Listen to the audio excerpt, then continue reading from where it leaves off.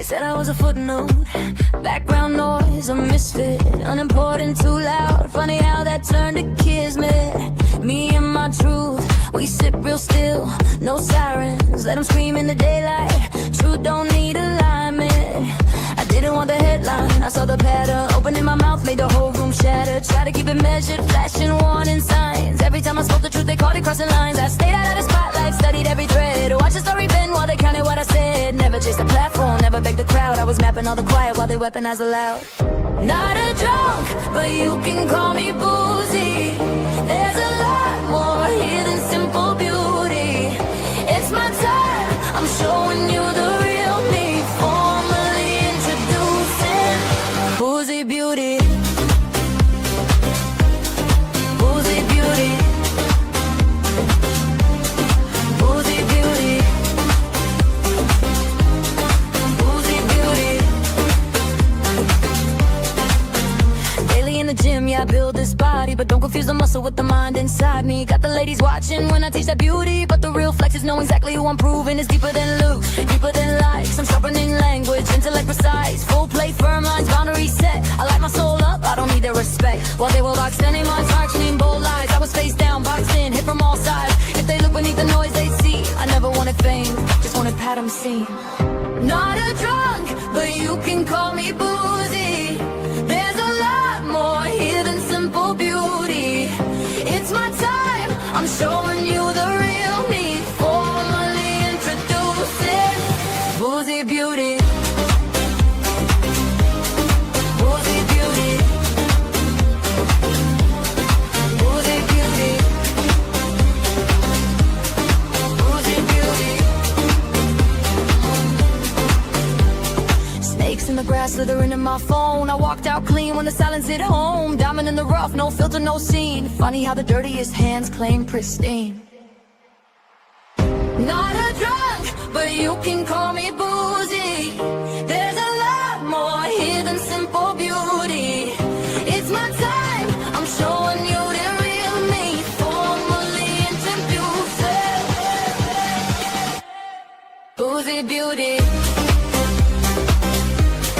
Boozey Beauty. Boozey Beauty. Boozey Beauty.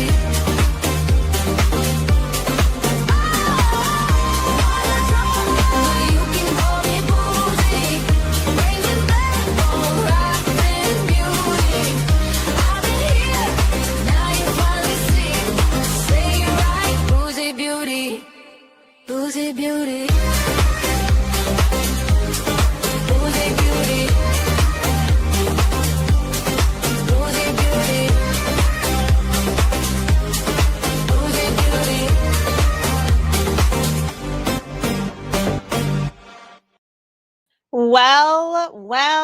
Well, here we are on another beautiful weekend day, or at least that's what it is right now in Norfolk County. And look at all of you here that are joining me live. Look at all of you already. Hello, everyone. If you don't know me, welcome to my YouTube program where I talk about all things Norfolk County. I go by the name, username Boozey Beauty, and you could probably tell that I am a resident of Norfolk County, which is infamous for, oh God, all of the things, the 2 Karen Reed trials, the murder investigation of Boston police officer John O'Keefe, perhaps, oh, it's already starting, chat. Perhaps maybe even the Sandra Birchmore case, as well as so many other cases that have been coming out of the woodwork since Karen Reed was officially acquitted of what, chat? Oh, that's right. Not murdering her Boston police officer boyfriend, John O'Keefe, because John O'Keefe was not hit by a vehicle. And oh boy, welcome in, everyone.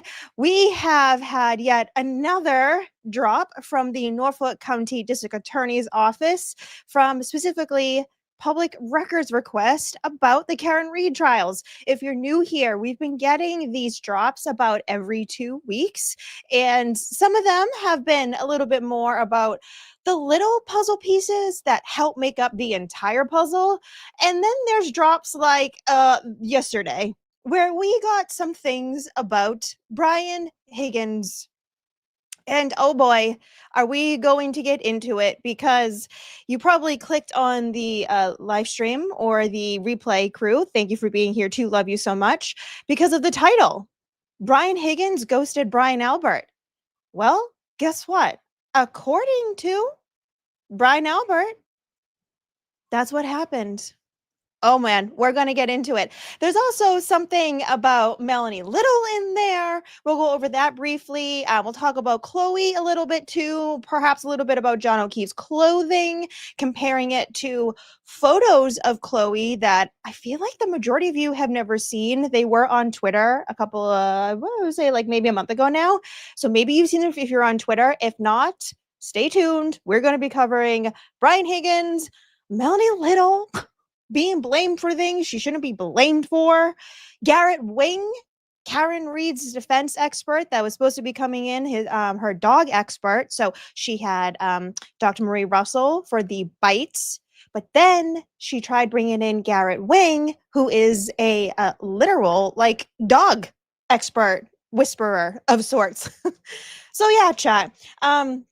Welcome in. If you've been here the last couple of weeks, yes, my dog is still in his cone. Yes, he's perfectly fine. His wound has healed, but he still likes to walk around in his cone, bashing into my camera. So if you hear click, clack, squeaks, or my camera moving, please just ignore it.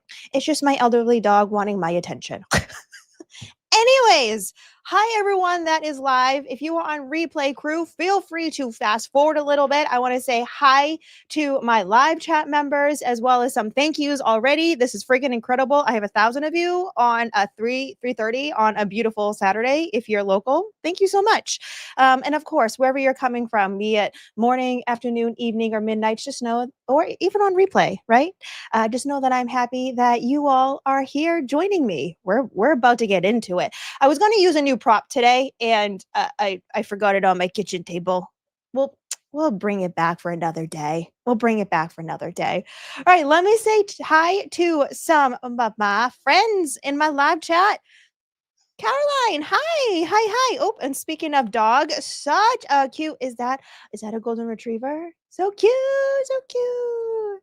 Is Melanie going to Block Island? No motions in Lemonade. No. But of course, they just like to drag in any of us when they can. Recently, we saw the Gretchen Voss article. If you watched my live stream on that, you know that she tried going after Emily C. It seems like whenever they can try to poke and prod, they like to try. Usually they fail though. Kimberlina, hello.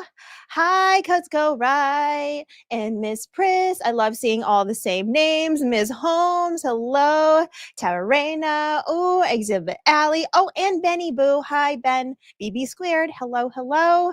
Up to You Creations, New Mexico. Oh, I hope it's beautiful. Despite the look on my face, I love that username. Oh my goodness, did I just see? Oh, hi, Factual Lie. Oh, Be in Trouble. Hello, my favorite taillight whisperer. You know I always like to call you that, Be in Trouble.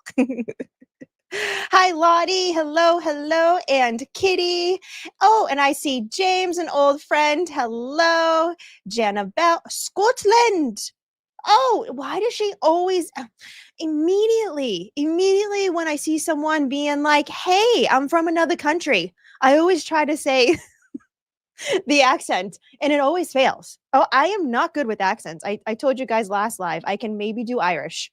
And that's only because I grew up around a bunch of Irish people. Other than that, that's about it. Hi, E-Chase. Thank you for being here. I love you so much.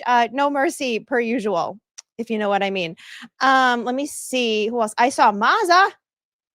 A Maza raid. Oh my God. No pressure. While I got you here, Maza, thank you so much for covering that Stow-in select board hearing, because that was, that was a lot. Actually, while I was getting ready, I was watching you live and I noticed that you said you were having StreamYard problems. Me too. That's why I'm getting rid of it soon. I can't with this. Okay, let me see. Nanya. Hello, Nanya. And Aunt Baby. and Sandra. Oh my God, Sandra, and Colleen. Hello. I love seeing all of you guys here. Thank you again so much. This is incredible. All right. Let me say thank you to some friends, and then I think I'm going to get into Melanie Little first because that's the most tabs I have up right now, and I want to clear out some tabs. Okay. So thank you to baby. Baby, thank you so much for gifting 10 Boozey Beauty memberships. Thank you so much. I love my Aunt Baby. You know that though. You know I appreciate you. Always, always. Thank you, Amanda, for the flower. Oh, I wanted to highlight this because I saw this. This was so funny. Kindergarten goes, caught my boyfriend humming this tune the other day just from hearing me watch Boozey. That, I'm not going to lie, my friends, is exactly why I spent so much time on my opening song because I want it to be catchy and danceable, but I want it to get stuck in your heads because I'm sorry, when it goes Boozey Beauty, dun, dun, dun, dun, dun, dun, dun, dun, Boozey Beauty, it's catchy. It's catchy. And then you're going to be singing in the grocery store. People are going to be like, the hell are you saying? It's a theme song. I want it to be like as memorable as like Call Me Maybe. Hey, I just met you. Okay, I want to sing it. I won't sing it because it's going to get stuck in your heads now. Sorry, chat. Hi, Brigitte. Hello. Member for 6 months and it was worth the wait. What a fantastic YouTuber. I love you, Brigitte. I know some of you were waiting for some time for me to start. So I thank you for being always patience with me. Kevin from South Boston, I highlighted your little eyes because we're going to go over the Kevin from South Boston of it all. Music to my soul. Thank you. Quiet, everyone. My show starting. Hi, Boozey. Hi, music to my soul. Thank you, P. Ferrari, for becoming a YouTube member. I hope you enjoy yourself here. Thank you as well, Hannah, for becoming a YouTube member. The best. You guys seriously are so supportive. I love you so much. Wilma, thank you for the sunshine. Of course, it's always needed, always. Meditating Honey Badger says, watched you on TikTok for ages. Happy to be here. Yeah, I love it. I love when you guys can find me on all the different platforms too. I know I kind of drag you along with me, don't I? Sammy Gold Coin, thank you so much. Ms. Fit sent a husky. Oh, my little husky, thank you so much. And we have a makeup brush from Nanny Can with the cutest puppy ever. Amanda Evans with a floating heart, thank you so much. Mama sent a stay hydrated. I do have an Alani new today, and it's my favorite flavor, peach. Peach. I know some of you are going to be like, you do not need energy. Sometimes I do. Sometimes I do. Every now and then, right? Thank you, Sandra, for the finger heart. Thank you so much. Better with the Irish. Oh, you as well have such a cute puppy. I love seeing all the dogs because I just want to boop their little noses. Thank you for becoming a YouTube member. David, a trailer. Thank you so much for sending a flower. And thank you so much to Winnie's mom as well for becoming a YouTube member. You guys are the best. Last live stream, some people got mad at me because they were saying I spent too long of a time saying hi to you guys or thank you to you guys. You know, if you're on replay crew, you can always fast forward that. I always say that. When I can, I put in chapters. I usually try to do it right away unless I end at like 2 a.m. And then I try to do it the next day. But yeah, replay crew, if that annoys you, feel free to just fast forward or be here live. It's so much fun when you're here live. And I'm always going to say hi to my stream members as well as anyone that's here doing anything extra as well. You know, I'm going to say thank you and be appreciative because that's what we do. We are polite and kind. When we try to be. Oh man. Oh my God. Okay. And then some people we love this part. See, when you're live and you get to chat, you know, you love this part. Oh, I see. Let me see. Ha. I see the Sweeneys. Hello, Brenda and Dennis. Hello. Okay. So, like I said, now everyone's like, who cares? It's your show. Thank you so much. I know. Every now and then, though, I just have to kind of call it out because people get cranky. Okay. So, oh, hi, Lorena. Hello. yucky. Okay. I want to go over quickly. If you aren't familiar with the website, let me put it in my banner so you guys know when it comes to these public records requests. I'm going to type in the website so you guys have it, because whenever I try to say it out loud, it sounds like FOIA, like FOYER, but it's really FOIA, like FOIA. So it's FOIA and find out. And if you guys ever want to click on it yourselves, if you ever haven't gone to the website, Emily C spent so much time doing this, and she always just is like the best with organization and making it look pretty. I just want a normal scroll across, right? Yes, add banner. Did that do it? Did it do it? There we go. Okay. So that is the website where you guys can go and see all of the public records requests for the Norfolk County District Attorney's Office. She also puts up things where if it's not included in the every other Friday drops, if you guys get public records requests, you can send them over to Emily and she'll put it on the website too. So that website is like a chock full of so many things. If you ever need a good resource, that is the way to go. So if you want to follow along, I am going to be pulling up first Melanie Little. I can't believe, like, you have to be desperate to do this. So let me tell you what's going on here. So what this was before trial 2. That's where we're at with all of the public records requests. They're pretty much giving it out to the public as they did the defense team. So obviously this is happening at a much quicker pace than Karen Reed's team was getting it produced to them. And one of the things that they did before trial 2, if you were here a couple of live streams ago, I went over the Canton Police Sallyport video of it all and all of the random filings and all of the things where Hank Brennan, who was a special prosecutor hired by the Norfolk County District Attorney's Office, he was trying to, I want to say, like, discredit almost all of Karen Reed's experts. Not all, but almost all. So we had ARCA that was there for trial 1 that was originally hired by the feds, that then they were able to be hired by Karen's team. And then we also had brain fart. I love when that happens to me. Anyways, there was a whole host of them that they were trying to say, yeah, no, not happening. And in fact, Michael Easter, who would have been like her police corruption expert that we were able to pull a couple of videos from Lawyer You Know and Just to Serve TV when he did some interviews, he's obviously more than well qualified. Like, he's been an expert in both federal and other state courts prior. So anyways, so they were also trying to do this with Karen's experts,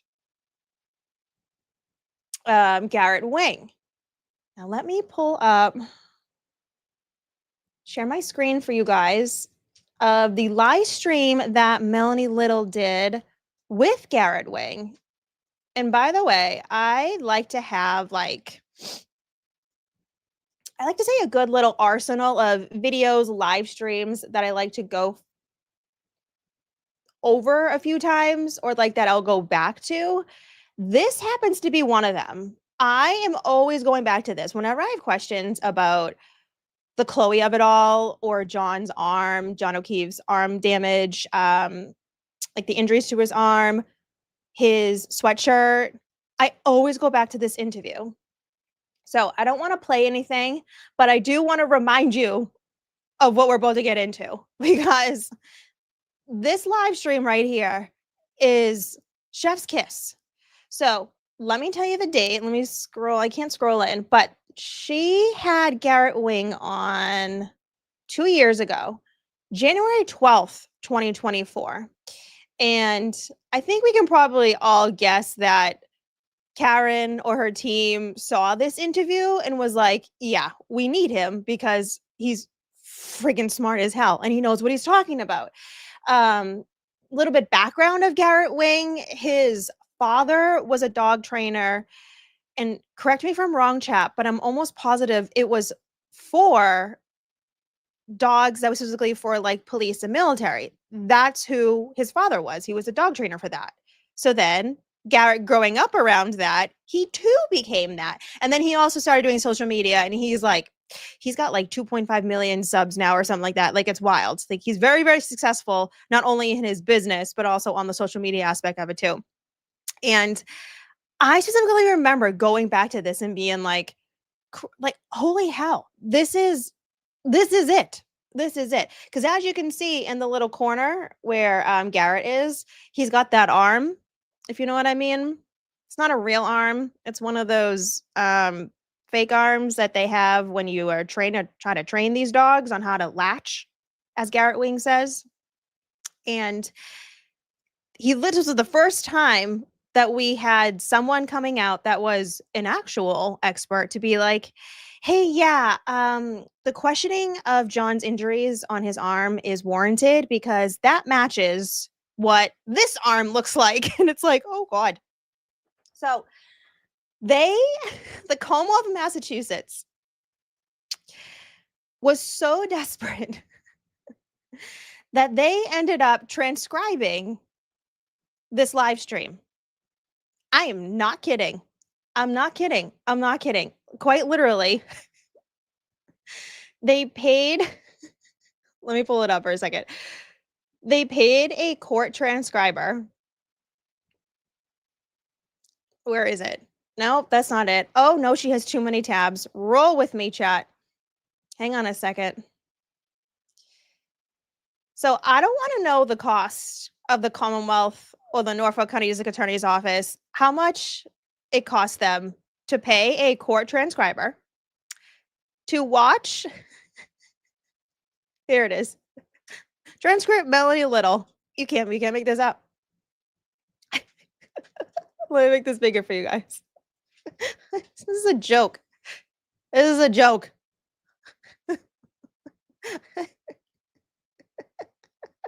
This has got to be a joke.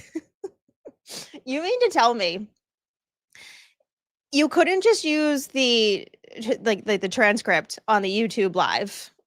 You had to pay a court transcriber to do that. So as you can see, January 12th, 2024, titled Karen Reed, and it's Garrett Wing appearance on Melanie Little Esquire YouTube channel. For real. Transcript produced by a court approved court transcriber, Karen A. McGill. Garrett Wing on Melanie Little channel. Transcript begins at 6:26 of broadcast. So that's probably after her opening song, right? And then she goes, and without further ado, I'm going to bring in my guest for today's show, Garrett Wing, who has a YouTube channel. I have linked his channel below. Please give a warm welcome to our guest, Garrett. like you need to be so desperate in order to do something like this. But my friends, do you think this is the only stream that they transcribed?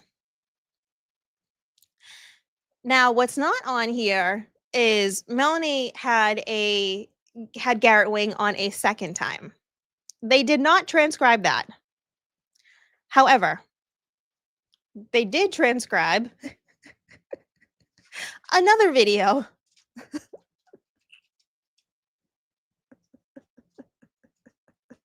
So this is another YouTube stream titled Karen Reed. Karen Reed murder trial conspiracy. Police canine expert weighs in. Oh, what's this one? Oh, Garrett Wing's YouTube channel. Oh. And then he has a show producer, Spider.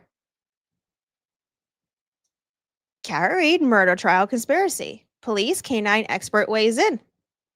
And here is his opening. Garrett Wing. All right, folks, welcome. This is a very special treat for you all that are joining us. It's going to take us a little minute to gather some people in, and then he goes on from there. I mean, you right? What? Huh? Now, here's the funny thing. They also didn't use the pre-prepared by YouTube transcription either. So now they're spending even more of our taxpayer dollars in the county to sit there, have an expert sit there for 3-4 hours watching these two live streams. Now, while we're here, since, they want to call it out themselves, why don't we become reminded of what Garrett Wing says? What do you think, chat? I think we need to be reminded of exactly what was going on with Garrett Wing and his explanation of some of these things. So I found that YouTube live stream. Oh, I did. Oh, she did. Oh, she did. Now, as you can see at the bottom, Karen Reed, murder trial conspiracy, police canine expert weighs in, streamed 2 years ago on June 26, 2024. And as always, if you could please make sure that you are subscribed to all of the friends that I mentioned today. So I'm sure the majority of you are subscribed to Melanie Little. If you're not, please make sure you are, as well as Garrett Wing. Garrett Wing's, he's got a couple of YouTube channels. This one is American Standard Dog Training. Yeah, he's got 2.59 million subscribers. All right, let's take this moment, since the DA's office wanted us to be reminded of what Garrett Wing's opinion was, since he didn't get to testify. Let's remind ourselves. All right, make sure you're not on quiet and on normal speed. All right, chat. 1, 2, 3, let's go. I'm going to try to, this is kind of like a self-healing properties of this kind of rubber synthetic thing. So the wounds, it's not exactly the same as, say, like human flesh, that when it gets cut, it kind of splits open. So I can kind of stretch this open and you'll see, you're not going to see puncture wounds as much as you're going to see. Is this showing up? Yeah, can you lift it up just a slight bit? Okay, sure. What you're going to see more of is lacerations, striations, what looks like scratches, what looks like someone took a knife and went like this with it. And what is that? That's the police dog's teeth. I'm trying to open these up a little bit and you should be able to see them more. You can see where literally the dog's teeth went in or attempted to go in, depending upon how strong the dog's bite is. We may talk about that later, how in this case, this wasn't a trained police dog. This wasn't a trained attack dog. This was a dog that we would say was a shallow biter, a dog that bites only with its front teeth. We do see that in the police world a lot. In the police world, we're trying to get our police dogs to bite with a full mouth grip. Most of the power and the ability to bite and hold through a struggle happens in the rear of the dog's jaws. Think of it as scissors. Where do you have the most power with scissors or any type of equipment that you would use to cut through something like pliers? The power is not in the tips of the scissors, it's in the back. And it's the same with your dog's jaw. Just there's a mechanical advantage in the rear of the jaw. So we're always trying to teach our police dogs to bite deep and bite hard and hold on. But we'll see kind of nervy dogs without a lot of experience, or maybe not the best training. They want to bite with their front teeth. Oh, you mean dogs that are not trained will not use the back teeth, or they will say grasp onto something completely because they're not trained on how to do those types of actions? Isn't that something we hear all of the time from certain individuals, that, well, there was no bite marks on the other side of his arm? Uh-huh. Yeah. Because Chloe was not an attack dog. Chloe, unlike what some people think, was not a failed police dog. Chloe was a rescue that had severe anxiety issues. Chloe needed a dog trainer that's going to be able to work with her. Seems like that wasn't availed to her. Let's keep going. Kind of bite, and you end up getting this scraping motion. Let me show you on this one here. This one has maybe a little less bites in it. But once again, you can see, am I close enough? I'm going to zoom in. Okay, he's going to zoom in for us so we can see a little better. You're going to see a lot of scratches, a lot of scrapes. Is that coming in pretty good? Okay, we'll switch over here and maybe you guys will see a little better. Bear with us. We're doing this live. Let me know when we're there. Okay, I'll back up a little here. How are we looking? Hey, I think we have seen this film before. No. Wow, it almost looks like a match to what John O'Keefe's arm looked like. Hmm. We'll keep going. All right, how are we looking now? All right, so again, I'm going to kind of open this up so you can see what the wounds would look like. But there are lacerations, right? Striations in this motion. You could call them lacerations, you call them scratches, somewhat puncture wounds, but it's typical, again, when a dog bites, they bite and pull. Or when a police dog bites, it's oftentimes they're biting and holding, and guess who is pulling? The guy behind the leash is. Right. So when you have a dog that doesn't know what they're doing, they bite and pull, creating ups and downs kind of mark striations, right? Right. Right. Pulling his dog. But again, we see dogs do that a lot. It's their natural, it's in their nature to bite something and try to pull it to the ground. And so again, this one has more bites. I mean, look at these cuts here. Are those showing up? Yep. All right, I think I've proved my point. And I'll show you a couple of his other products. This is a leg. This is a brand new version. There's no bites in this one, I don't think. Maybe one. And what a great product too, by the way. If used correctly, these things can take dozens and dozens, if not 100 bites or more. Depends on how you're using the equipment or whatever. Now we're going to switch over to this camera here and show you some of the behind the scenes, some photos, and talk a little bit more about this case. So he does go into it more, but he pulls up photos that YouTube doesn't like. So if you do want to go and view it, please make sure you go and subscribe to Garrett Wing, of course, Melanie Little, if you want to go watch her 2 interviews.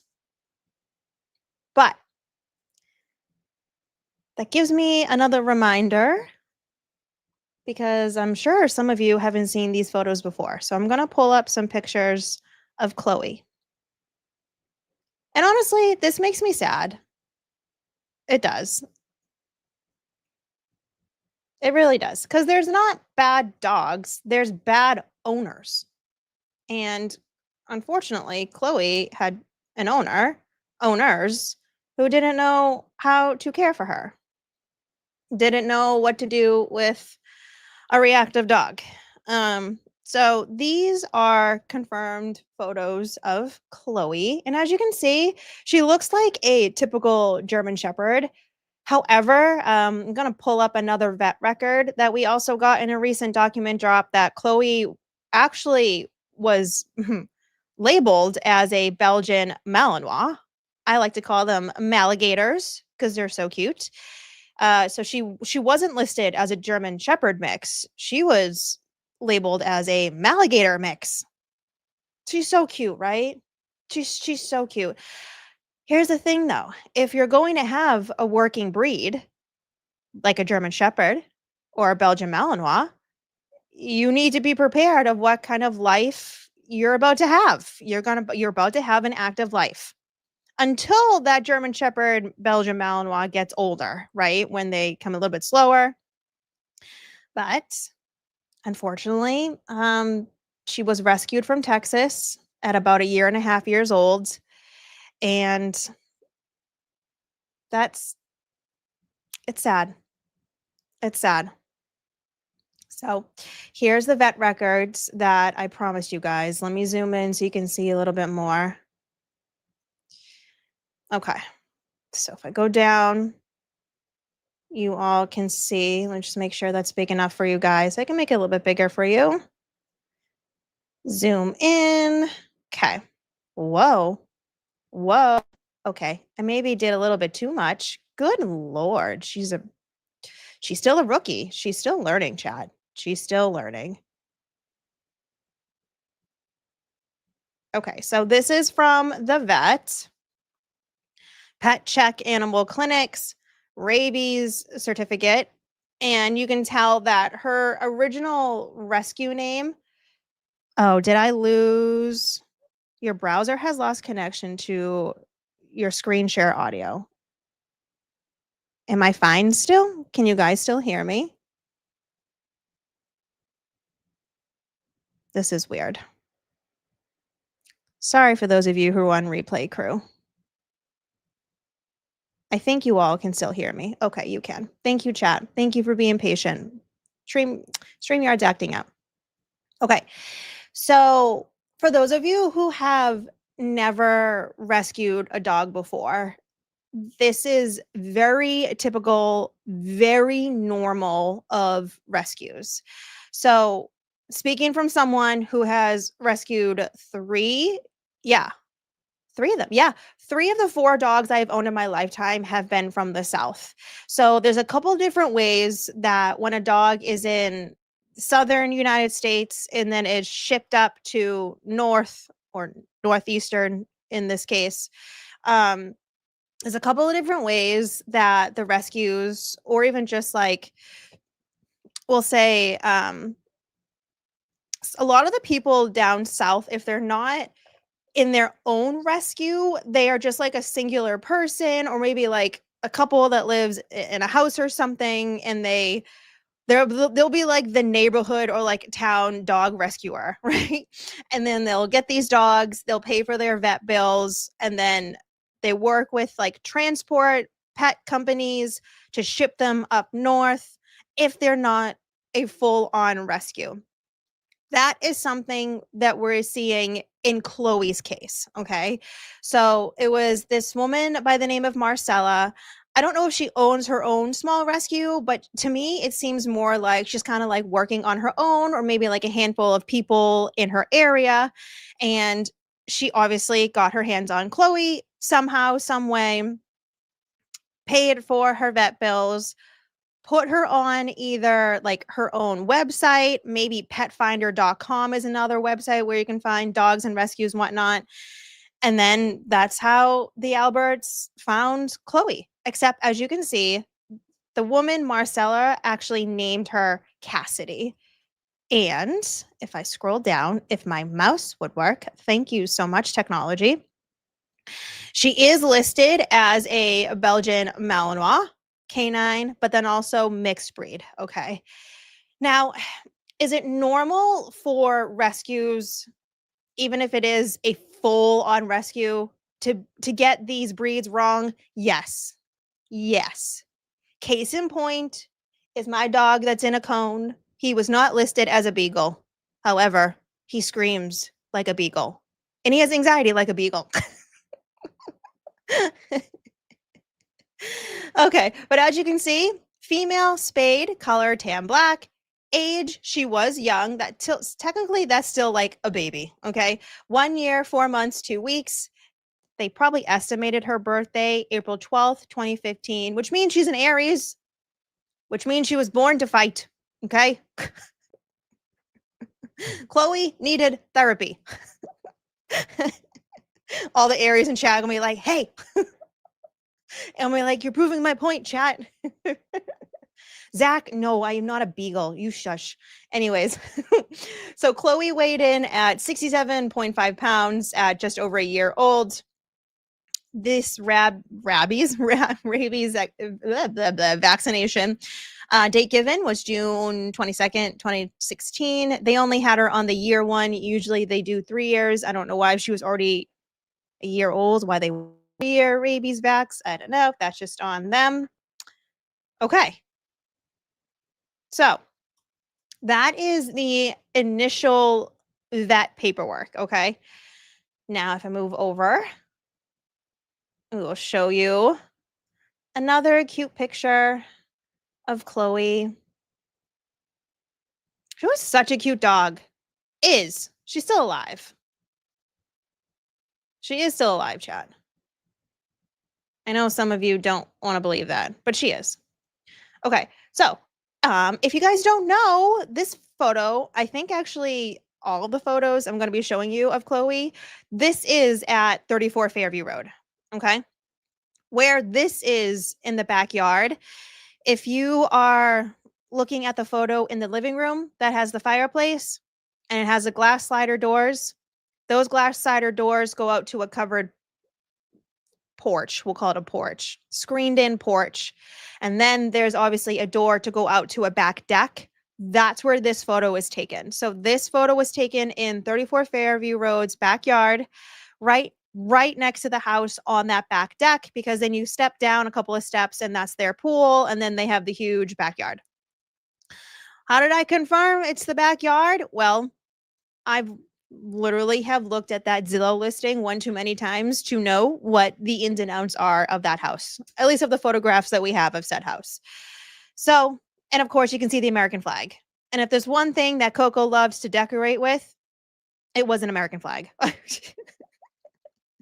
The house is covered in American flags. Case in point is this other photo of Chloe. She's such a cute dog. She really is a cute dog. Now, it's unfortunate that they didn't spend the time or the resources to actually get a proper trainer, because if there's something about German Shepherds. They are such good family dogs once they are trained. However, I have never met a German Shepherd that didn't have anxiety issues. You know, they need a job. And unfortunately, Chloe's job seems like it was getting out of the house and possibly jumping a fence, possibly getting out from one of the various doors. This dog was constantly getting out. If there was something that I've heard the most from neighbors, was that what Chloe was, the bad dog, which makes me sad because she just needed a little help. So this too is also in 34 Fairview Road's backyard. You can tell by the old fence because we've also got this cute one of Chloe. I'm telling you, we have all these new pictures of Chloe. She's such a cute dog. Only bad owners. That's right. There are no bad dogs. There are only bad owners. Coming from someone that has a reactive dog, there is a way you can train them and live a happy life where you, your family, your friends, loved ones, and your pets can all live a happy life. You just have to spend the time with them. Such a cute dog. But also, too, how do you know that's Chloe? Let me keep zooming in for you guys. Zoom in, zoom in, zoom in, zoom in, zoom in. That dog tag, if you look at the bottom of the screen, it's an American flag dog tag.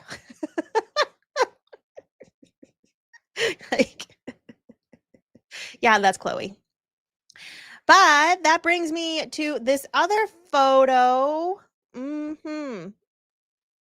So I was looking at this picture and I was like, okay, so this too is in the backyard.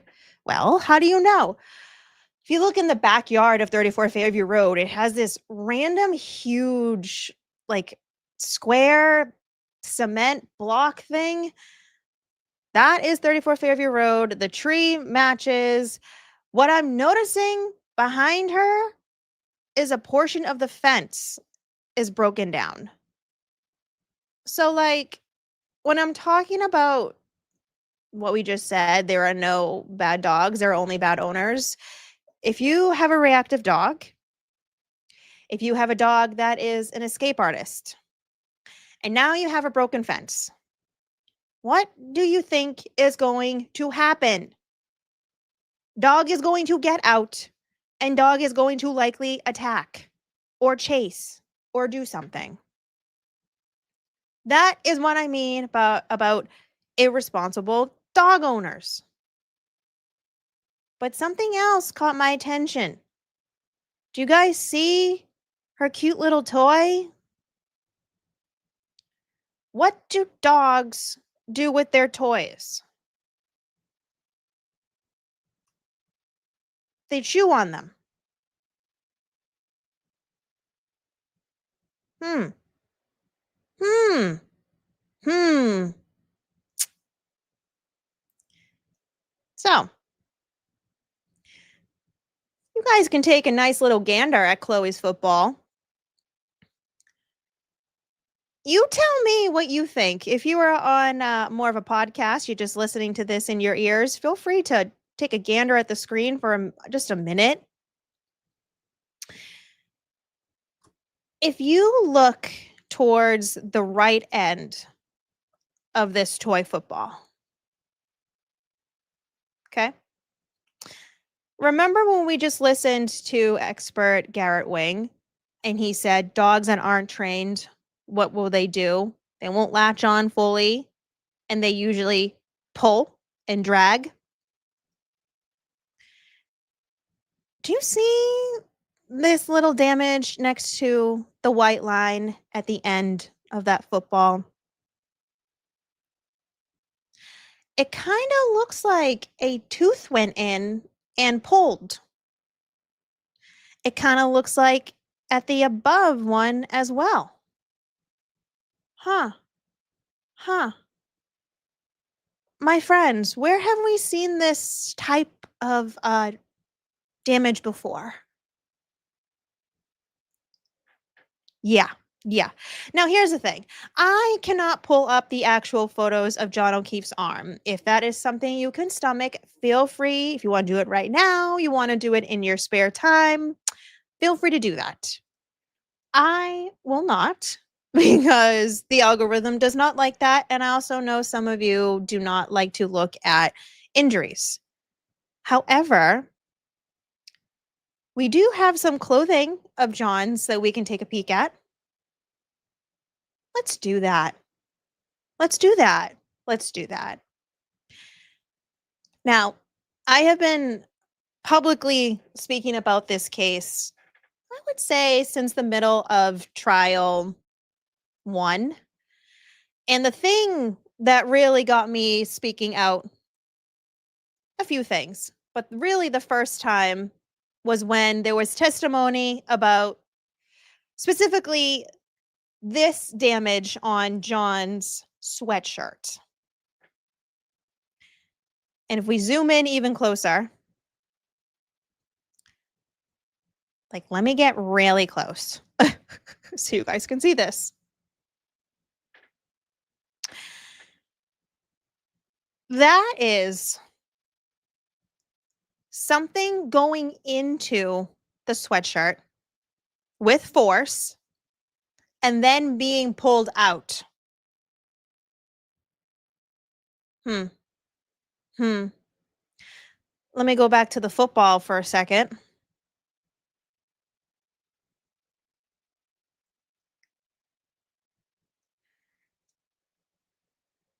Something being in with force and then pulled out, you say? Huh. Huh. Huh. Ain't that interesting? Someone saying ninja taillight pieces. Oh, man. We can scroll down because there's more examples of this, of just singular punctures. There's a couple of more there. They're kind of hard to see from these images. But again, we have side-by-side punctures. So if you take a look at number 9, then number 8, keep that in your head for a second when we go back to the football. Gee golly. It's almost like it's almost like the damage is coming from the same type of thing. Holy moly. Holy moly. Hmm. We can also scroll down a little bit further on the photos of this damage on his sweatshirt. I also wanted to give a friendly reminder too that there are more scratches and marks on John O'Keefe's arm than there are holes in the sweatshirt. In order for you to try to say that these are from quote unquote taillight pieces or fragment of taillight, you in your brain would have to then try to think that the taillight in lesser amount of pieces, we'll say larger pieces, entered into John O'Keefe's sweatshirt and then somehow exploded or did something on the way into the sweatshirt when it went onto John O'Keefe's arm, somehow made how many more scratches and marks on his arm? Does that make sense? Or does it make more sense that something punctured and then pulled and was pulled out? Because if you look at the threading, my friends, the threading is not going in. The threading is coming out. AKA something went into the sweatshirt and then was pulled out. I think these are, yeah. This one in particular was the one that got me screaming during trial. You can't actually be serious. Like, you can't actually be serious. You really want to tell me that's from something going in? No.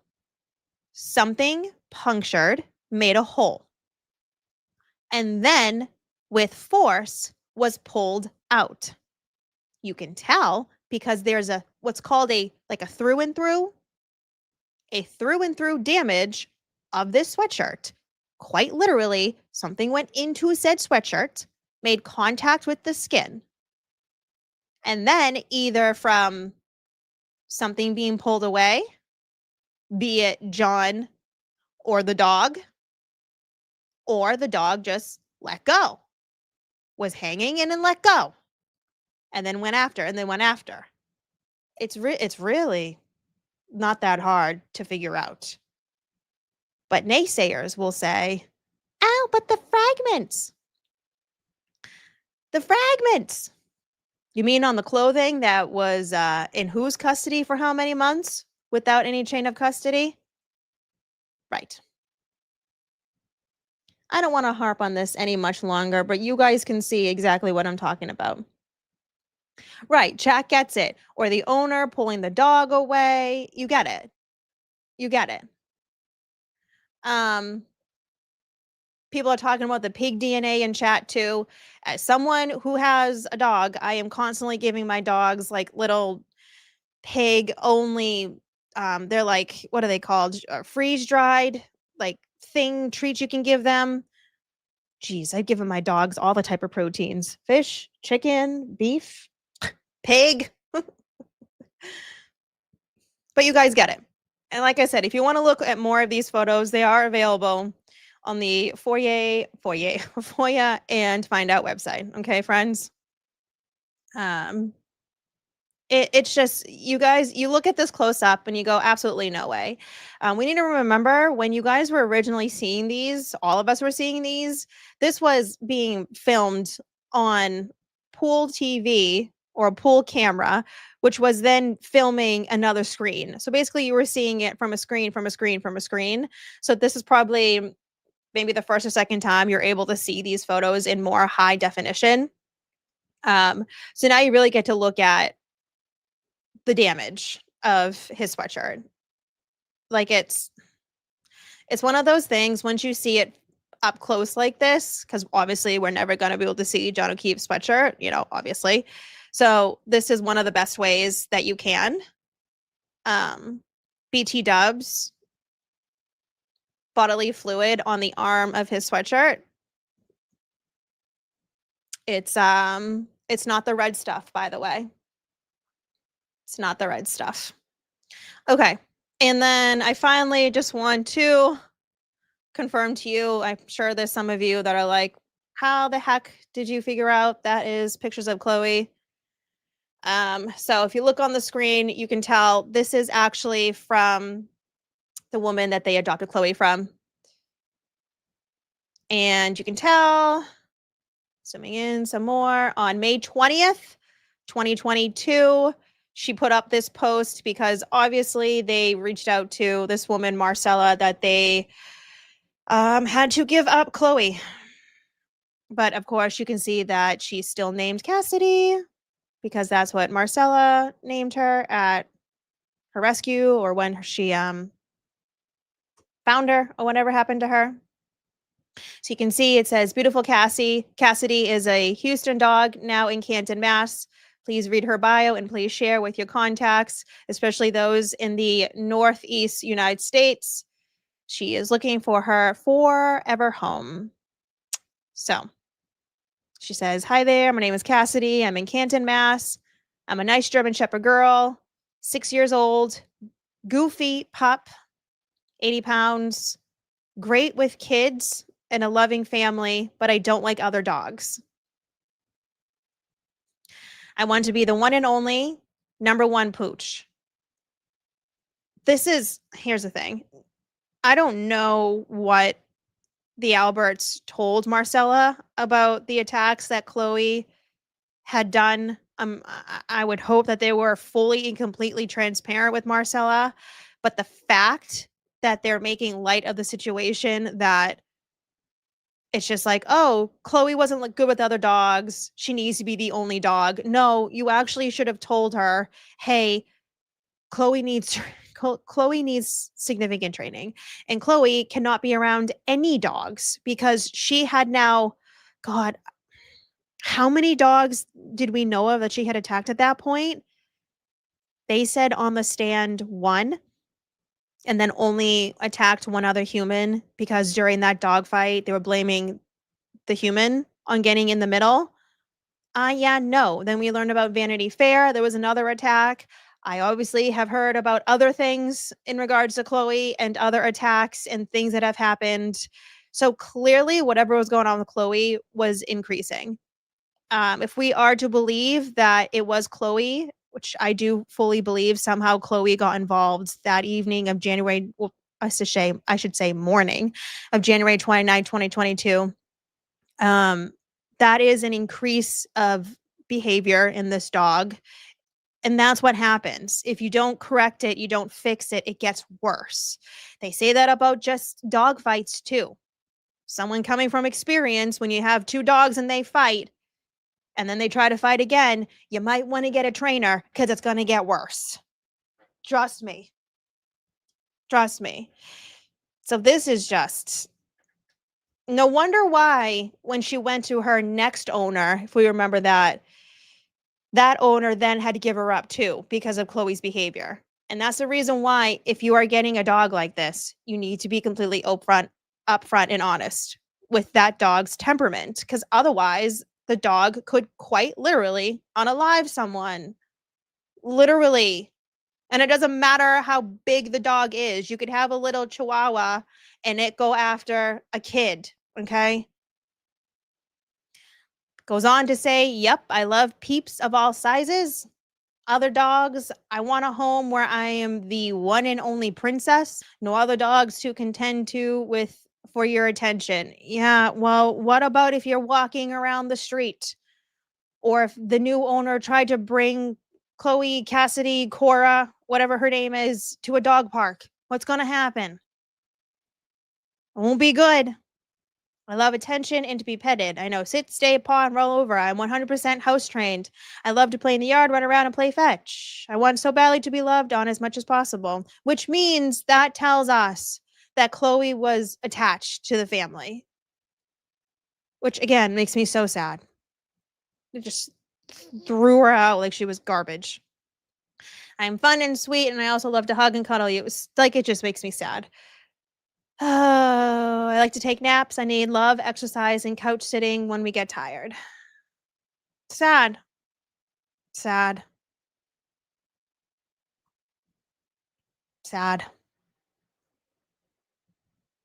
And this was a filing from Karen's team at one point that we can briefly just read.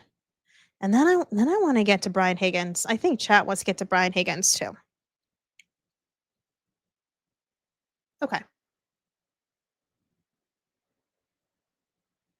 So this was a filing about obviously some claims that Karen Reed's team had been making, specifically about the dog bite of it all. And we'll read the second paragraph together.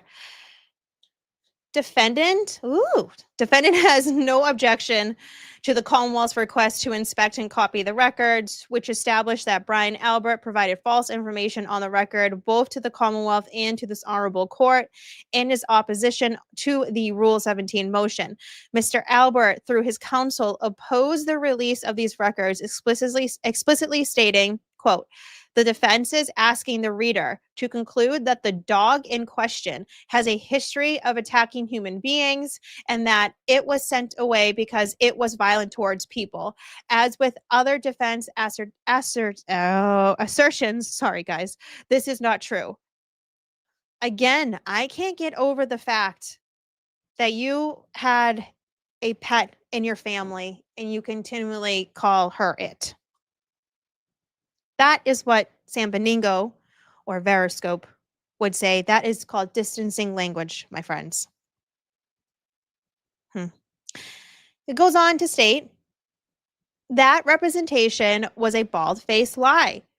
Significantly, the records which were produced to the court by Canton Animal Control and the Canton Town Clerk actually establish that Brian Albert's canine German Shepherd Chloe attacked not one, but two separate human beings, both of whom were taken to the emergency room as a result of the dog's attack. One individual was bitten on the arms, neck, and leg. The other was bitten on the left hand. Oh boy. One person was attacked so much that Chloe was able to attach to this person's arms, plural, both arms, neck, and leg. Yeah. I know. Chat's like neck. I know. And this is what happens when you have a dog that has the history Chloe does when you don't help the dog. She is an animal. She is technically bred to protect. That is what they call a working breed. That is what she's supposed to do. She technically was doing her job. It's probably one of the reasons why the Alberts wanted a German Shepherd. A, they're a good family dog, but B, they're also good protection. Yay. We can also know this based off of James Crosby, Dr. James Crosby, who did not get to testify for trial 2, as the Commonwealth did not call Dr. James Crosby. But we got this photo, which I also thought was very telling, because anyone that works with dogs is going to know what I'm going to bring up here. When you have a dog that has anxiety, not only can you typically see it in the dog's behavior, but guess where else you can also see it? In the teeth. How do you know this? Well, like I said, I have experience with anxious dogs. But I actually used to have a dog. He was such a peach. He was such a good dog. The one thing this dog did not like was being put in a crate. And that dog, if he was put in a crate and he was left alone, he would gnaw at the crate. Quite literally, gnaw, which in turn would grind down his front teeth. My dog, who has since passed away, miss him so much, he would do this when he was young. And then randomly, when I forcibly had to put him in a crate, say I had like, someone like a plumber or something coming over and I had to put the dogs away, his teeth, I noticed, started getting a little grinded down in the front. And that's literally because he was anxious in the crate and he was gnawing on the crate. You see that similar pattern on Chloe's teeth. Cassidy, Chloe, Cora. If you look at her bottom teeth, they're grinded down. Her teeth are still there, but they do have damage to them. And for anyone that's going to be a naysayer, being like, you're wrong, you can read this report in full. Go to the website, read it in full. I can't scroll down because obviously there's images of John O'Keefe's arm on here, and I want to respect everyone in the chat. Not everyone, like I said, likes to see those photos. So Chloe also had a similar anxious pattern. I don't know if she was put in a crate. I personally didn't see any crate photos in the house, but it's also highly, highly possible that Chloe was long gone by that point. So the crate was no longer there. I don't know if she had a crate or not. But if she wasn't chewing on, say, a crate, could she have been chewing on the fence? Possibly.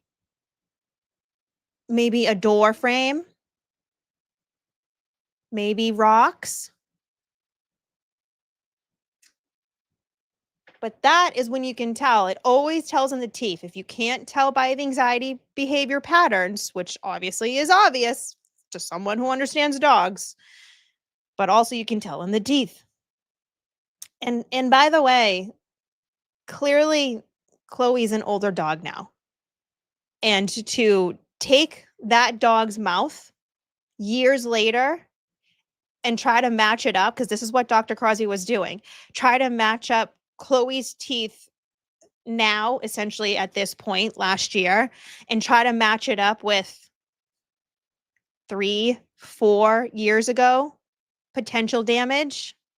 No, that's like when you get into a car accident and there's still damage to it. And then years later, you try to say, oh yeah, that damage is from years ago. Let's try to match it up. Oh, guess who actually tried to do that with John O'Keefe's Chevy Traverse? Aperture. Blue Man Group. Judd Welcher. You can't. Oh, boy. All right, let me clean this up a little bit. Oh, and while we're here, let me bring this up to you too, because let's just wrap up Chloe real quick. Thank you to my friends on Twitter, by the way, for finding this. I really do appreciate you guys. This was definitely a team effort.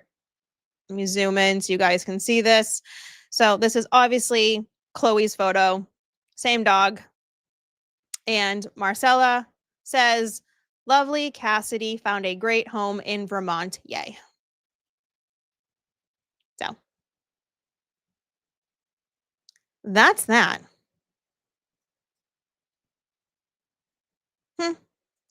What do you guys think? Do you think the football damage matches John O'Keefe's sweatshirt damage? Do you all think it is the same pattern of damage?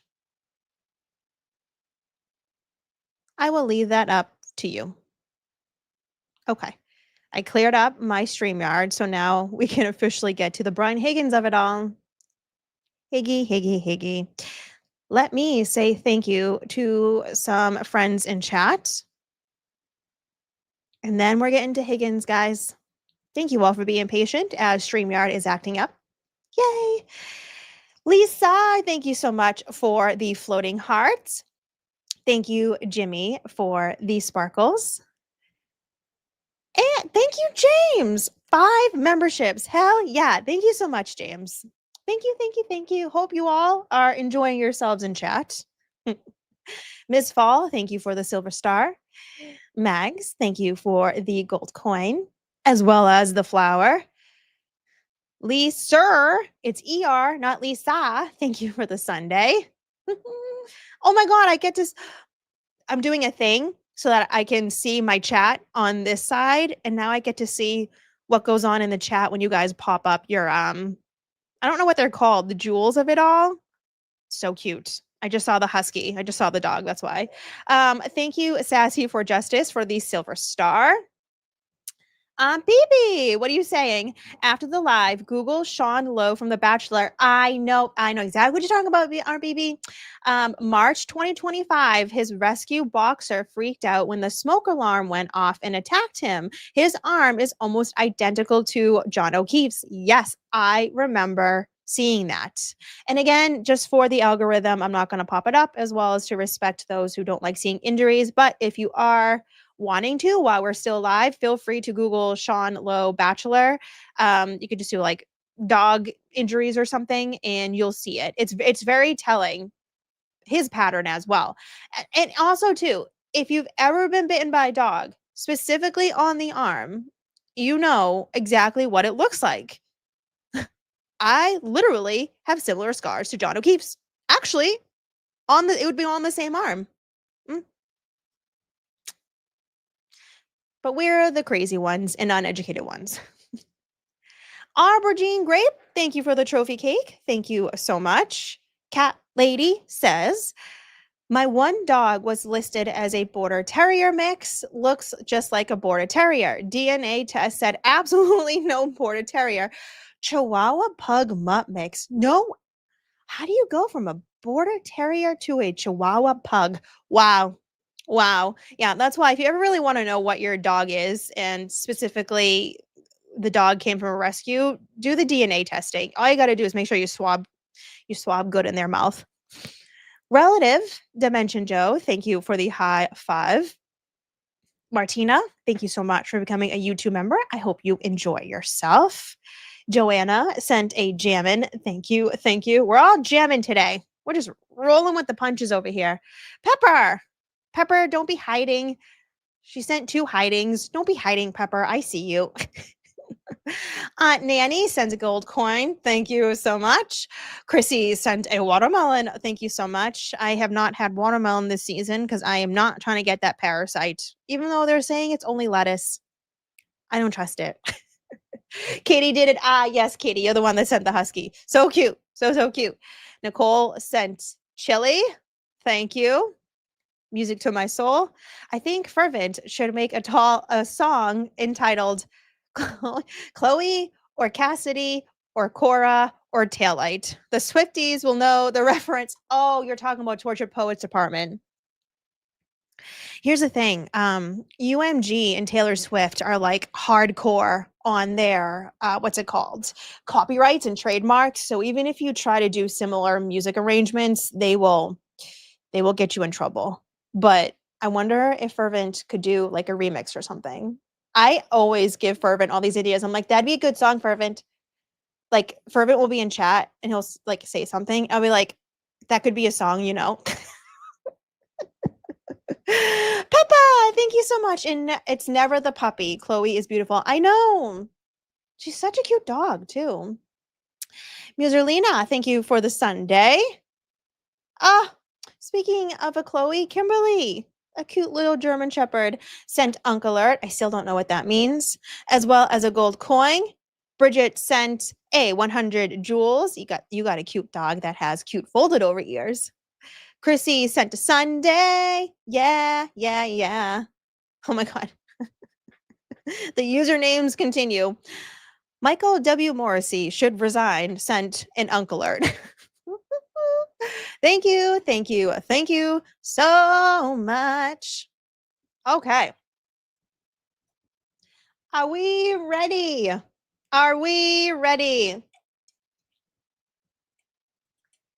Kevin from South Boston. I can't wait to read this to you guys. I can't wait. I was rolling when I was reading this last night. I was trying to watch Emily C. And then I went down a rabbit hole of this website and I got to the Brian Higgins of it all. And I was like, oh boy. All right, which one do I want to pull up first? Let's do the photo at John O'Keefe's wake first. So this is a photo that none of us have seen before. And we can thank Brian Higgins for this. Thanks, Brian. All right. 113. Oh, go figure. It's a Taylor Swift number. 113. Yeah. All right. Booze, this is a police report. What do you mean? Oh, yeah, chat. Oh, yeah. So as we are seeing, that's pretty common in this case. Witnesses, specifically witnesses like Brian Higgins, would go to whatever interview or send an email, something, with a complaint about either a content creator, someone saying something on Twitter, maybe perhaps a note, a voicemail, or something they got, which, by the way, as a reminder, just because you're seeing court filings of people like Brian Higgins, Brian Albert, Jen McCabe, Colin Albert saying those things are happening to them, we also need to remember this was already going on before even, I will say, like when Turtle Boy started reporting in April of 2023. There was plenty of this already going on, except on the other end. And you guys know the names that I'm talking about. I talk about the other witnesses all the time. The plow driver, Lucky Loughran, the Colakeithises, the Beatties. We can even now talk about the Currans because they're starting to get involved too. This was ongoing before any of this started happening. Oh yeah, Microdots. And let's include Microdots as well. Because when I tell you and when I read to you this report, they quite literally, chat. By the way, if you haven't subscribed to Microdots, please do. I'm sure if you're here, you already do. But if you haven't yet and you like seeing graphics and visual representations, go to Microdots page and sub. But when I tell you that they tried to essentially do to Microdots what they are still doing to this day to Aiden Carney, oh yeah. Oh yeah. Don't worry, friends, we'll get into it. If there's anything that I'm going to do, it's defend the people that frankly have had accusations against them that they don't deserve. Obviously, the last time we were here talking about Gretchen Voss, that was Emily C. And now we have to talk about Microdots because they tried pulling him into. So like I was saying, what was happening is that these witnesses, in my opinion, which we have seen time and time and time again via these public records, is that they would make a claim to either Tully, possibly the DA's office, the victim's advocate like Steve Nelson, maybe even just the DA's office, Hank Brennan, Adam Lally, Laura McLaughlin. And now we're starting to find all these reports. This is Brian Higgins. It's precisely what he did. And I want you all to take note of that date. If you watched my video when I was going over the Sally Port of it all, this was right before trial 2. So this was when they were still trying to discredit ARCA. They were trying to get rid of, Judge Cannoni already ruled no against Michael Easter. Dr. La Posada, they were trying to get rid of. Dr. Marie Russell. I mean, you name it. This was all going on between January and March. And now we have this. Higgins, safe to say, has been a topic for quite some time, right? Obviously, I think the text messages with Karen Reed really put a ding in his reputation. Obviously, you had people that were heavily looking at the waterfall footage and the wrestling and butt grabbing of it all. Speaking of butts, we have the butt dials, the hungry butts of it all. We also had a lot of claims that individuals did not go to John O'Keefe's funeral or wake. Now, that is true for certain individuals. Okay, that is true. Not all the witnesses went to John O'Keefe's wake or funeral. That includes individuals who claim to be such good friends with him. I don't understand how you can claim you are such good friends with someone and then not go to their services when they die. But I digress. So there's obviously claims that Brian Higgins did not go to the funeral. And apparently this bothered him so much that he had to go to Tully.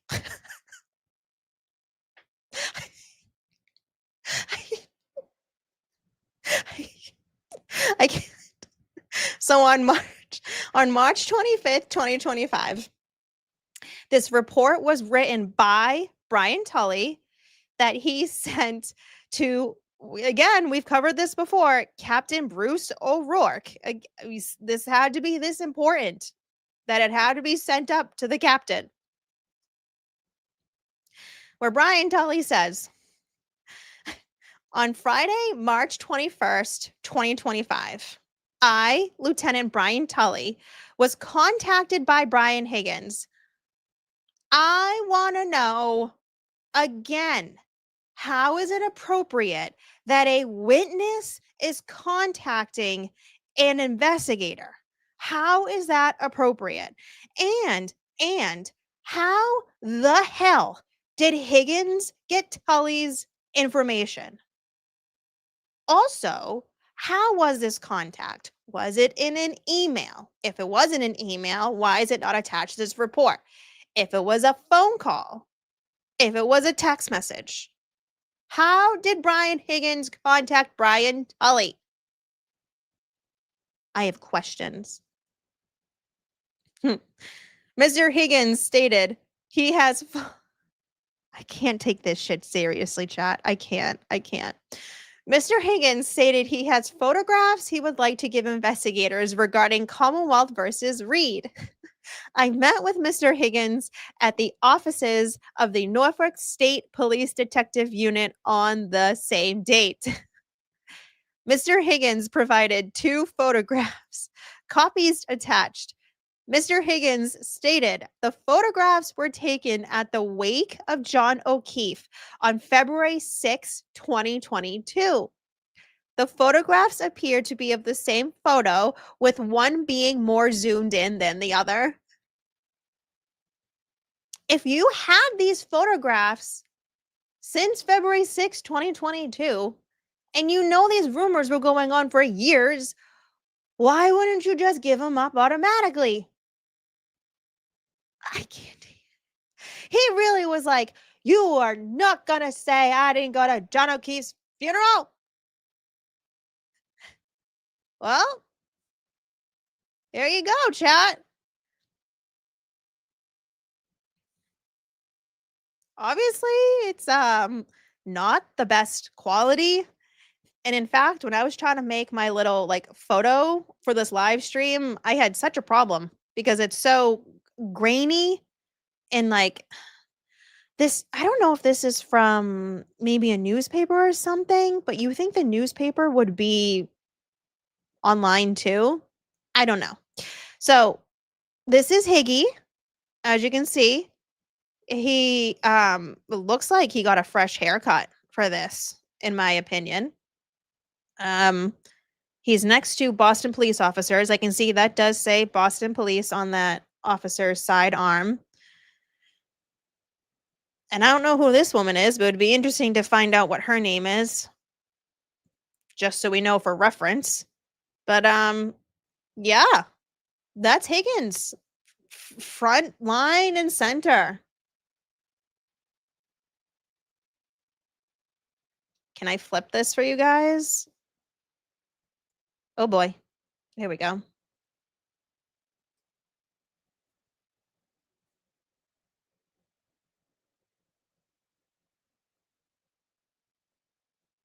What do you guys think? Let's see what chat is saying. Did Colleen Crawford get her eyes on this? Maybe. He's out of place. Well, he's in the same dress as the woman next to him. So we need the metadata. I agree with that. Here's a thing, guys. Everyone likes to jump to AI and fake now, and I always try to remind you all kindly that just because AI is such a big thing does not mean everything is AI. This is very possible that this was in some kind of news article and he sent it to Tully. Okay. It's also possible it could be fake. However, I think it is real. Not everything is AI or fake. Does DEA have regular uniforms? Oh, I don't know. But also, too, we need to remember that this would be a service for, someone that has passed away. So not being in uniform, you know what I mean? Like I wouldn't even go too more deeply in that. It's just, it's a friend's, well, supposed to be friends service. So looking in all black would be normal. Hellfish Haven, Boozey, I will prove it to be fake. I mean, I don't know if there's any way to be able to public records request the actual photo or the communications between Higgins and Tully, because that should be included in all of this. If Tully is communicating with the witness privately, we should be able to get that information. We should be able to get the phone call or the text messages or the emails. That should be provided. And maybe, just maybe, we could get better clarity on this image, because I don't know, it leaves more questions in our brains. But like I said, guys, there were witnesses that did go. Okay. Not all of them. Not all of them. Okay. Yeah, even Microdots says it's from John's funeral. That's Braintree Center. Yeah. I don't know if some of you guys are better sleuths and you want to be able to try to see if you can get more video footage or other photos. Maybe you can see if you can see Higgins in any of the things now that you know like where he was. He was frontline, guys. So he should have been caught on the various news media footage, or maybe even other photographers that were there. But obviously we need to remember the focus was not on Brian Higgins. The focus would be on obviously the services and not a random witness. So that was the report on the photo. But if you recall the title of my live stream, what was the title of it? Brian Higgins ghosted Brian Albert. Oh, yeah. So this report, let me flip it back. Oh, God. Sorry if I make you dizzy. Sorry. All right. So the date of when Brian Higgins contacted Tully was March 21st, 2025. Tully wrote this up on March 25th. So Higgins goes to Tully on March 21st. But then a week later, this happens. Oh, we got more Tully? Mm-hmm. Mm-hmm. Someone asked, aren't wakes held indoors to view a body? So it could either be the wake or the funeral, either or. It's John's services though.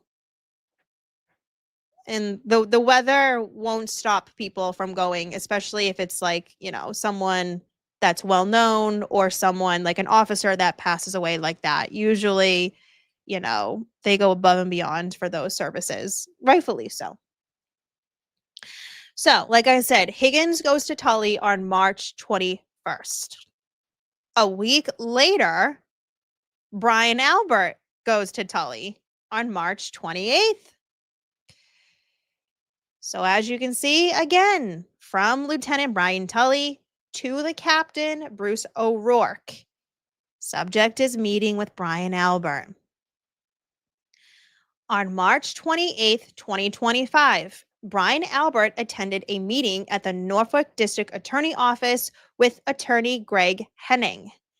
Also present for the meeting were Special Assistant District Attorney Hank Brennan, Hanky Panky, Victim Advocate Steve Nelson, oh boy, and Lieutenant Brian Tully. So apparently this meeting was so important that Tully, Nelson, and Brennan thought it would be important to meet up for this. Now, what we don't have here are the reasons why this meeting was called. We don't know if Albert contacted Tully, Nelson, or Brennan. We don't know if Brennan, possibly for prep, brought in Albert. As we know, Brian Albert was not called for trial too. So again, we have more questions coming from a police report that should be filled out with more information. We should know who contacted who and the reason why. That is police report 101. Obviously, there's nothing normal about this case, as if none of you are noobs. We know that the police reports, the majority of them suck. So, it goes on to say, Mr. Albert stated he had not communicated with Brian Higgins for many months leading up to the first trial of Commonwealth versus Reed. Break that down for a second. That is most likely the end of 2023 going into 2024. Because trial was supposed to be earlier, actually for both trials. Trial 1 though was pushed out quite a bit. So, what we are now officially confirming is that Higgins was not responding to Albert, which explains the communications that we've heard about Kevin Albert going to Higgins and being like, hey, why are you not answering my brother? What's the matter? Everyone that was reporting that so long ago, it seems so long ago, 2 years ago, was right. Was right. So if you reported that, you were right. Now, what else was going around during that time? Oh, you mean the fighting of the cell phones?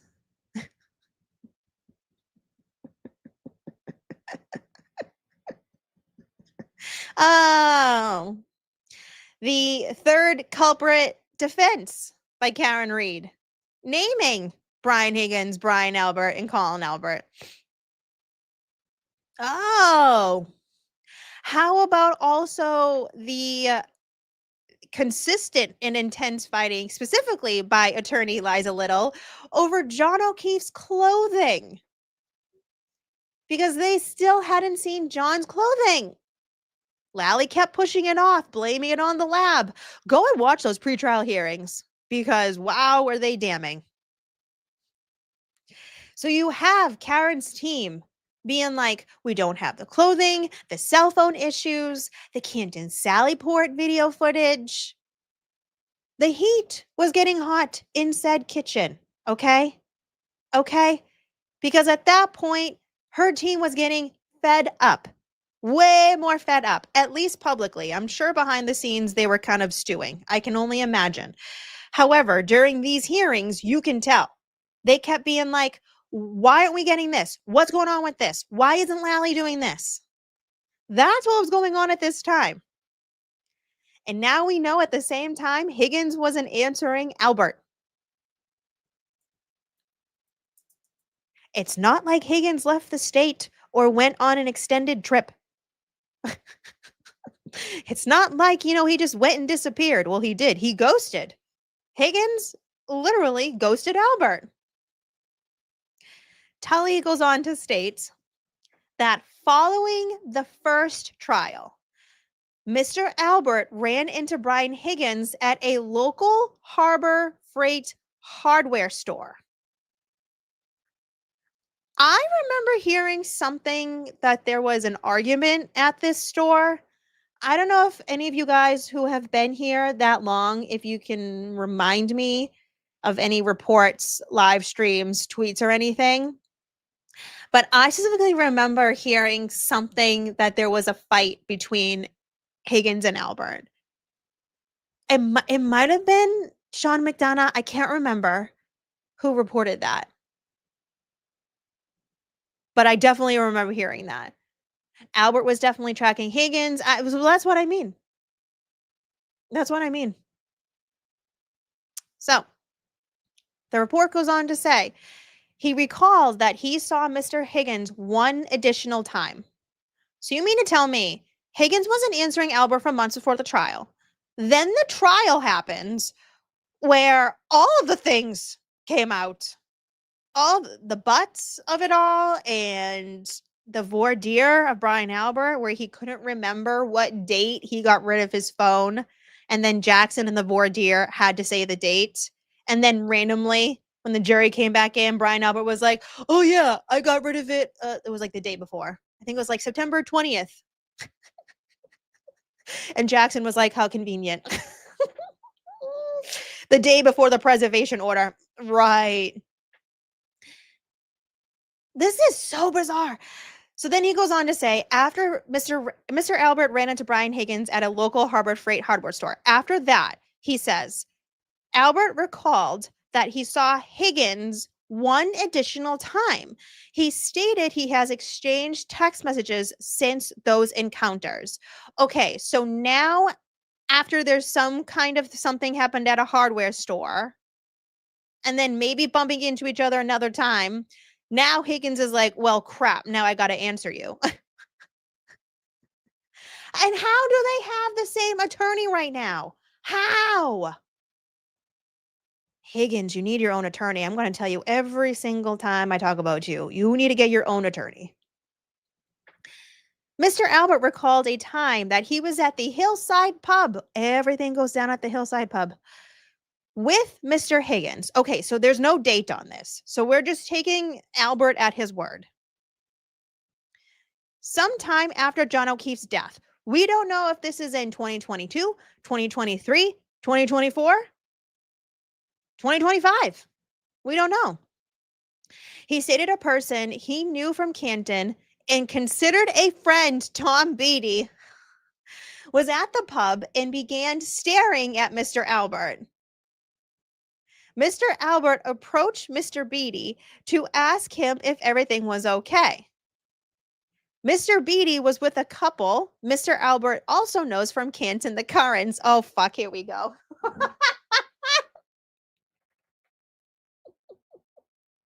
Okay, what is this paragraph?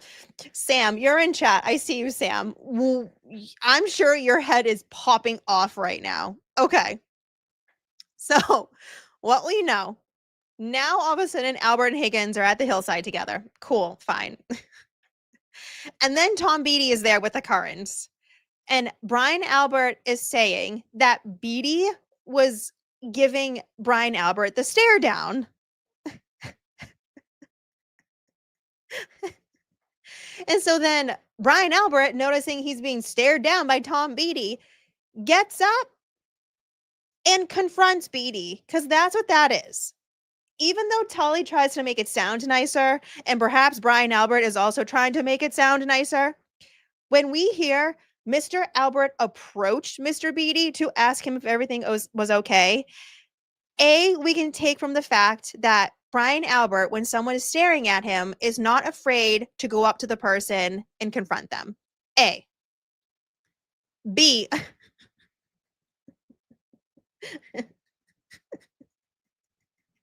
He's not afraid to do that in public.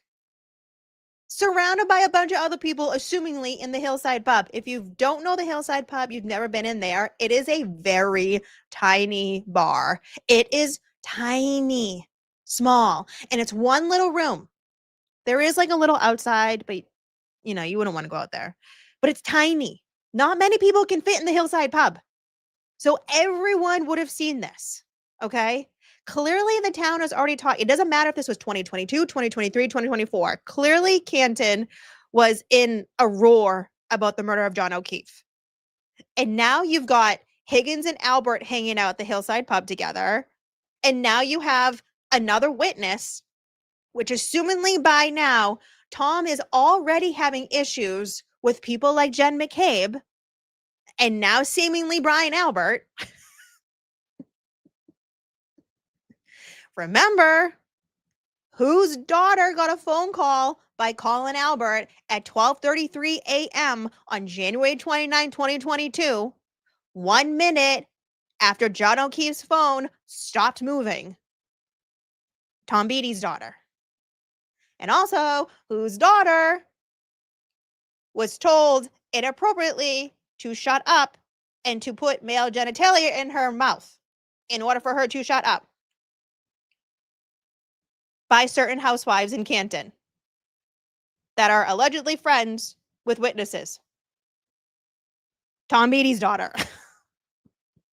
So you have Tom already dealing with this, assumingly, because that happened not that long after John O'Keefe's passing. You've got all these things going on, and now they're all at a pub together. What do you think is going to happen?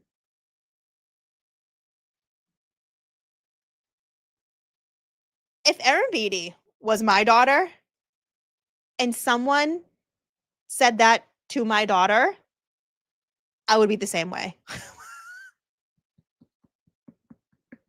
We know how close the McCabes and Alberts are, but especially Jen McCabe's family and Brian Albert's family. Nicole is her sister. It gets better. Because we also need to remember, John O'Keefe did have a lot of friends, specifically in Canton. This is what I've been told. There was a group of guys, dads in Canton, that would hang out all the time. All the time. Specifically, the Currans would be at John's house basically on a weekly schedule. Like almost every Friday or Saturday, they would be around. Especially for like football games and stuff. We've heard about this, right? Remember when Brian Higgins was apologizing to John on text message because he got so drunk and angry that he broke John O'Keefe's nephew's game controller? Yeah. So now you have the people that are part of the third party culprit defense, two out of the three, Higgins and Albert at the bar drinking. And then you have the Carnes and Tom Beatty, who were part of John's Canton friend group, together all the time. Very, very often. What do you think is going to happen?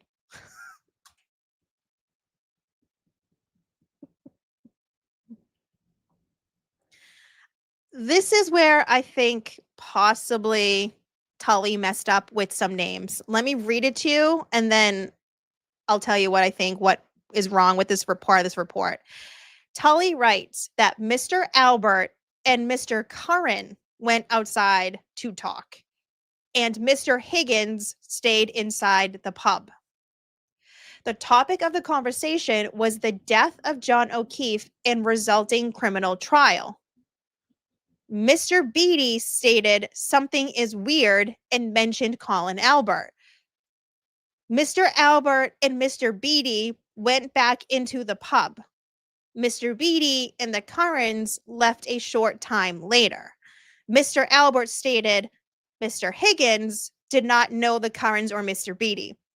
So I think Tully got the first name wrong, because then later on it says Beatty was outside with Albert. So I think it's Albert and Beatty went outside to talk. Because do you really think for 1 second Mr. Curran is going to leave Mrs. Curran at the Hillside pub near Brian Higgins on her own? No. No. No.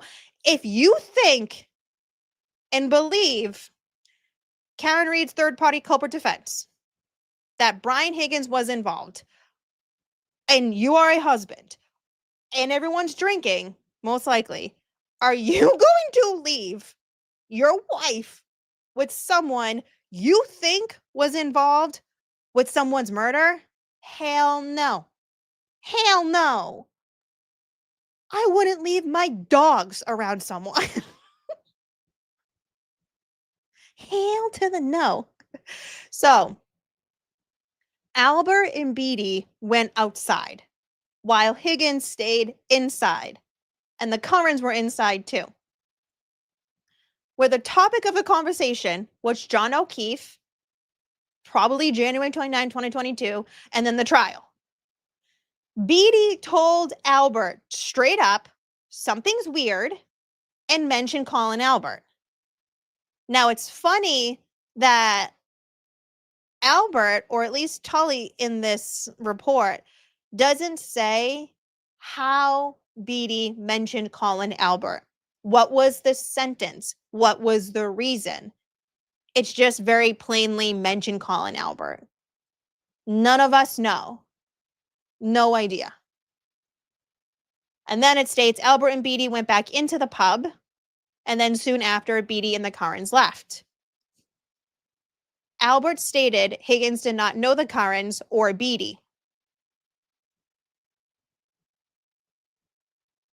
Oh shit, no way.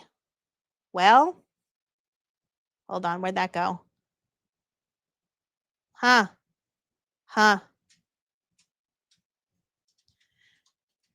Microdots says, I interviewed Tom on camera. He told the story, but he won't let me release it. And you know what? I don't blame Mr. Beatty. This is why I always like to tell you guys, there's so much more that's out there that we don't know about yet. There's so much more. There's so much more.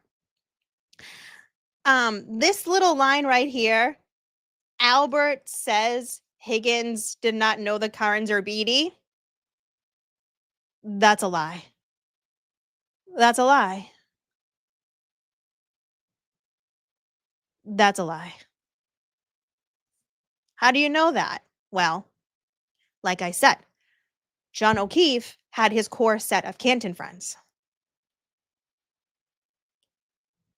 You're going to tell me Higgins, O'Keefe, Currens, and Beatty didn't know of each other? Liar. Liar. And then finally, Mr. Albert stated, Mr. Beatty, Mr. Albert stated, Mr. Beatty has confronted other people about the death of John O'Keefe and the criminal trial. So is this essentially a hit piece interview to try to discredit Tom Beatty because he may have been called for trial too? Again, remember, chat, we don't know who Albert contacted to do this interview or the reason why. And we could assume by that point, Hank Brennan, by the end of March 2025, knew he wasn't going to call any of these witnesses. Because trial was supposed to start the next week for jury selections. So, like, how did this interview happen and why? And now is why Albert seemingly trying to make Beatty look a certain way.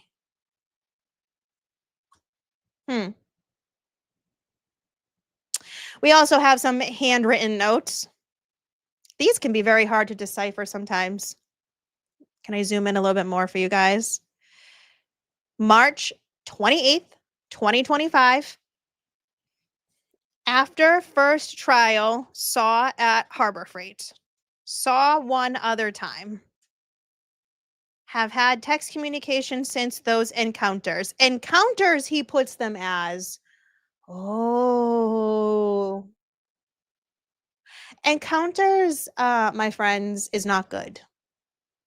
Encounters is like Not a meeting, not a hangout, not a chat sesh. Encounters means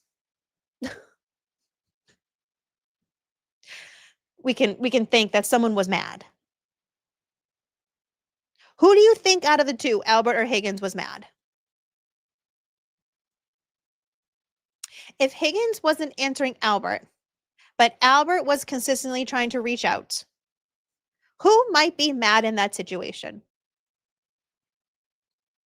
Who here out of the two, Albert and Higgins, has a certain reputation that begins well before January 29, 2022?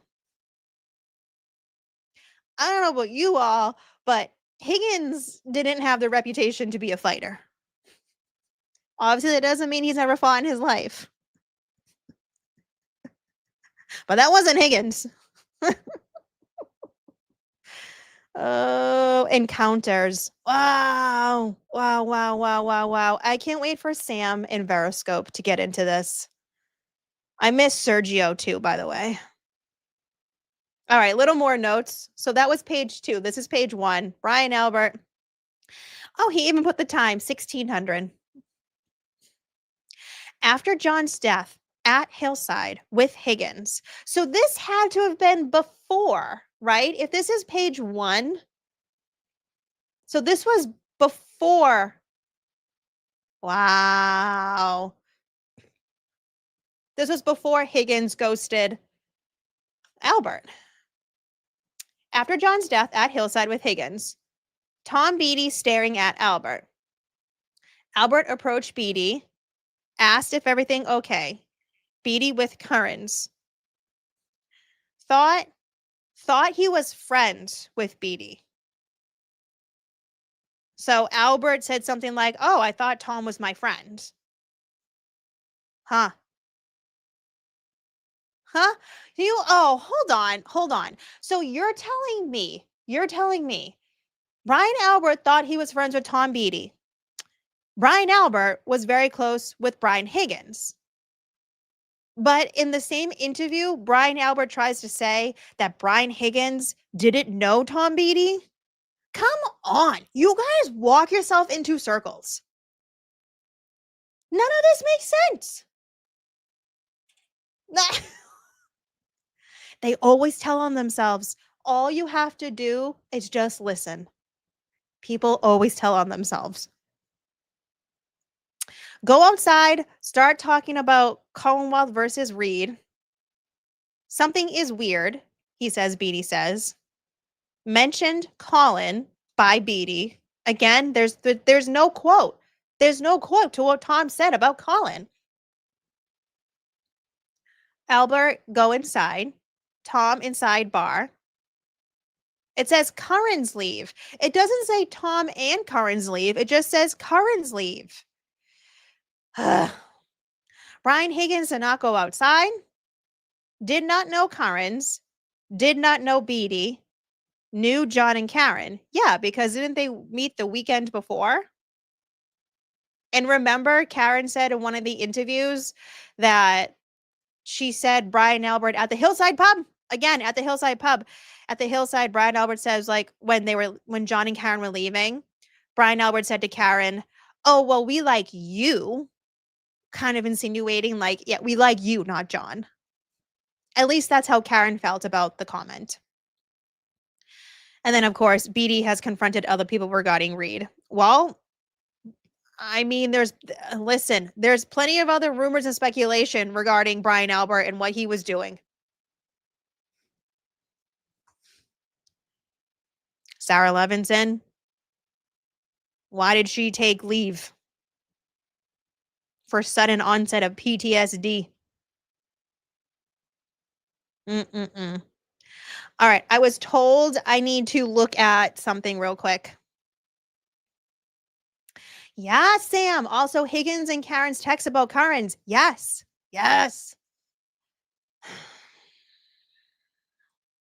Okay, so I need to look at something. Let me say thank you for a second. Thank you, Kerry, for the blowfish. Colleen, thank you for becoming a member for 1 month. Grow your own lettuce and watermelon. Listen, if I can figure out how to grow regular plants, then I will do my own lettuce. This damn parasite. Rhonda, thank you so much for the floating heart. And thank you, Jelly, for the 100. Okay, I'm going to try this. Laricia, I think. Did I get that right? Thank you so much. They are next level delusional to think Karen Reed, Turtle are the reason for anyone's beliefs. Eyes and ears were in shock and horror watching the trials, okay? Shock and horror. Thank you. Quizzically, thank you so much for becoming a YouTube member. I hope you enjoy all of the emojis. They're fun. They're fun. Irish girl from Boston sending some sunshine. Of course, we always need that here with all the darkness around us in Norfolk County. Shannon with the cutest Rottweiler. Thank you so much for the silver star. Harumph or Harumph.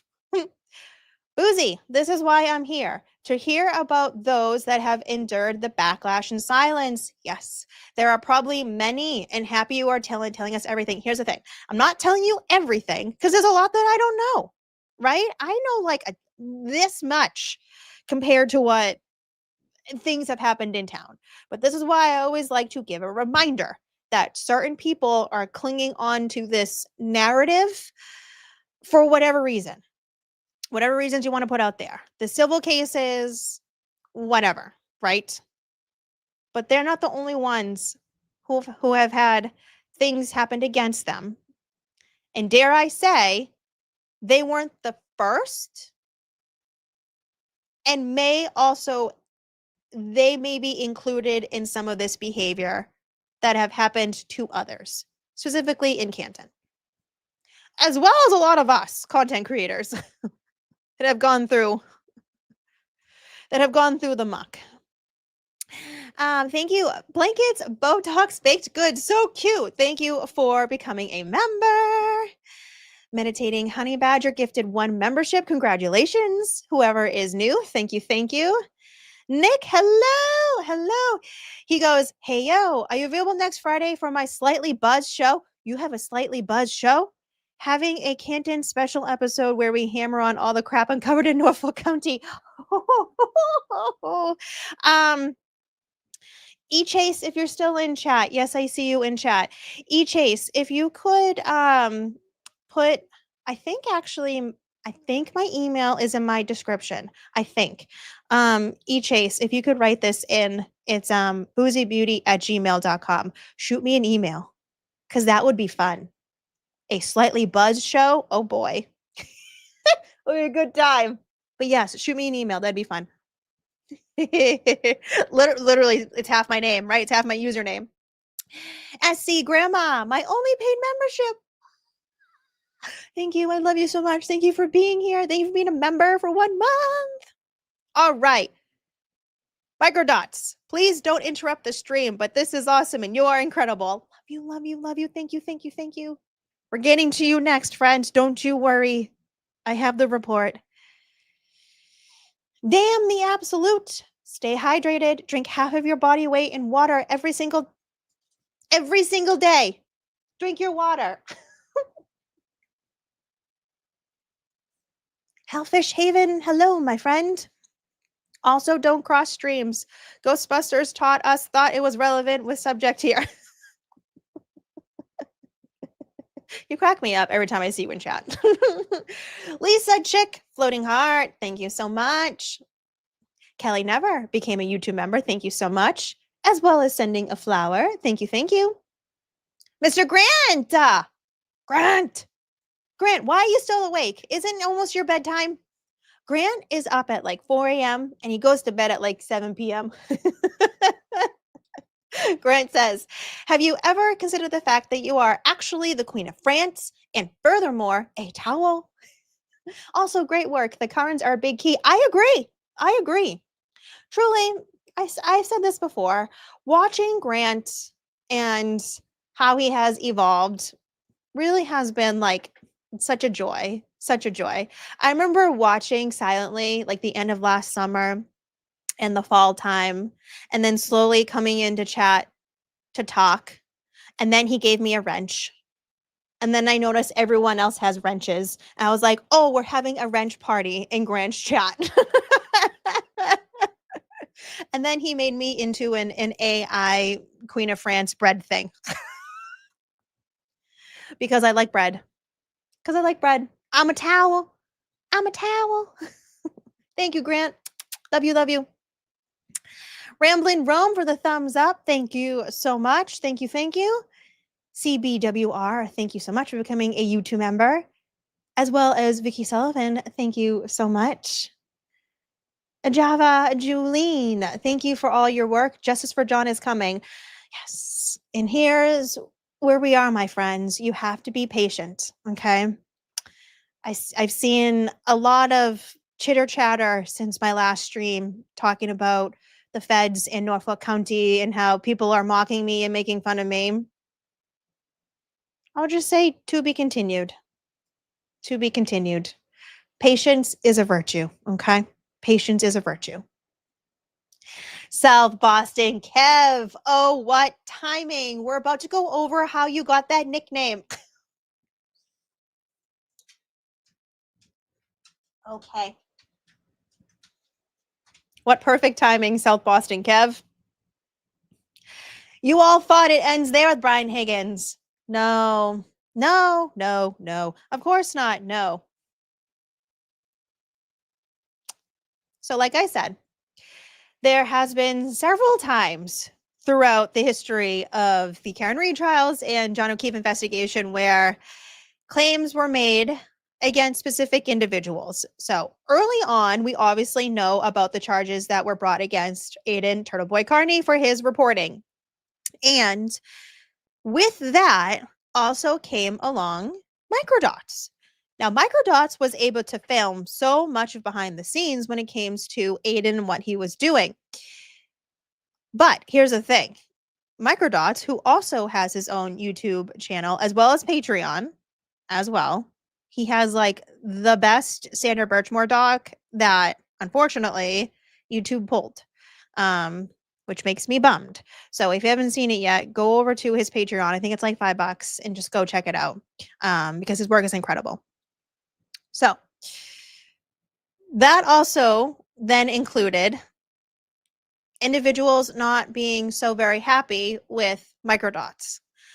Now, let me also make this like abundantly clear. If you guys weren't here in 2023, 2024, pretty much anyone that had a decent platform, I'm not saying big, I'm saying decent platform where people would watch and watch consistently, and they were questioning the Commonwealth, they were questioning the theory and the taillight and all the things, for sure you will put on quote unquote a list.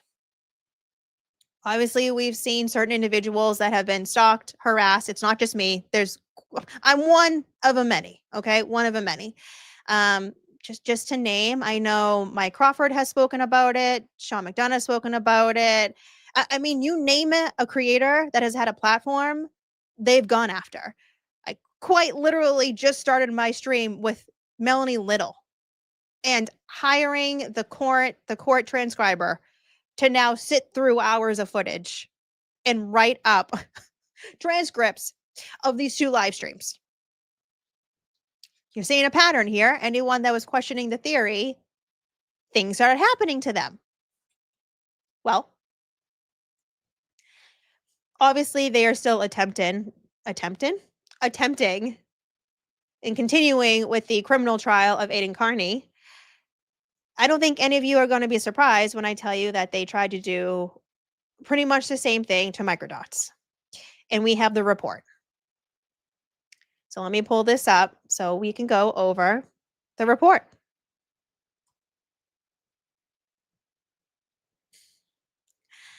And if you guys were to actually meet Microdots in person, like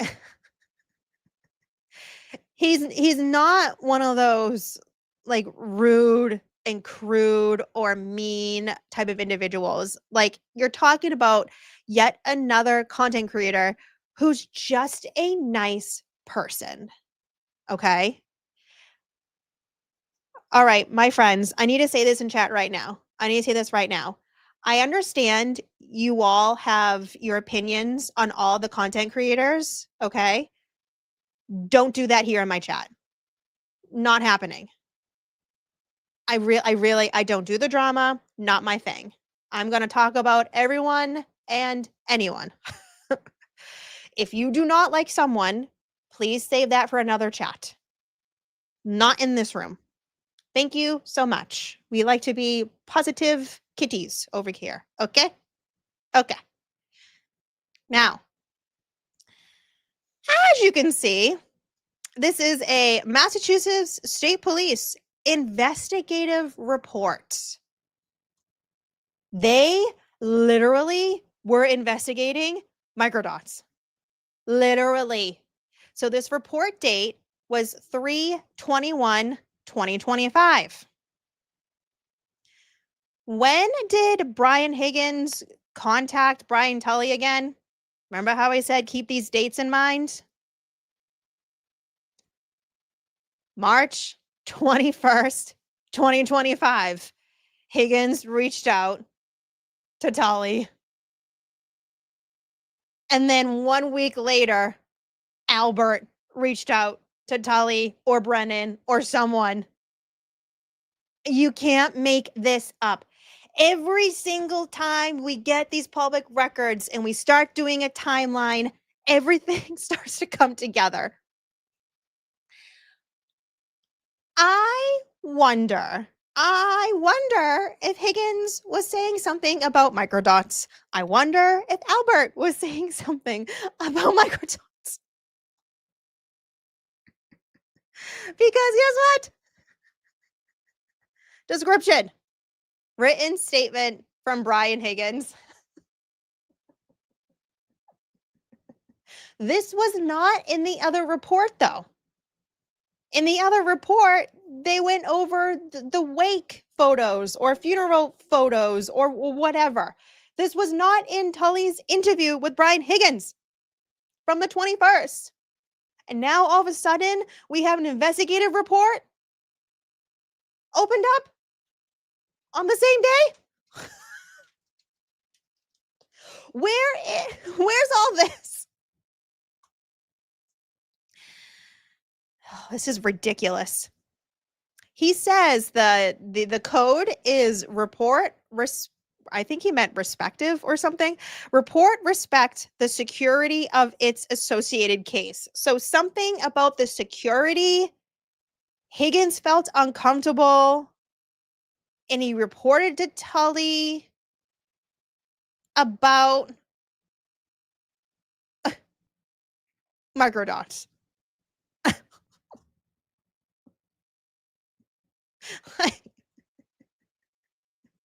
And I like how it says subject number 2 involved Higgins. Like, this is crazy. This is crazy. Subject number 1, suspect number 1. This is crazy. Brian Higgins, record type, law enforcement official. On March 21st, 2025, I met with Brian Higgins, who was a witness to and testified in the ongoing Commonwealth versus Reed criminal matter. Mr. Higgins stated he prepared a written statement with accompanying documents regarding Richie Microdots. In his work with Aiden Carney and Karen Reed, the provided documents are attached to this report. You have to be so bothered and quite literally living such a privileged life to think that you, as a witness in a criminal matter, are going to contact an officer, write up your own report, and think something's going to come of it. Oh, wait, because that's what Higgins tried.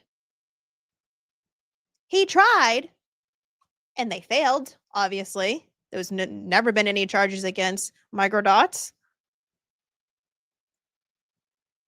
This is crazy. This is crazy. March 21st, 2025. Detective Lieutenant Tully. Oh, yes. Sam asked, did you just say that they were investigating microdots? That's exactly what this is. This is literally what this is. They opened up an investigation in regards to microdots and his videos.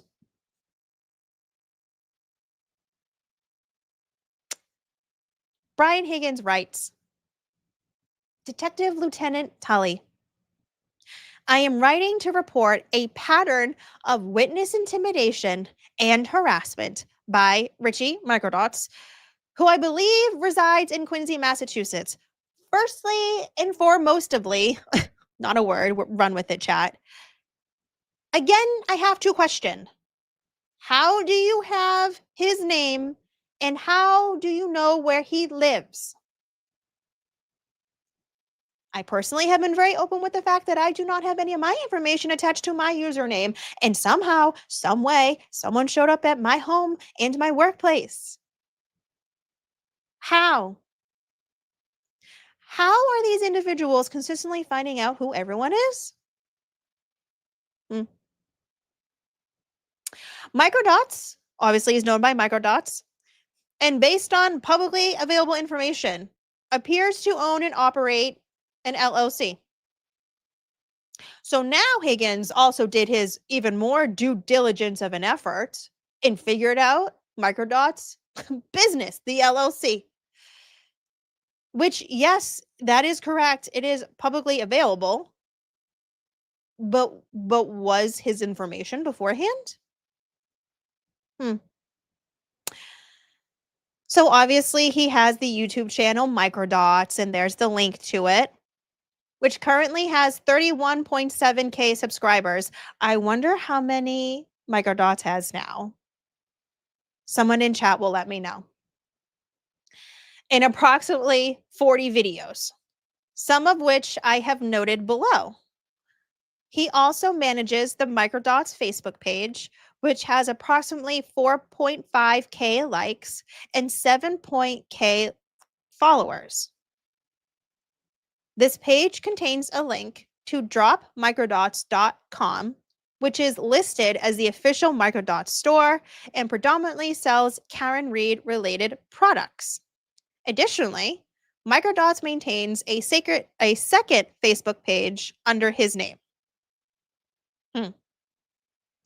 Microdots, oh Lord, here we go with the verbiage. Microdots began targeting me through the creation and dissemination of videos on YouTube.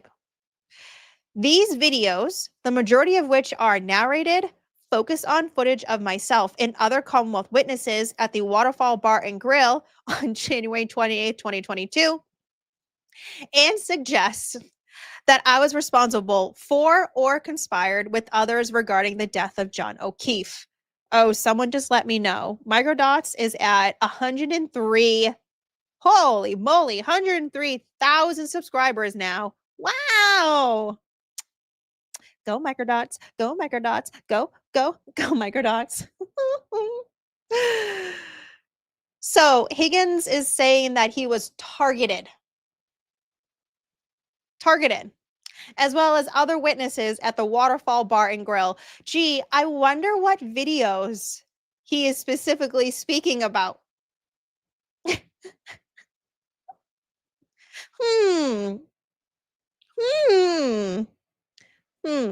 Perhaps some of us were looking deeply into the waterfall video footage.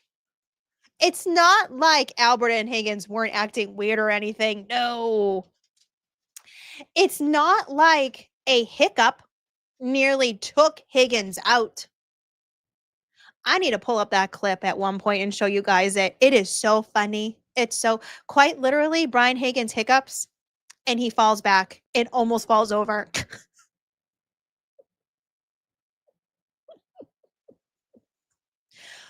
In my opinion, Brian Higgins and John O'Keefe that night were the drunkest. Based on the sways and taking out of a hiccup, John almost falling over from taking a sip. Like it. It's a mess. Brian Higgins goes on to say, the videos have been widely circulated on platforms such as Facebook, YouTube, and X, formerly Twitter. Oh, look how kind you are for letting us know is formerly known as Twitter, Higgins. And utilized as repeated content by other YouTubers. I believe these actions are intended to support an alternative narrative aligned with Karen Reed's defense team and to incite and encourage their followers to intimidate and harass me and other Commonwealth witnesses. I cannot keep saying this enough. Your testimonies, your actions, the things that you were doing before Turtle Boy started reporting, how you were acting afterwards, that is a large reason of why people think you may be a part of it, Higgy Piggy. Frankly, to be completely honest, that would have been well known even without all of the YouTubers, even without all of the content creators. You all moved real weird and still move real weird. It's based on your own actions. So now he's saying Microdots is purposely doing this with the sole purpose to round up all of the people to intimidate and harass him. Meanwhile, somehow, some way, he found out all of Microdots' information and was successful in getting Microdots investigated. Huh. Things that make you go, huh. Over the past 21 months, I have lived in a constant state of fear for my personal safety and the safety of those close to me. Hold on, wait a minute. Over the past 21 months, can we do the math real quick? The math, this was March 2025. Was he trying to say from the date that Aiden Carney started reporting? Right? March 2025 through, yeah, give or take. Aiden was what? April 2023.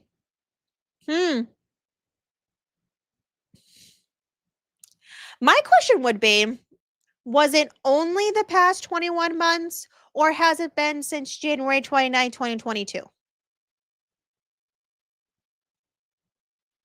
Is he just trying to reframe this to make it seem like this is all because of Karen Reed, Turtle Boy, and now Microdots? It's giving desperate. I have had to remain hypervigilant in public, and my daily life has been significantly disrupted. That happens. I have been photographed while on duty at both Nashville International Airport and Boston Logan International Airport, which has caused employment-related issues.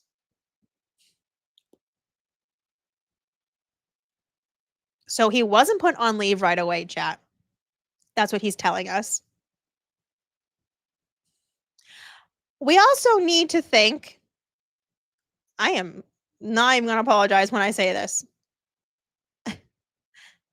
Were the employment-related issues because of the coverage of the case?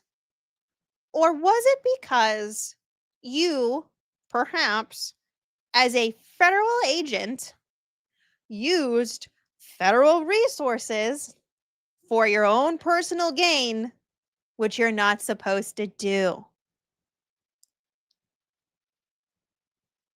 It's almost like it's the consequences of his own actions. Perhaps, maybe, the uppers that were in charge of ATF agent Brian Higgins did not appreciate the fact that he went in with Matt Kelsch and was able to extract his phone. Perhaps maybe they were not happy with the fact that he was served with a preservation order for his cell phone. And then, per reports, allegedly, it was District Attorney Michael Morrissey that told him, destroy that damn phone, to which Brian Higgins obliged after the preservation order, took out the SIM card, damaged it, dumped it in one dumpster, and then damaged the other phone and threw it in another dumpster. Perhaps, maybe, federal agents, like I said, the bosses of Brian Higgins didn't appreciate that. Because when you work for a federal agency, you're held to a certain standard, or you're supposed to be. You're supposed to be. And in this case, I can only imagine that Brian Higgins' bosses did not like what was being shown. Oh, of course. Kara's world was disrupted too, of course. I mean, her life was completely destroyed. But don't worry, they're the only ones that matter, guys, right? They're the only ones that matter. He goes on. I have been followed in stores, photographed while shopping and dining, and had multiple unknown individuals drive by my residence to openly record and photograph my home and vehicles, both personally owned and government issued. Okay. Well, you also were able to store your vehicles for some time at Canton Police Department. Wasn't that right? Wasn't it until interim police chief Joseph Perkins came around, up until him, you still had a key card at Canton PD? And it was Chief Perkins who took that away? Do you guys know when that was? If you think 2023, no. 2024, no. Oh, middle, end of summer, fall-ish is when he didn't get the key card anymore.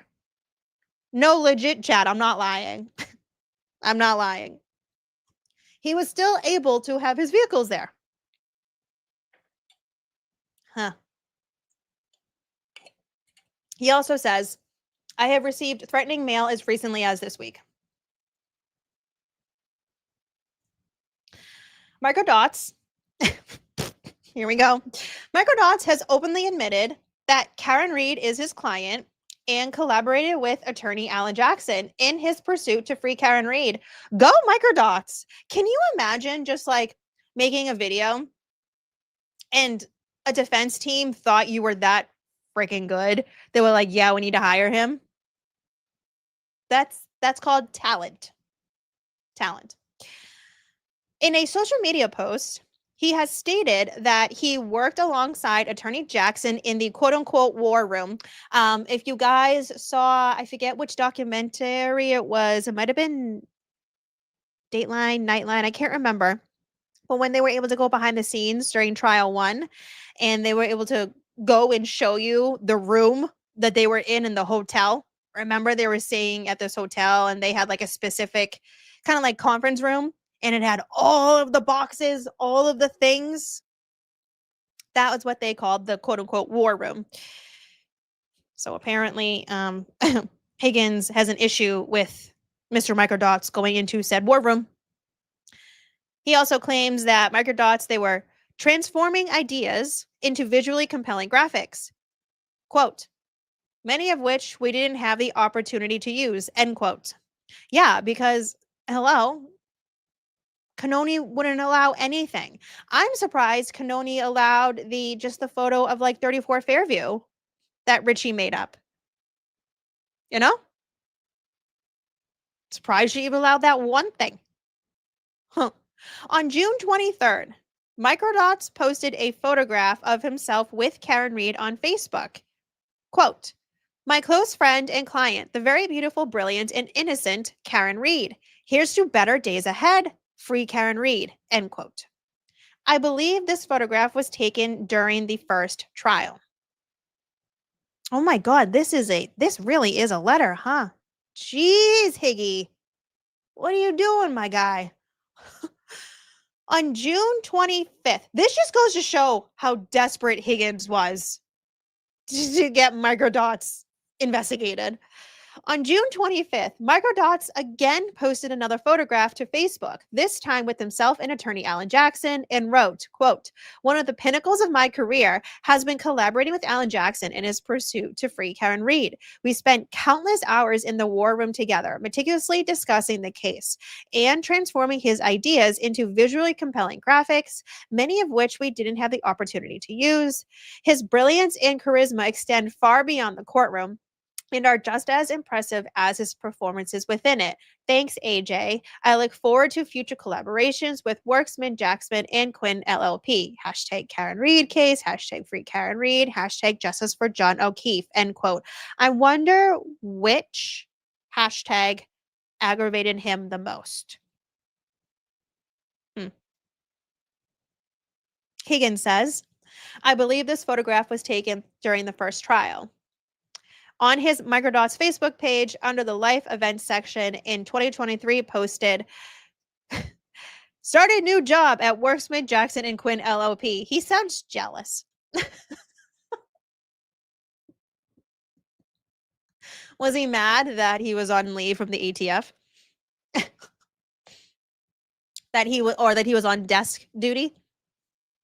Following the first trial, Microdots has created and published multiple videos on YouTube in which he advances the defense's third-party culprit theory. Microdots' conduct involves intentional efforts to instill fear in me as a Commonwealth witness and encourages others to harass and intimidate me in other Commonwealth witnesses. So now he's saying Microdots was being intentional. They really wanted to get him on charges. Holy crap. Jesus. It also seems that Microdots is attempted to taint a future jury pool, which does not seem right if he is working for the defense team. You have a First Amendment right. And at any point in time, Higgins could have came out on any channel, on his own channel. They all could have. They all could have done what they wanted to do.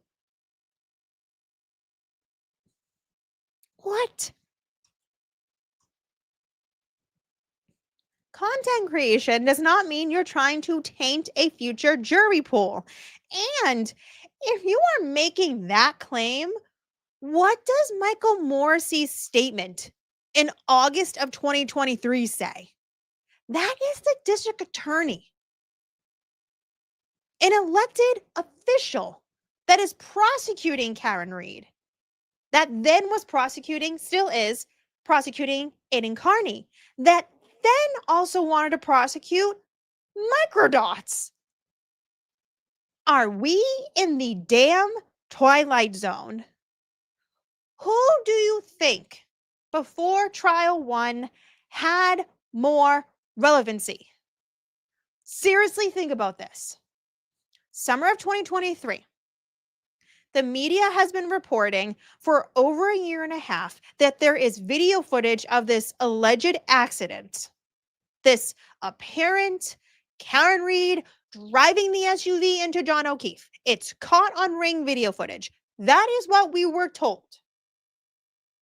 So what do you think?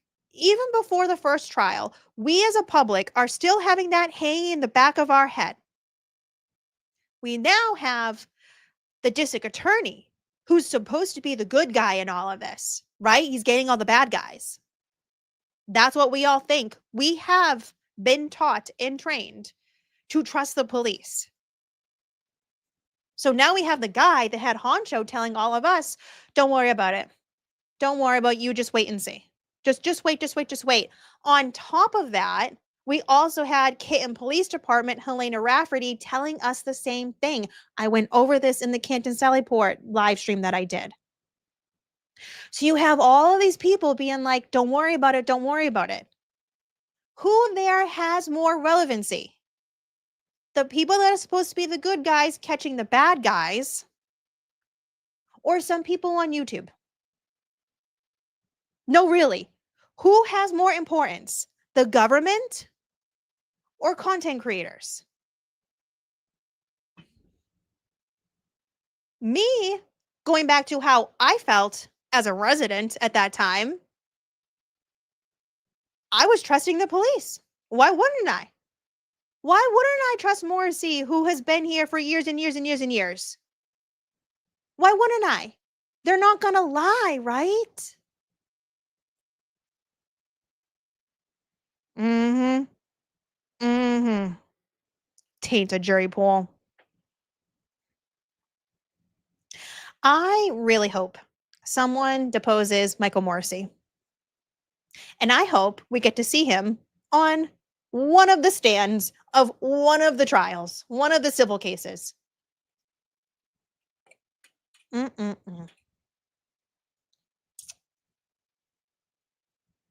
As the second trial approaches, I fear that the intimidation and harassment directed towards me and other witnesses will escalate. On or about March 3rd, 2025, YouTube creators JFK and James Jackson, Kev, hosted a live stream titled "At Karen Reed, 28 Days Till Trial, All Eyes on the Prize." 6.7 thousand views. He was so stressed of a live stream that had 6.7 thousand views. Are you joking me? Are you joking me? Tell me you aren't telling on yourself without telling me you aren't telling on yourself. In the realm of numbers, okay? In the realm of numbers, he's not upset about videos and live streams that have hundreds of thousands of views. Oh, no. He's stressing about two local guys on their own YouTube channel, right? That's calling him out. You can't make he's crying over 6.7 thousand views. Yes. You can't make this up. Perhaps maybe because JFK and James Jackson are local.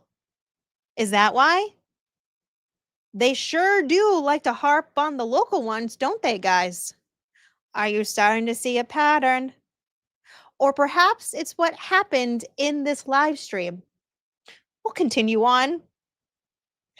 The promotional material for this broadcast, which remains publicly accessible, prominently features a photograph of me taken during my response to the 2013 Boston Marathon you-know-whatting, where I am wearing an ATF raid jacket.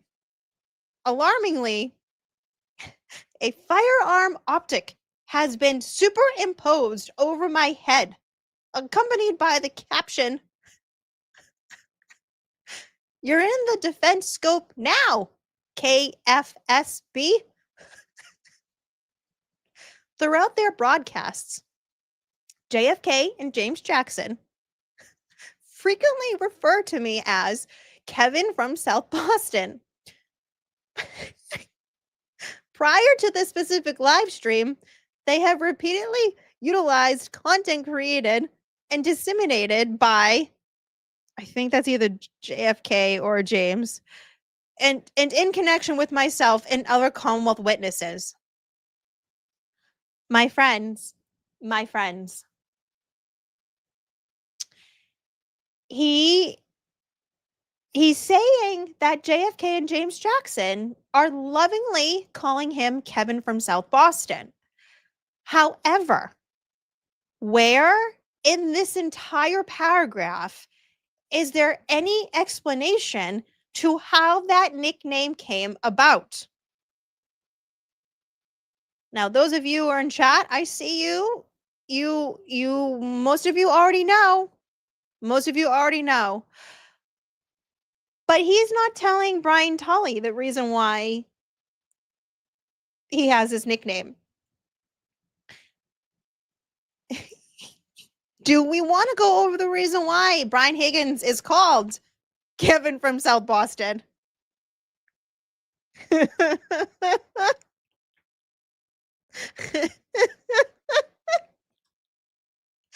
Oh, yeah, I got it.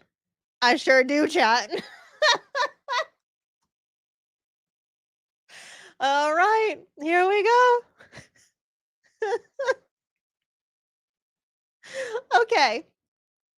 So, oh man. Like I said, my friends, there has been quite a few of live streams and videos that I tend to reference. Okay. Like I said earlier, I always like to reference talking about the dog of it all and John's injuries. I love pulling up the Melanie Little and Garrett Wing, as well as Garrett Wing's own video. Michael Easter's interviews have been great. Obviously, all the attorneys doing their interviews. This is another one that I pull up frequently, not only for a good laugh, but it's just a reminder of what we're dealing with here. So, this specific clip I actually pulled up from Veroscope.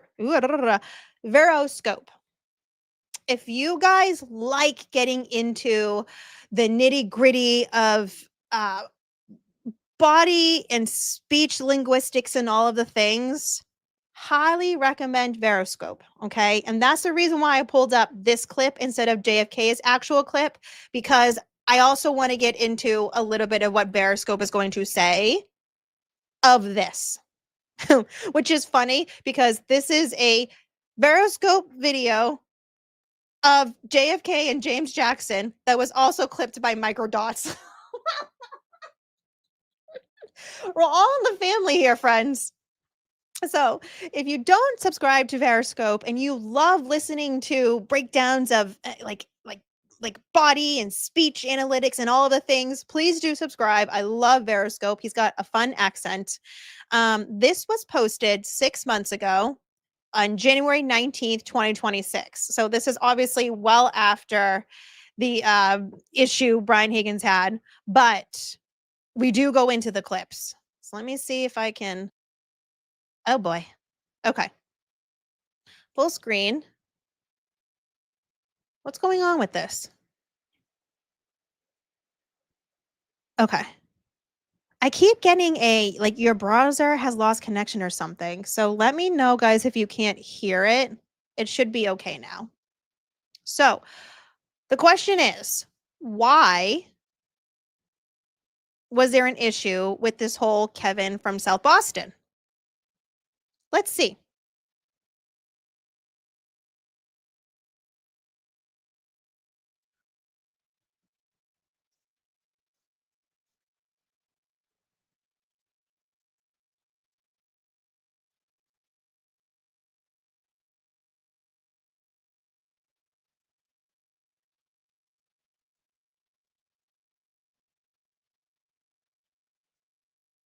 You can't hear? Okay, hold on. Let me try to reload it for you guys. Hold on. Stop sharing. I'm going to reload it. Sorry, chat. StreamYard. Now you guys can see why I want to get rid of it. Thank you for your patience. Take a breather. Okay. Oh. Oh. Oh. Am I still live? Yes. Where did my Chrome just go? Oh my God. Hold on. Chat, I see you. Thank you. You like my background.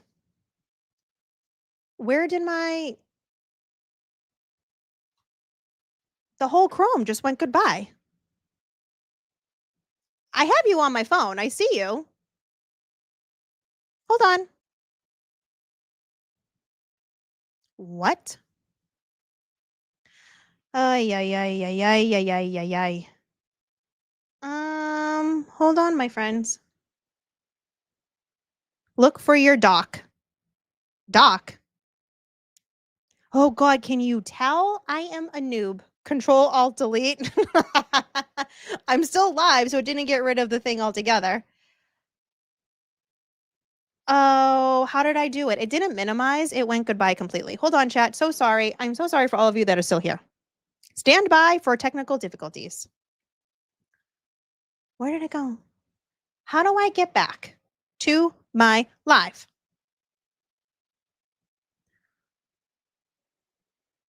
No, it's on the format C. Don't do it. Okay, I won't do it. We're not on TikTok anymore. That's what I mean. Totally not on TikTok anymore. That and that. Aha! There you are. Ha ha ha ha. Okay. Let me know if you can hear it now. Let me stream this. Sorry, guys. This is what happens. Again, I appreciate your patience. XOXO. Brian Higgins exposed. Now let's see if you can hear it. Ready to put it out there that you were wrong? You sound like Higgins, bro. You wrong. Is this Higgins? Is this Higgins? You wrong. You're Higgins. You wrong. I think. Lovely, you can hear it. So let me rewind so you guys can hear it all. Okay. Go back. I think I want to start at the very beginning so you guys can hear it. Okay.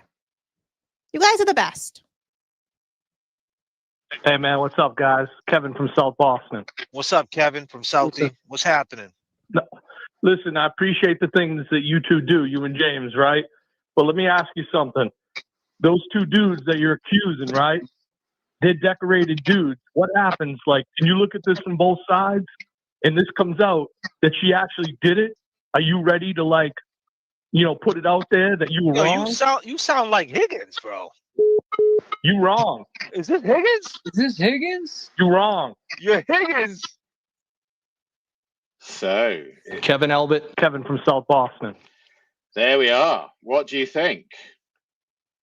We'll do a forensic linguistic analysis, similar in the same way that the FBI Behavioral Analysis Unit do a forensic linguistic analysis. And because we have similarities here between what you might call an anonymous letter versus an anonymous call, we're going to analyze his language to see if we can see patterns which demonstrate that it is in fact Higgins. In other words, we're going to come at this from the forensic linguistics rather than the audio voice match. So Veriscope goes into more of the linguistics, and my live chat right now is 1000%. That is Brian Higgins. You wrong. Now, I'll play it one more time for you guys, but there was, don't quote me exactly on this.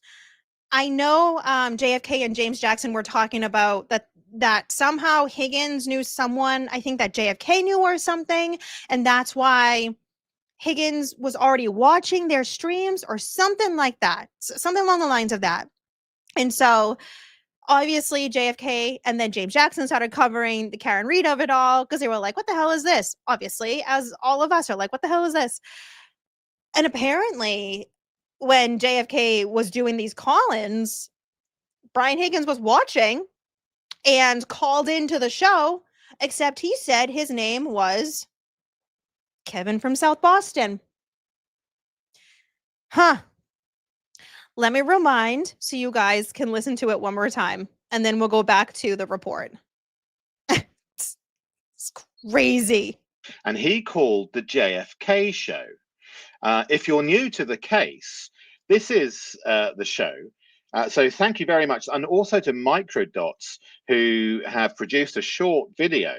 Have a listen. Do you think this is Brian Higgins? Hey, man, what's up, guys? Kevin from South Boston. What's up, Kevin from Southie? What's happening? No, listen, I appreciate the things that you two do, you and James, right? But let me ask you something. Those two dudes that you're accusing, right? They're decorated dudes. What happens? Like, can you look at this from both sides? And this comes out that she actually did it. Are you ready to, like, you know, put it out there that you were Yo, wrong? you sound like Higgins, bro. You wrong. Is this Higgins? Is this Higgins? You wrong. You're Higgins. I can't. Kevin. So let me pull up the report again. Oh my friggin' God. Okay, where did I put it? Here it is. Oh boy. All right. Two decorated dudes. And Kevin was Hold on, where'd he go? Where'd you go? There you are. Oh my God, I friggin' can't. I'm sorry. You really can't make this up. You can't. So instead of Brian Higgins coming out to say his piece and do what he needed to do, instead he decided to call into a live stream, pretend he was Kevin from South Boston, and try to blame Karen Reed all over again in defense of two decorated dudes. In this case, he's alluding to himself, Brian Higgins, and Brian Albert. Kevin, the fact that he hung up right away is what gives it right away. Yeah, he hung up. Yeah, he did. Kev. You wrong. Click. Okay. So, like I said, back to this report. Brian Higgins is complaining about JFK and James Jackson. Now, he's not saying that JFK or James are harassing him. They're just putting it out there. Like, he's complaining that the nickname Kevin from South Boston is a thing. Boozey, I had no idea this report was out. I found out watching you. I know. It's crazy. I can't believe they even released this. I think this would have been the one that they were trying to hide forever. So, like I said, he puts in this paragraph about how he doesn't like that JFK and James are calling him Kevin from South Boston, but does not clarify the fact of the reason why they started calling him that. And the reason why they started calling him that is because, in my opinion, Brian Higgins called in himself to this live stream to try to defend himself. And frankly, in my opinion, made an ass out of himself. Again, sometimes these people just do things to themselves. Quite literally, that's what happened in this case. So the only person that Brian Higgins can blame for all of this Kevin for South Boston, as well as today's live stream of mine, is because of himself. He's the one that called into JFK and James Jackson. He's the one that called up, emailed, or whatever Brian Tully. He's the one that wrote this report. And now this report has been made public via public records request because it is attached to the Karen Reed case because he was trying to claim witness intimidation. So thank you, Kevin from South Boston. He finishes up his own written report to state, as a result of this conduct and as my role as a witness in Commonwealth v. Karen Reed, I live in fear for my safety daily. I have been an ATF agent since 2009 and have conducted numerous state and federal investigations, including undercover operations resulting in convictions. Higgy, I haven't gone over this publicly like on my YouTube before. I have briefly on TikTok. There's a very interesting case that Higgins was a part of, chat, where this suspect was then suing a few people. One of the individuals was Brian Higgins.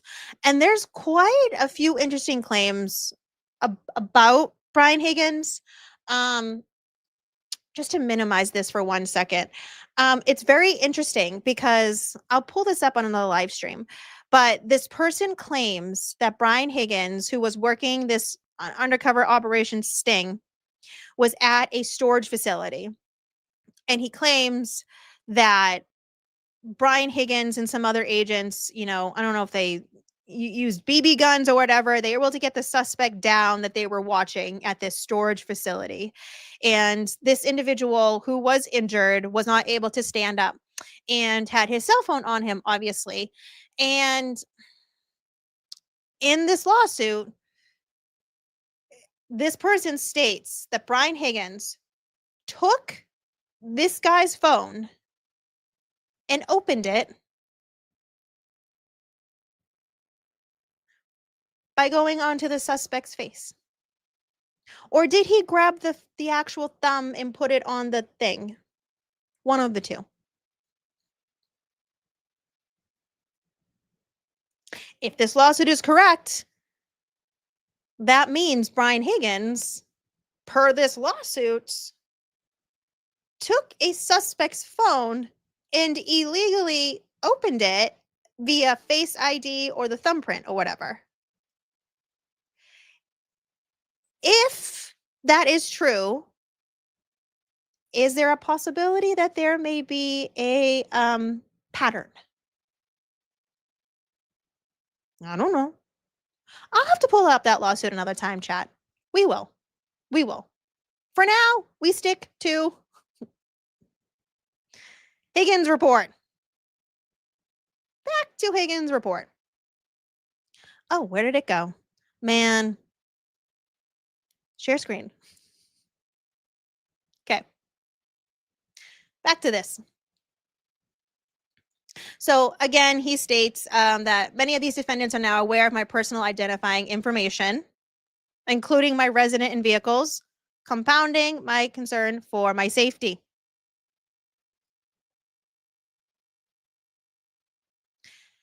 I mean, if you Google Brian Higgins and address, you don't need court documents for that. It is on public record. But it also is in court filings, as well as being caught on camera that we saw during trial 2. Thank you for your time and attention to this serious issue. I remain available to provide further information or evidence to support this matter. Oh, and then look at this, my friends. He lists Microdots videos.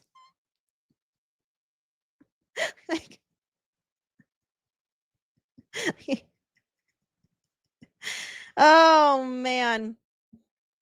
Preview. Look the other way. John was in the house. Karen Reed case. Look the other way. Karen Reed case. 3D recreation by Microdots.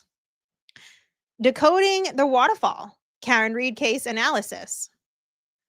Wild animals. Karen Reed. 3D recreation by Microdots. Short. Leaving the waterfall enhanced. Oh. Leaving the waterfall, you say? Huh. Short. Deeper down the waterfall. Huh. Preview for the drop off by Microdots. Karen Reed. Why don't we revisit? Let's revisit one of them. Let's do the waterfall one. I like that one by Microdots. Yeah, let's do the waterfall one. Okay, let's do it. I'm going to do this on the fly. All right. How do I get out of this? Hold on. I think I have to stop sharing. Hold on, chat.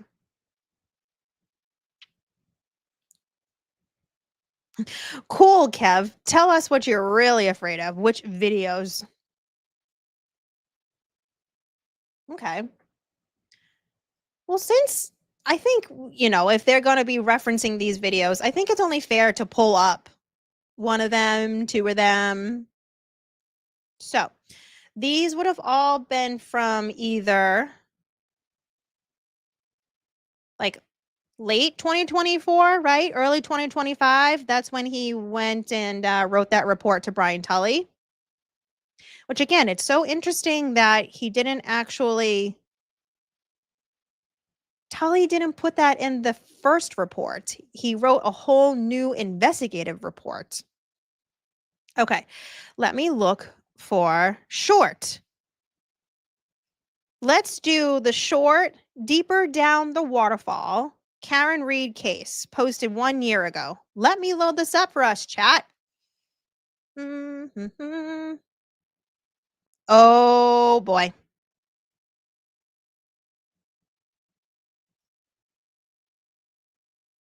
It's only fair that we review them.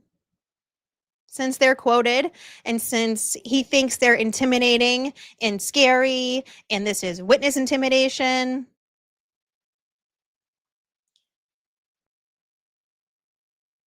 Okay, so of course, like I said, if you do not subscribe to Microdots and you're into the deeper analysis of it all, please, I highly recommend subbing to Microdots. So this is one of the videos that Higgins said that he was intimidated or threatened or something by, okay?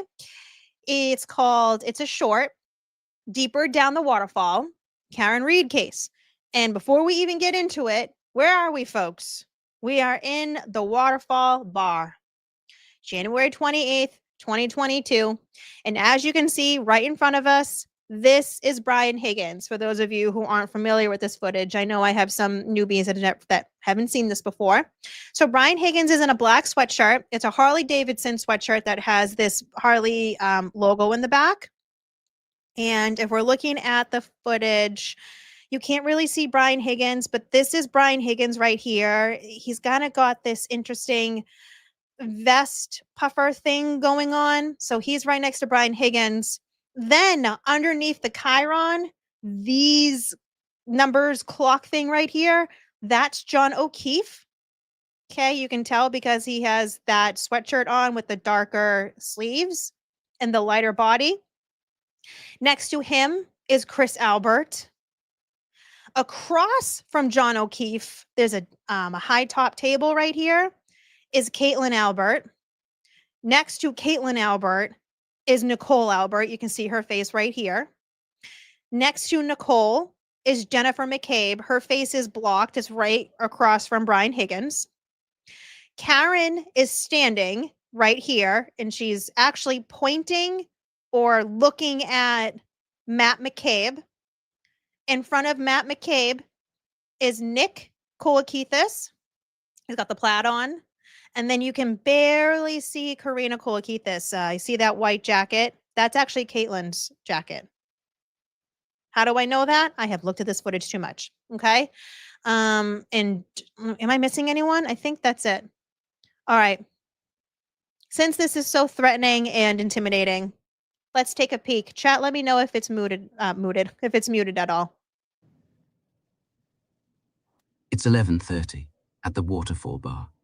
The man at the center of your screen is one Brian Higgins. The surveillance camera detects the infrared light emitted by his iPhone's True Depth camera, which is used for Face ID.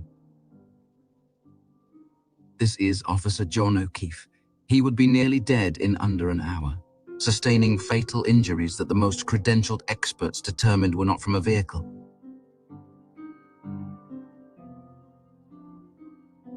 Across the table is Karen Reed. She is the girlfriend of John O'Keefe, and also the woman that Brian Higgins has been obsessed with for weeks up until this point. However, she's been ignoring him, and he wants to know where they stand.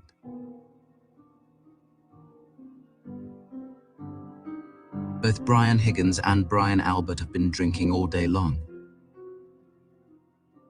Higgins keeps looking at Karen Reed, and at 11:32, he can't take it anymore. I just need to tell you guys right now, because this has been a consistent rumor. Kevin Albert was not there that night. That's not Kevin Albert. It's someone that looks like him, but that's not Kevin. I just needed to stop the video just to tell you guys that, because that would have been spoken about long time ago. Anyways, back to the video. He gives in to temptation. He removes his phone from his pocket and sends her a text message. In his whiskey-fueled, intoxicated state, he types out, well, and presses send. It doesn't matter that John O'Keefe is standing right there, a few feet away from him. Higgins is determined to get some kind of reaction from the woman he desires, whatever the consequences may be. From this point forward, Higgins can be seen frequently checking his phone, presumably awaiting Karen's response. But that response would never come, surely adding to his humiliation and anger.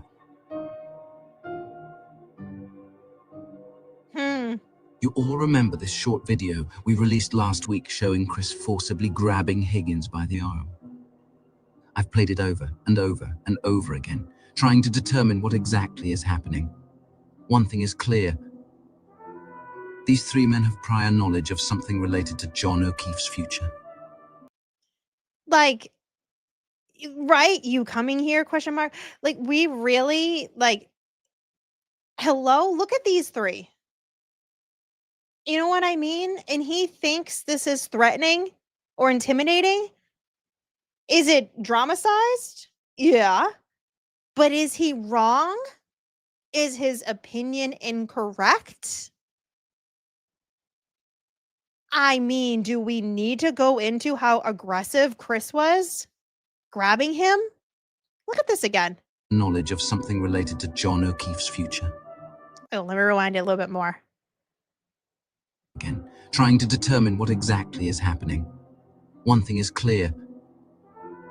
These three men have prior knowledge of... Like, it's crazy when you look at that. Showing Chris forcibly grabbing Higgins by the arm. I've played it over and over and over again, trying to determine what exactly is happening. Look at him, and then he grabs him again with both hands. And they look right over at John. You can tell Chris is like desperate for Higgins to do something. And you can tell Albert is like, ugh. It's so clear. And Higgins thought this, out of all of the YouTube live streams that he could have picked from, he thinks this. We'll keep going. Crazy. The body language screams, right? One thing is clear.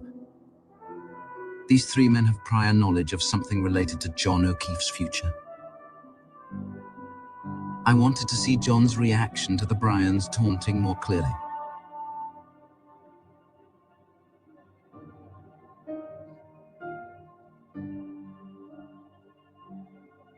Crazy.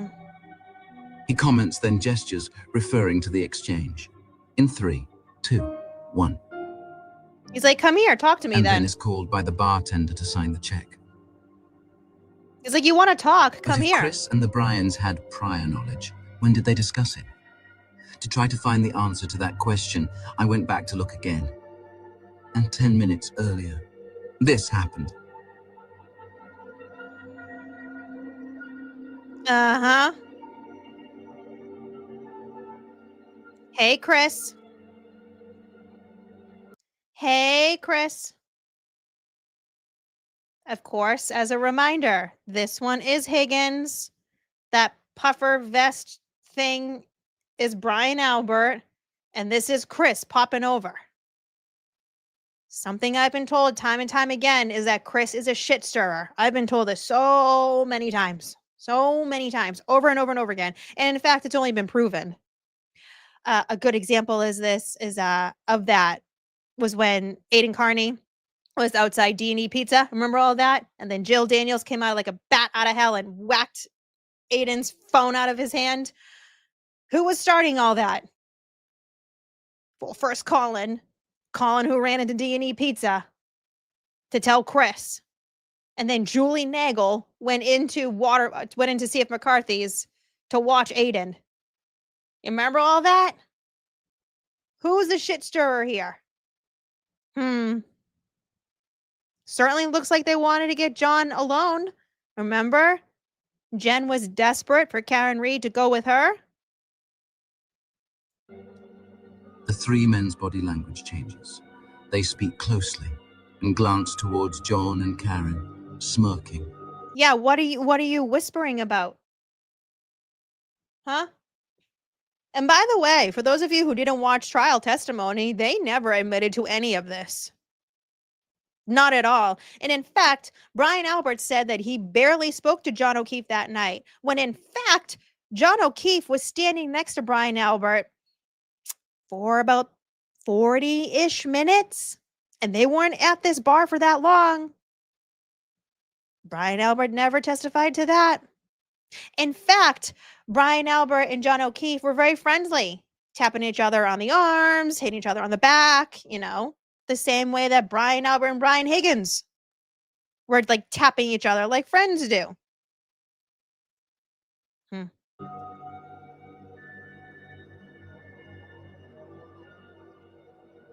Then moving closer, discussing something privately.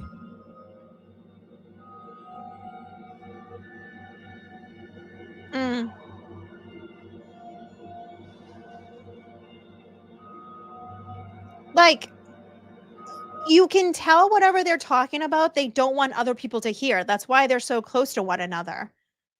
And you can tell before even this happened, right when Chris walked over and they started initially getting closer to one another, who did they look over at? Karen and John. So clearly, who are they talking about? Karen and John.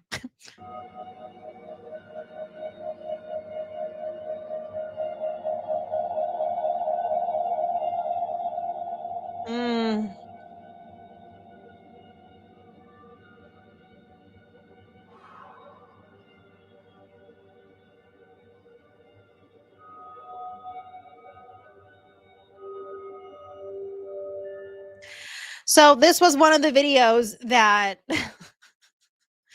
Higgins listed, saying that he was threatened or intimidated or was used in a certain way to like try to, gather up the troops.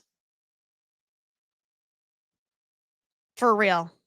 So yeah, if you haven't watched these videos, or if it's been some time since you've watched these videos, I would say go watch them. They're very informational. So after that, oh Lord, here we go. Okay, let me twist it for you guys. Flip, flip, flip.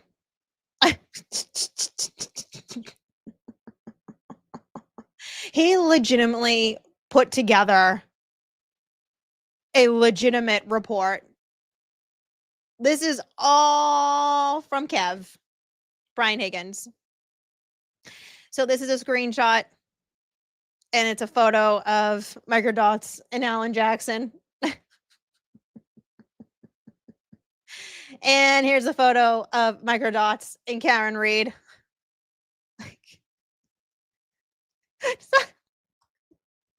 Here's the screenshot of the waterfall YouTube video. And he didn't even say anything bad. Microdots says, please like and subscribe, and please comment on Brian Albert, Chris Albert, and Higgins' body language 10 minutes before they taunted John. Also, the band had stopped playing already, so when they speak closely, it's not because of the noise. Oh, do I see Aunt Bibi? Look at you, Aunt Bibi. Again, another one. This was one of the exhibits that he had worked on. So you can see that's just his recreation of 34 Fairview Road that was used during trial. And then it looks like, let me see. Oh my God. Wait. Is this what he's saying is threatening? He's really trying to say... He's really trying to say, if you're watching this on podcast, come to the screen for a sec to look at this image. He's really trying to say that this was threatening. That this photo, that the target over this old picture of Higgins was was threatening, where it says you're in the defense scope now. A target as in you're being watched by everyone because we're all suspicious of your actions, sir, because of your own actions and your own testimony. It's your own doing. Hello?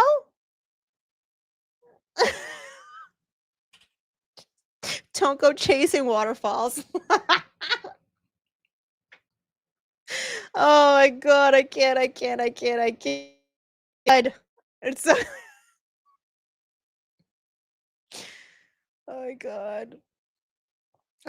Apparently, and another clip of the waterfall of it all. Because you remember JFK and James Jackson, they went to the waterfall, right? And they did that awesome, like in the waterfall footage. That this is how close everything is, and they kind of recreated what was going on.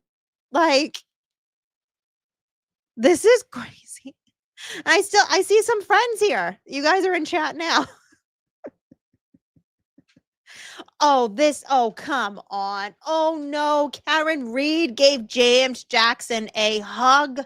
No, say it isn't so, which is interesting because in his report, okay, we just also need to recognize that Brian Higgins is admitting that he watches all of this stuff.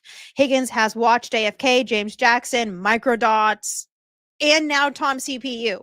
So this is one of Tom's live streams outside of court one day, where obviously James Jackson was, and they got Karen Reed hugging James. So now he's admitting that he's watching Tom CPU too.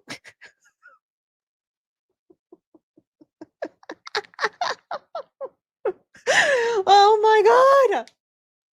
Obviously, this is Tom CPU, and then you got Boston Mike in the corner there. But he's like, wait, hold on. You can't see Karen's face. So let me get a better photo. Just so you guys all know, yes, that is Karen Reed hugging James Jackson, who he feels threatened by. Oh my god, this is crazy. Let me do a flip again. Okay, so this is Microdots' Facebook page, it looks like. And I guess it's just the photo of Microdots and Alan again. And Microdots and Karen again.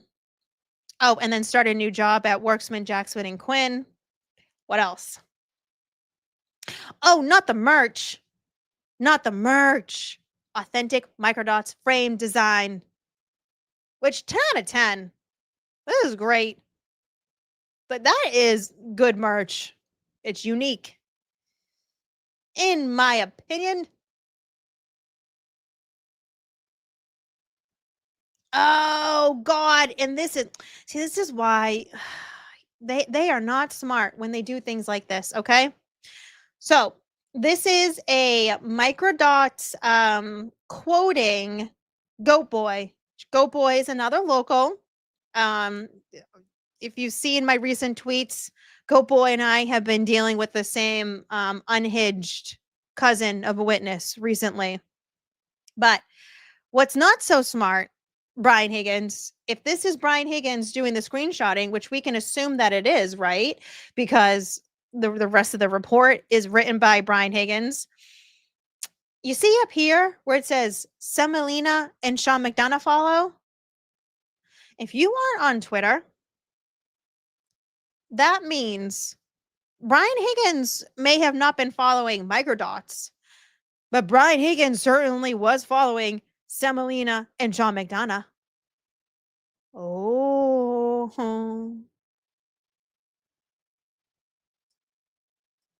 Both of which, who obviously at that time were speaking about the Karen Reed case.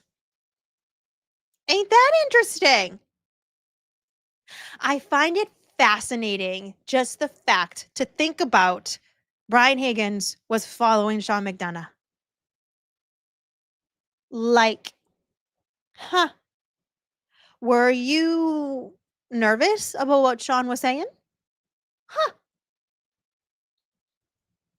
So Microdots, who was quoting Goat Boy, Microdots stated, Goat Boy is spitting fire lately, to which Goat Boy says, the defense team and the feds have been working together directly. Karen knew all about Higgins being nabbed by the feds a long time ago.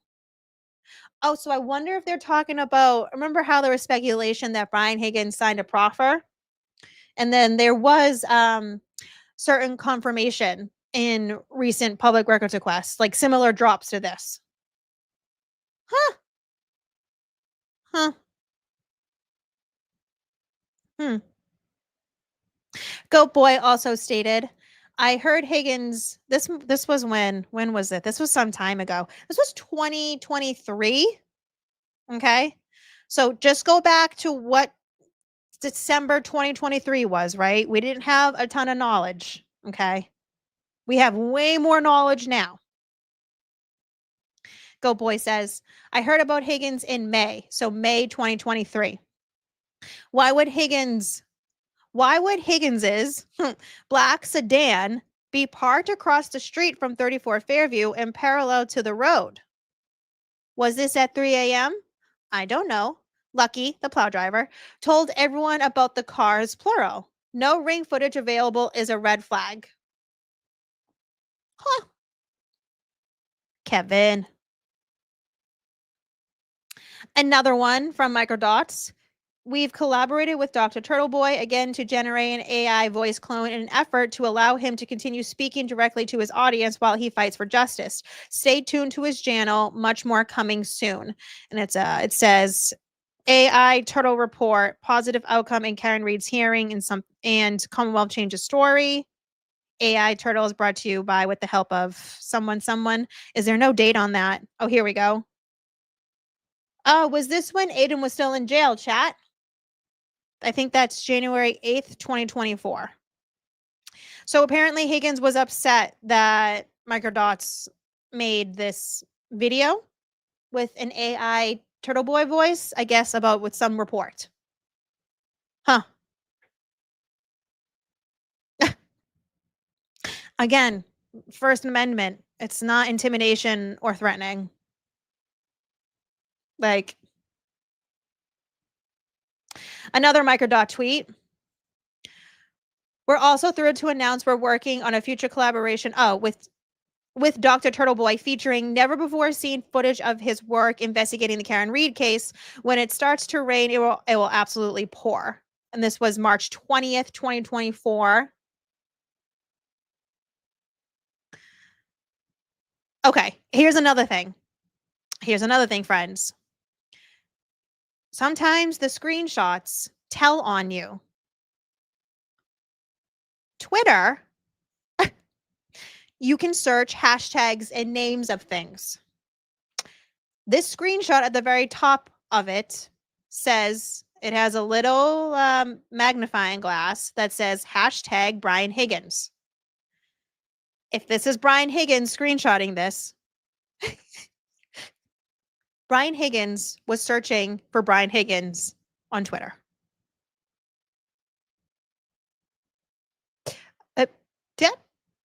Yep. He searches his own name. He sure did. But he's not searching Kevin from South Boston. He's literally searching for himself. And so this person, Queen of Fafo 44, states, hashtag ATF agent, hashtag Brian Higgins, was jealous of John O'Keefe because the truth is he wanted hashtag Karen Reed, hashtag motive 100. This is the same guy that was hashtag butt dialing with hashtag BPO Brian Albert at 2:22 a.m. All while hashtag Albert was allegedly banging his wife. You can't make this shit up. Hashtag FKR. This was on April 12th, 2024.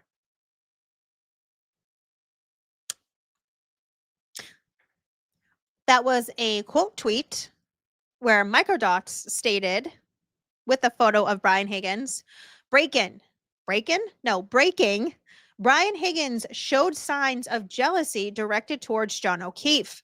Didn't expect John and Karen Reed to show up at the waterfall together, coaxed O'Keefe back 34 Fairview Road, so back to 34 Fairview Road, then gave inconsistent statements to authorities. Well, that's not incorrect, because if we need to get into every single statement that Brian Higgins has said, that has been consistently inconsistent. That's what's been consistent, that all of their statements and interviews have changed. Wow, there's more. This is the report that never ends. Jeez. Another tweet by Microdots. Federal offense. Brian Higgins consulted best friend and federal digital forensics expert to assist in the removal of text messages Higgins alone selected from his personal phone, instead of providing the phone itself to law enforcement. Again, that is the truth. That is what happened. Higgins admits to using federal resources, a digital forensics kiosk located at a federal building for his own personal gain. Again, what is incorrect about that? Alan Jackson proposes that this is a violation of a huge number, which is a federal offense. And then he actually puts in the info from Cornell, quite literally, cornell.edu, of this specific federal offense. Hashtag Karen Reed trial. This was May 24th, 2024. Again, I don't see anything harassing about that. Another photo from Microdots, tweeting Karen Reed putting in a long day of work on hashtag Father's Day, hashtag Karen Reed trial, hashtag free Karen Reed. This is at, we know this location because this was on the footage from one of the docks. And it's a photo, I think that's Richie holding up a peace sign. And then you can see Alan Jackson, and I believe that's Karen Reed, that are sitting in front of computers at the, I guess you could say like breakfast area or whatever of this hotel. Microdots tweets, I think this will be the first of many collaborations with Worksman, Jackson, and Quinn LLP. June 16th, 2024. So that's like the height of trial one. Oh, I remember this. Okay, another tweet. Coming soon. I am the new proud owner of domain kenberkowitz.com. He may have avoided being summoned to court by removing his mailbox in Cape Cod, but he cannot escape my ability to ensure whenever his name is typed into a Google search field, my name, my expose will rank at the top of the results for the next decade. In fairness, I will show him exactly the same amount of deference he has shown John O'Keefe. Hashtag SEO, hashtag Karen Reed. This was July 10th, 2024. So this was before Canton Police Chief Ken Berkowitz had passed away. There was long speculation that Police Chief Ken Berkowitz was avoiding and what seemed to be dodging being summoned by Karen Reed's team. So per Microdots tweet, it looks like Ken Berkowitz removed his mailbox from his Cape Cod house. Huh. And he also purchased kenberkowitz.com. But I'm confused what that specific tweet has anything to do with Brian Higgins. Because remember, the investigation was Brian Higgins feeling intimidated and threatened by Microdots. What does Microdots owning the domain www.kenberkowitz.com have anything to do with Higgins? Nothing.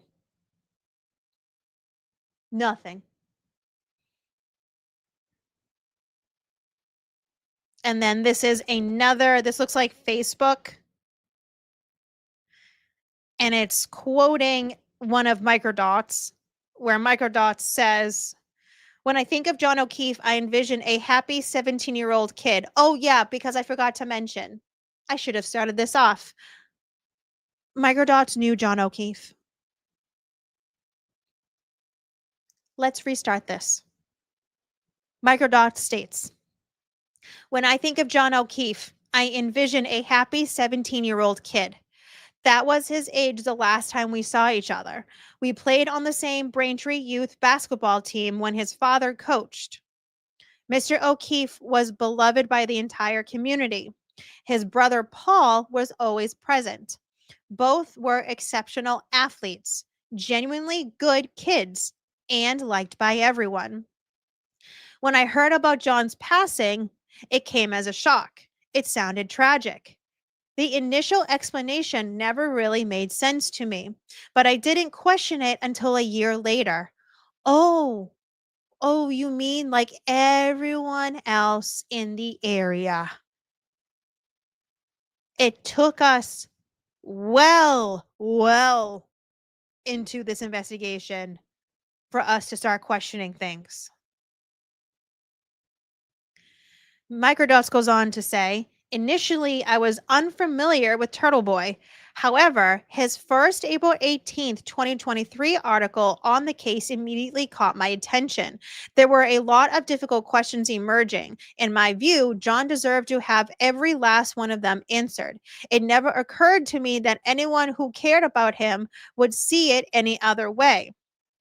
And he says, I contacted Aiden to request permission to document his involvement in the case. He agreed, and I shadowed him for almost a year, during which we became very good friends. I admired him greatly for breaking this story and speaking out when literally no one else would. Fear is what makes corruption possible, and Aiden was fearless. Over time, it became clear to me that Karen Reed was innocent and being victimized herself. This realization inspired me to anonymously create the Microdots YouTube channel in order to raise awareness of Aiden's reporting. In fall of 2023, Aiden texted to inform me that members of the defense had seen my graphics work and wanted to speak with me about joining the team in a professional capacity. I asked Aiden if he thought I should do it, and his exact words were, yes, ... It's all about getting justice for Karen and John. I agreed. The next day, I received a call from Alan Jackson and Karen Reed. Of course, I signed on. At this point, I ceased releasing new videos on my channel until this news became public about 7 to 8 months later because I saw it as a conflict of interest. Huh. Oh my God, a lot of you didn't know that Microdots knew John. Yeah. Oh yeah. Yep. And then this post also from Microdots. Craig Bates, which let me scroll down for the photo if you can see it. Craig Bates, if you watch Trial 1, was Tiny Desk Man. Actually, didn't Melanie interview him too? I think it was Melanie that interviewed him. Pretty sure.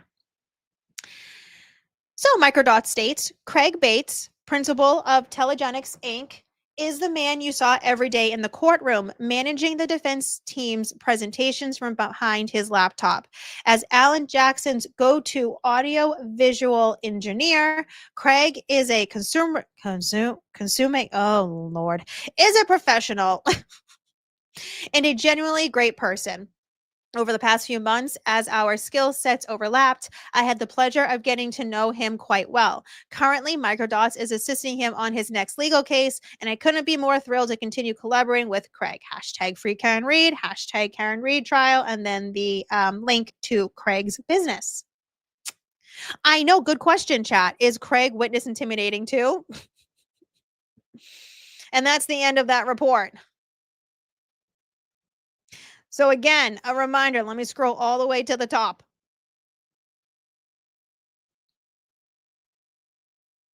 This was a written statement from Brian Higgins about some security of the Karen Reed case.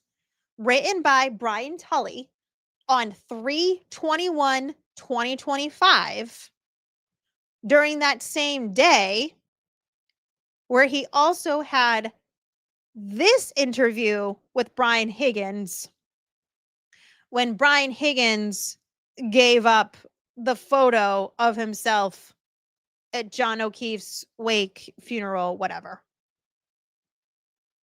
But again, remember, he did not mention anything about any of the other things that were spoken about. So where is that in this report?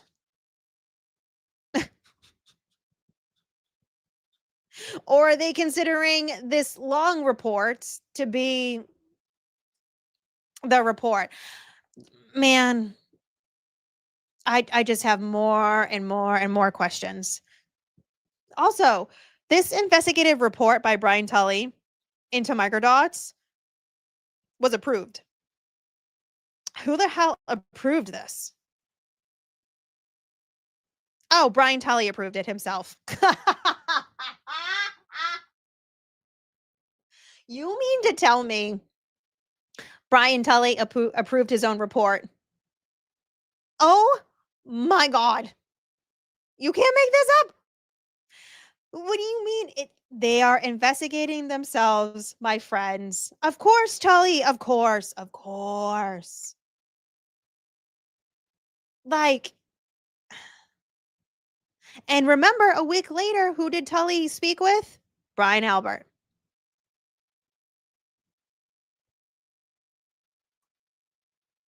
Of course he did. Of course he did. What have I missed? Okay, friends, who have I missed? Hello, Dennis. Just because. Love you. Thank you. Samantha, I don't belong here. I'm sure most of you are subscribed to Sam Lamb. If you're not, please do. She's one of my faves. Such a good point, though. How does anyone believe anything that these people say? But why, B, did they call Beatty? If we are really thinking of why they may have needed the Beatties, I think the first question would be, well, the first point would be that missed call. Colin called Aaron Beatty. That would be the first thing. If we are now going back to the Gretchen Voss article, where there's confirmation that Adam Deitch, federal prosecutor who is now running for a district attorney of Norfolk County, asked Colin if he killed John O'Keefe.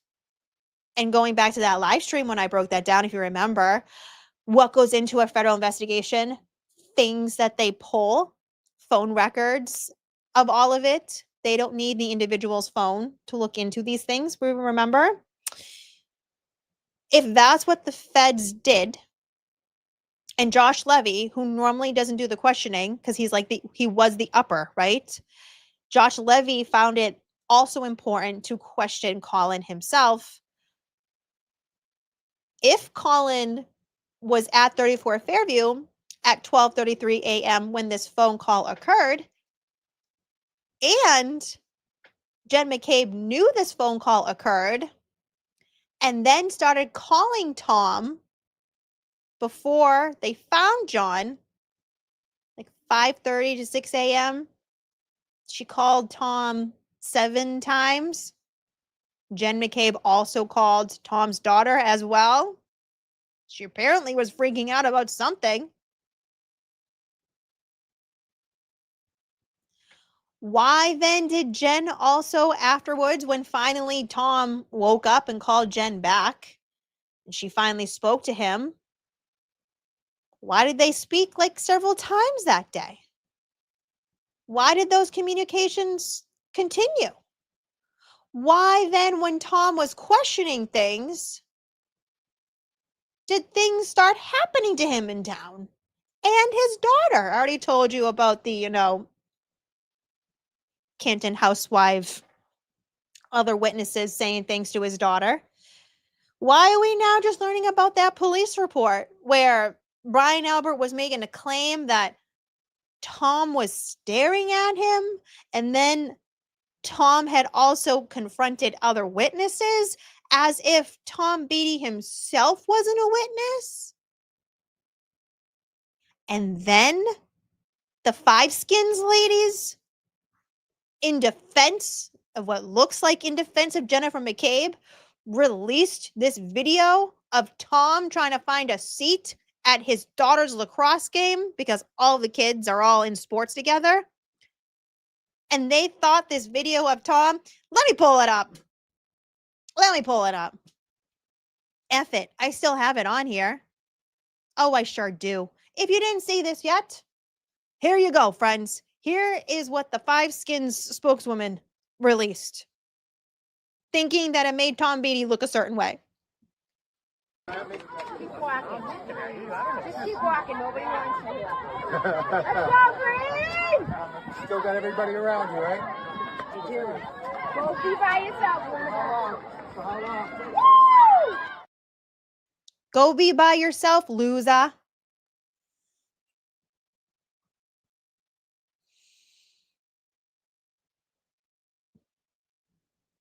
And this happened before Aiden's reporting. So back to Sam. Why did they call Beatty? Why were they treating Beatty this way? And it's not that Tom felt harassed or anything like that, or intimidated. But it's like, in one breath, you can't say you're being harassed and intimidated, and then in the next breath, you're acting like that to a fellow witness that you were desperate to speak to for some reason during the early hours of January 29, 2022. She's just a normal mom. Thank you, Violet, for giving out 5 membership. I almost knocked it over. I told my members on my members only live stream that there will be one day where this gets knocked over, and I almost just knocked it over, but it didn't move. It didn't move. Congratulations to anyone who got the memberships. That was close. Too close. Chat Mom Lynn, thank you so much for being here. Thank you for becoming a member too. Thank you, thank you, thank you. Thank you, Aaron, for the Unk Alert. Oh my God, and Violet also became a member. Thank you so much. Quizzically, thumbs up. Make sure you like the live stream, everyone. DK, thank you so much. Says, Microdots is the friend everyone needs. Seriously, when it comes to times like that, you need people you can trust. And it seems like Microdots has been consistently consistent. Just a good thing. You need like people like that in your life. Thank you, DK. Susan says, Power Potion, heck yeah. Quizzically gifted 5 memberships. I'm going to have to do another members only live stream soon. It seems like, huh? I think I'm going to have to. Going to have to make sure StreamYard's actually working for that, though, for you guys. Thank you, Quizzically. Meditating Honey Badger says, the abuse of power is wild. Yeah, I mean, how was Brian Higgins able to write up his own report and just let it be sent in and approved immediately the same day by Brian Tully? I don't know, man. I don't know. Hot Mess Express, thank you so much for becoming a YouTube member. Dancing Quinn says, these people will stop at nothing. Stay safe. That's why I have cameras everywhere. Because you never know when something's going to go down. Wait, what? True Crime says, have a great afternoon, everyone. Thank you, Boozey. Mwah. Thank you so much, so much. Mirzalina says, as a Black woman, I have learned to not trust the police. Yes, or maybe trust but verify. Just saying, exactly. And it's unfortunate, but you know what? Here in Norfolk County, you have to question everything. You do. Now, that doesn't mean if I was to get pulled over, I'm going to be like, you're going to do X, Y, Z to me. Of course not. I'm going to be respectful. However, at the back of my mind, there is still something there that goes, who do you know? What do you know? Why are you pulling me over? What's going over here? You know what I mean? You've always going to have that little thing in the back of your head. Unfortunately, that's just the way the cookie crumbles now in Norfolk County. You know, it's unfortunate because there are good cops. You know what I mean? And I hate saying that because, of course, there's good and bad in any single industry, obviously. But like, it's just the system. It's just the way that the system was built was incorrect, and then how it's been upheld. Norfolk County is a good example of this. Nanagram, thank you so much. Thank you for being here. Lieutenant Pez Descensor Tully, thank you for the sparkles. Meditating Honey Badger, that was the most embarrassing and lamest thing anyone has ever done. And there's probably more that we don't know about. That probably won't come out for a long time because we're going to have to figure out how to request it. And then if Norfolk County even gives it up, which, by the way, if you want to see more public records requests and for them to actually come out, because 9 times out of 10, the DA's office fights us on everything. The only way that these things are going to be released is by whoever is in charge of the DA's office. If you want to see more public records requests, you probably don't want to vote for Greg Conner, who was the chief trial counsel for over a year, aka Morrissey's right-hand man or left-hand man, however you want to think about it. So, what's crazy? Sassy Dust Diaries, member for 1 month. Happy 1 month anniversary. XOXO Sassy. Heck yeah. Still love that blazer. So cute. CM Lahan, thank you for becoming a YouTube member. Thank you for being here. Randy with the sunshine, thank you so much.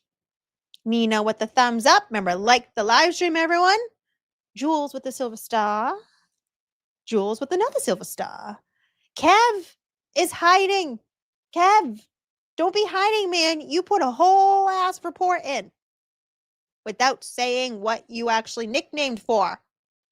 So funny. You can't make that shit up. Kelly Paul, thank you so much for becoming a YouTube member. South Boston Kev. Free speech hurts my feelings, though. That's what it sounds like. Not gonna lie, Kev. That's what it sounds like. Chat Mom Lim, is he delulu or narcissistic? I don't like saying narcissistic or narcissist because that is an actual diagnosis. Can someone have narcissistic tendencies? Yes. I don't think that's what's up here.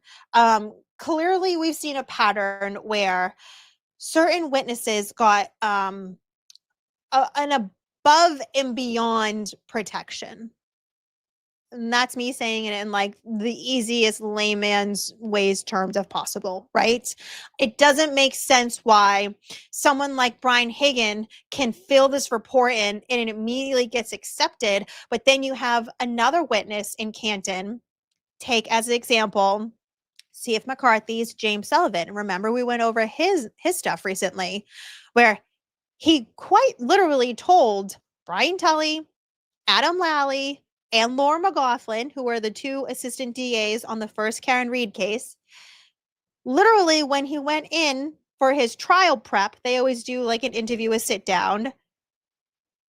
This witness from C.F. McCarthy's, who was with John O'Keefe and Karen Reed for over an hour in very close proximity at this bar, told them, I did not say this in my interview with Michael Proctor. I never said Karen Reed was toasted. In fact, I said the opposite, that she was fine and friendly and all of the things, all of the positive adjectives. And what did Tully, Lally, and McLaughlin do? They didn't investigate. They didn't poke or prod. In fact, they ran from the testimony. They never called James Sullivan. Neither did Hank Brennan. Because you just know James Sullivan would have been put on that stand and would have said, I didn't say that. Michael Proctor lied in his report. Can you imagine? Can you imagine?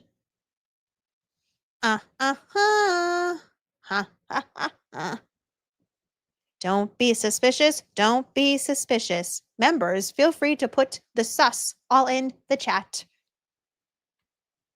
P. Butts sends a finger heart. Thank you so much. And also, Jammin. These are fun. Quizzically, thank you for the floating heart. Paula, thank you so much for the flower. The Goodmans for Sparkle Sparkle. KP Times became a YouTube member. Hello. You're going to have so much fun here. As you can tell, we're a bit of a mess. Jules, thank you for the silver star. Joey Potts, jammin'. Cal, let him cook. Let her cook. Oh, hi, friend with a makeup brush. Hello, my dear Emily C. Hello, hello. XOXO. EJ Sparkles. You guys are the best, honestly. Lexi Staff, thank you so much for the flower. Kelly Cossie Cosplay, look at you out here crushing the YouTube game. Babe, I am just trying to help out in whatever way I can as a resident in this county and trying to get some clarification on what happened to John O'Keefe January 28th into January 29th of 2022. Truly, that's really the reason why I'm here. I don't like what happened with Karen. I question all of the things. And ultimately, we still don't have answers about what happened to John. And it's my county. Right, Emily? Emily, why do we choose to live here? Aaron sends an Uncle Earth, thank you, as well as a laughing disco. And Villanelle. How do these people think anyone believes them? It's so embarrassing for them. They just keep doing it. They keep digging their own holes deeper and deeper, right? They just won't cut the ish. I have said all of the things with them. You know, you can talk all you want. They keep talk. Who cares? Who cares? The problem is when you continually talk, your statements change. And then we, rightfully, can question that.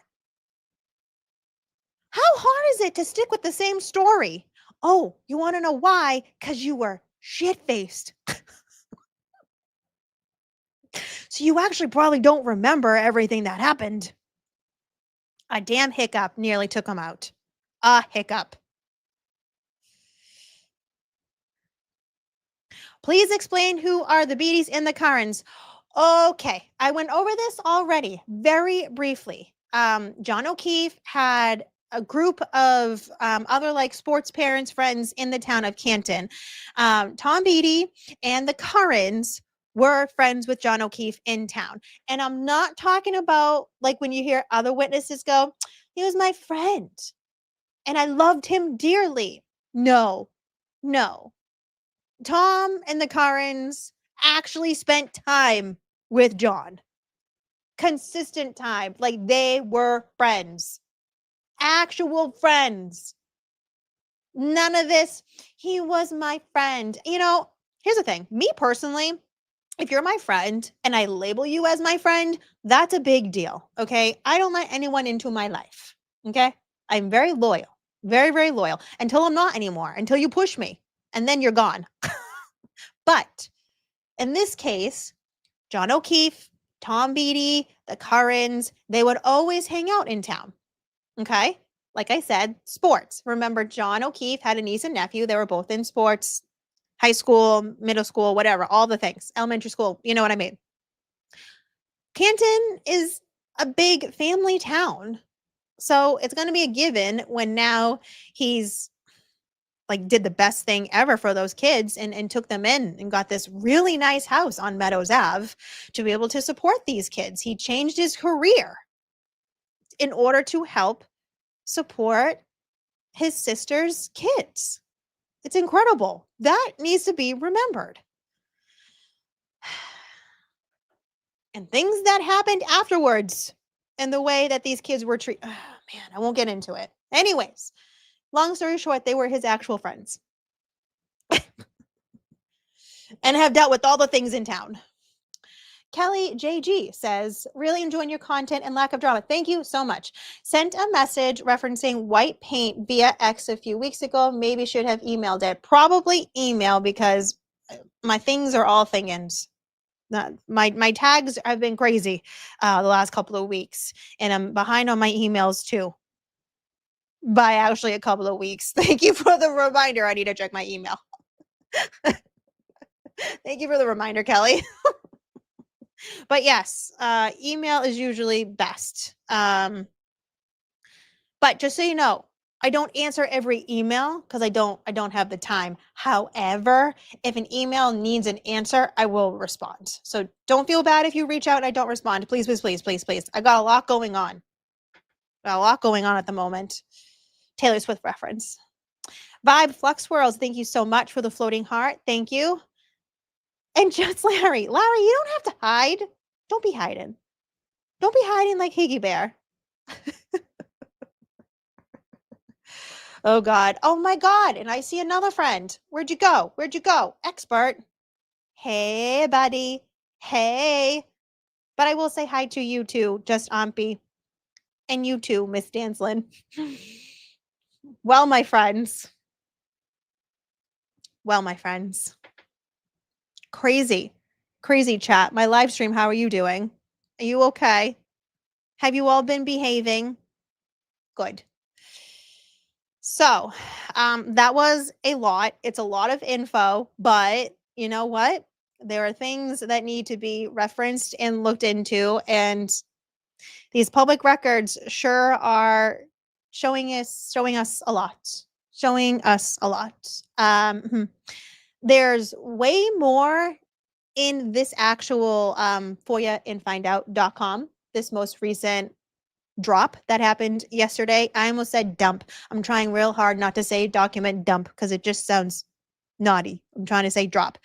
But yeah, so if you guys want to, I've had that scrolling the entire time. Feel free to go check it out yourself or wait for the other live streams. They're going to be popping up. I know Emily and Mel, I think Emily will put it in the chat, are going to be going over some more stuff. And then Emily also went over some of the Ted Daniels interviews with Karen Reed and then her parents last night.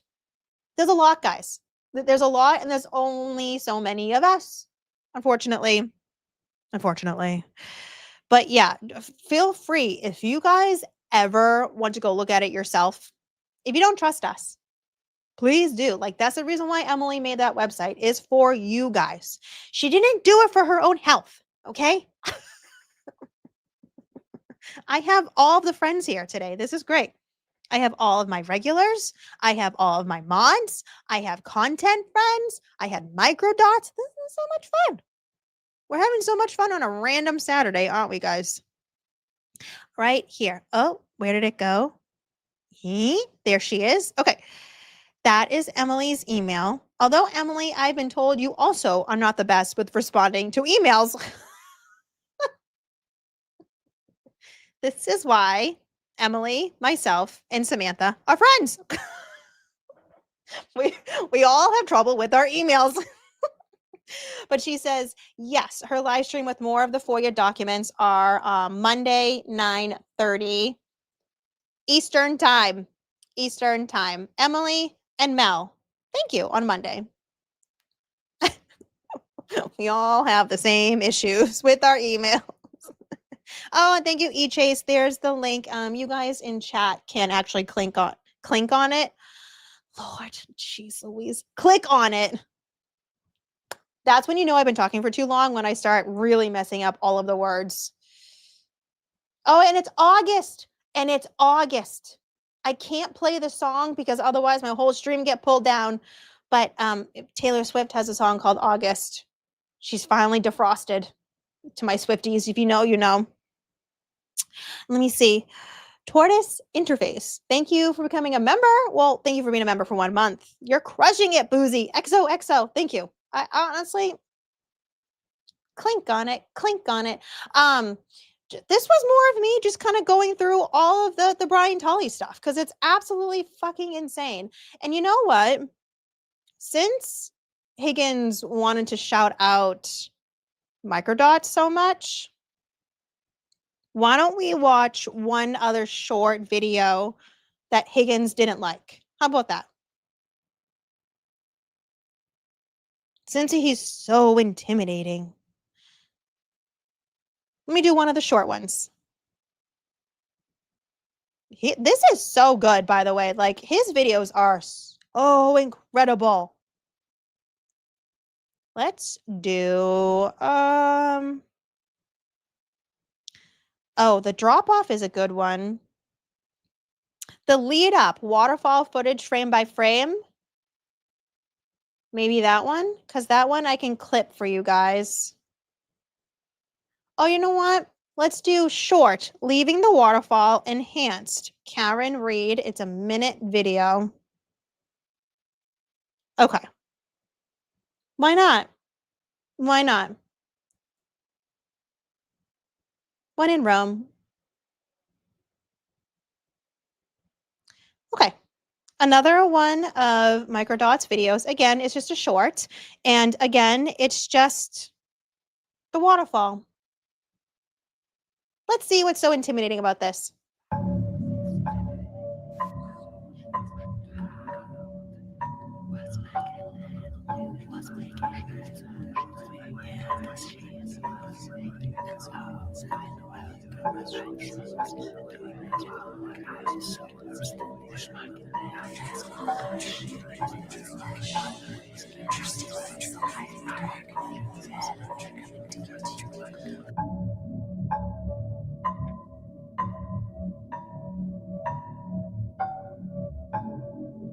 How is this scary? How is this intimidating? What's wrong with this? It's just the footage.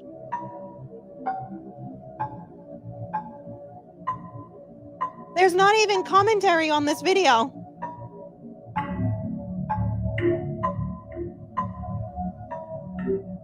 The music makes it scary. It like, you know what I mean? Maybe the whisper scared him, maybe.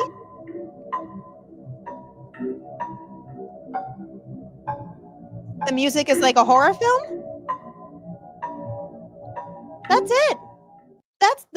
That's literally it. That he considered that scary. like you, like he said he was intimidated. Let me pull up another one.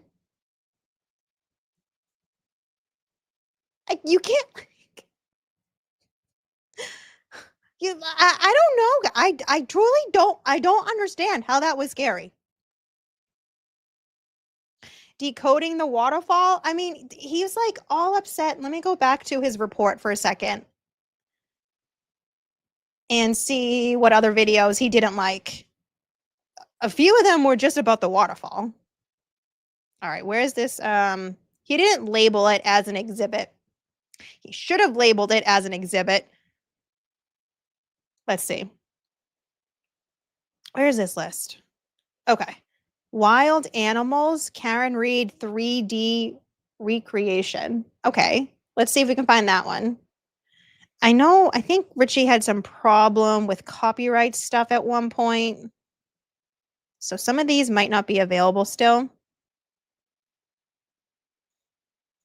Unfortunately, YouTube doesn't like some things that are get pulled up on here. Oh, how about this one? Oh, yeah. Oh, yeah, we'll do this one. Inside 34 Fairview, Karen Reed case preview clip.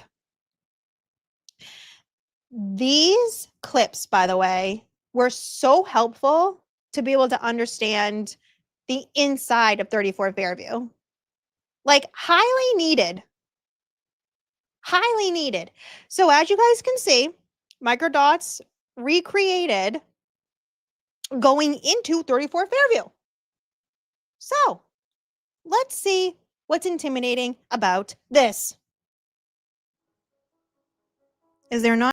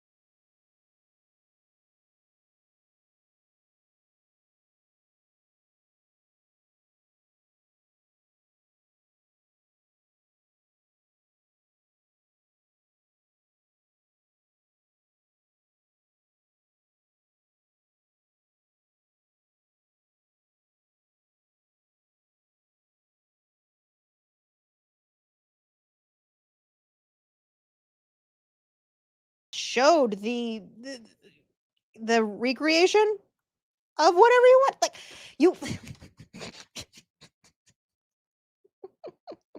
if you're going to make ridiculous claims that you are so intimidated by this, you know what? Maybe we should just show. Maybe we should just show. Let me go back. Let's see what else he was intimidated by. We might as well give Microdots the platform he deserves. So if you haven't seen these videos, or it's been a while since you've watched these videos, you need to go and watch them. Now, as a reminder, we have more information than when Richie originally made these videos. However, they're still good. They're still good. He could actually remake these with even the more information we have now. Okay, wild animals is one of them that he mentioned. All right, let's just do a couple of minutes of this one. Okie dokie. Am I sharing still? I need to do this, don't I? This?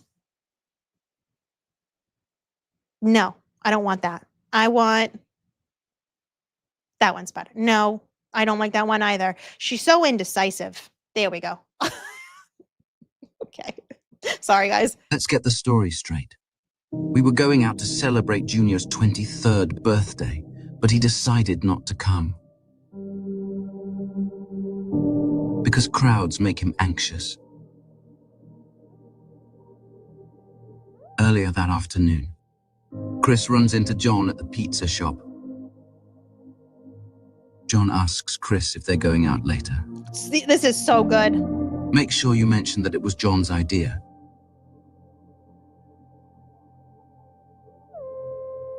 Chris invites John to meet them at the waterfall after he closes up. Remember, Chris didn't have John's phone number.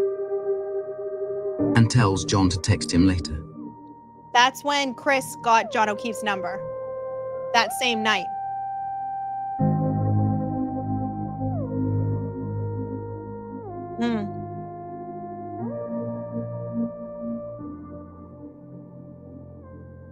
Such good friends, but didn't have his telephone number. At 9:45 p.m., Chris texts John to come to the waterfall.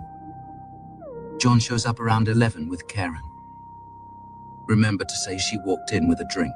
A clear liquid with a lime. Look at John. It was fun, positive.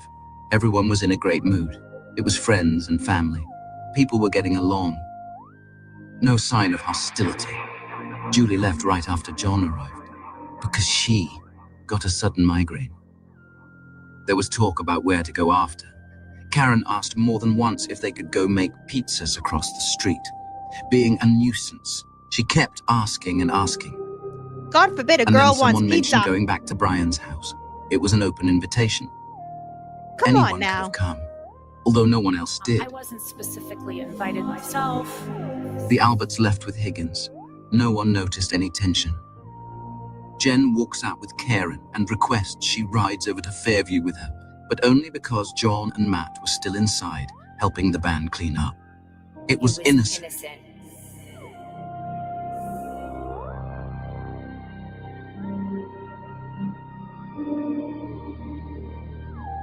Hi, Jen.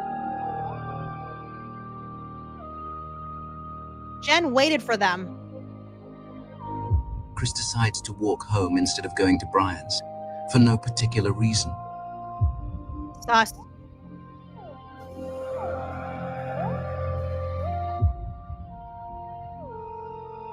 There will be a lot of questions. When they ask if you noticed any arguing between Karen and John, don't say no. Just say, I wasn't really paying attention. Sure.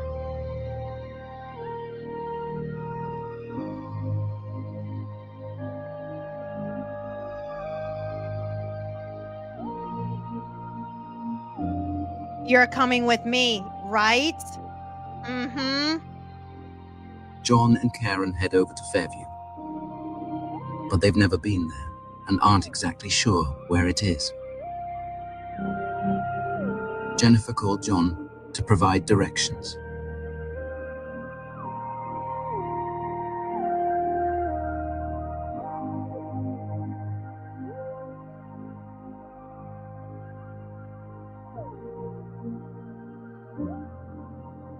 They take the long way, via Washington Street, to Dedham, to Cedar Crest. Jen and Matt saw them through the window. By the way, my friends, if I make sure I unmuted myself. I did. Okay. If I go back, because this visual is great for you guys that aren't local in town. Let me go here. Okay. So if you are confused about why everyone made such like a big deal of the route in which way Karen went, she technically should have already turned, but the way that she went, the temple, if you can see my cursor, I think you can, was right here at this intersection. So when we have that temple footage, you can see her. She still continues up that road. Had she taken a left-hand turn, that technically would have been a closer route to 34 Fairview. If you go back to the dash cam footage of Canton PD cruisers, that is the route that they take. So if they're coming from Canton PD, which is towards the upper right-hand corner of your screen, that is the route they would have taken. Also to remember, if Karen had driven by the temple at like 12, what did they say, 12:30-ish, then that would have been caught on the camera. What's interesting is that the temple video footage, that camera is continuously recording. It is not a town-owned property. The temple is owned by whoever owns the temple, not the town. So they have video footage that's supposed to be nonstop. And the footage from 12 a.m. to 1 a.m. is nonstop. Guess what hour is not nonstop? If you've been here the last couple of live streams, I tend to reference this a lot. They also pulled 5 a.m. to 6 a.m. because Karen Reed, when she went out looking for John O'Keefe, she went into Canton Center first. And then what did she do? She started retracing her steps. So she's driving in her SUV. And lo and behold, she is caught on the temple camera. Okay. I'm going to make this a live stream for you guys so that you can see her route. And guess what? That video footage that they never referenced during trial, because it's an almost clear shot of that taillight in question. That damage that's on the taillight at the temple, I think it was around, she left John O'Keefe's house at 5:07 a.m. So this would have been around probably like 5:15, 5:20 a.m.-ish. When she's driving by, no, it was later than that. It was closer to 5:30. I'll tell you why I know that in a second. That taillight damage matches the taillight damage that we see in all of the other video footage before it gets pulled into the Sally Port. Then 2, 3, 4 days later, when the Massachusetts State Crime Lab comes in and takes their photos, that damage doesn't match the temple damage. Now, the reason why I know Karen Reed went by later is because, like I said, the temple video footage is continuously recording. So when Massachusetts State Police asked the temple for their video footage from 12 a.m. to 1 a.m. and then from 5 a.m. to 6 a.m., that video footage should be in complete 1-hour blocks, meaning there should be no jumps, there should be no cuts. It should be 2 files, 12 a.m. to 1 a.m., 5 a.m. to 6 a.m. Tell me why at around, I think it's like 5:10 a.m., 5:15 a.m.-ish, there's a jump in the video footage of the temple. Huh.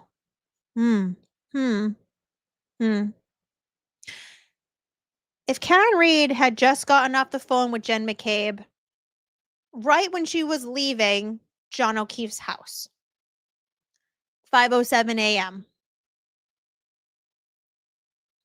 and Karen tells Jen that she's going to go out looking for John,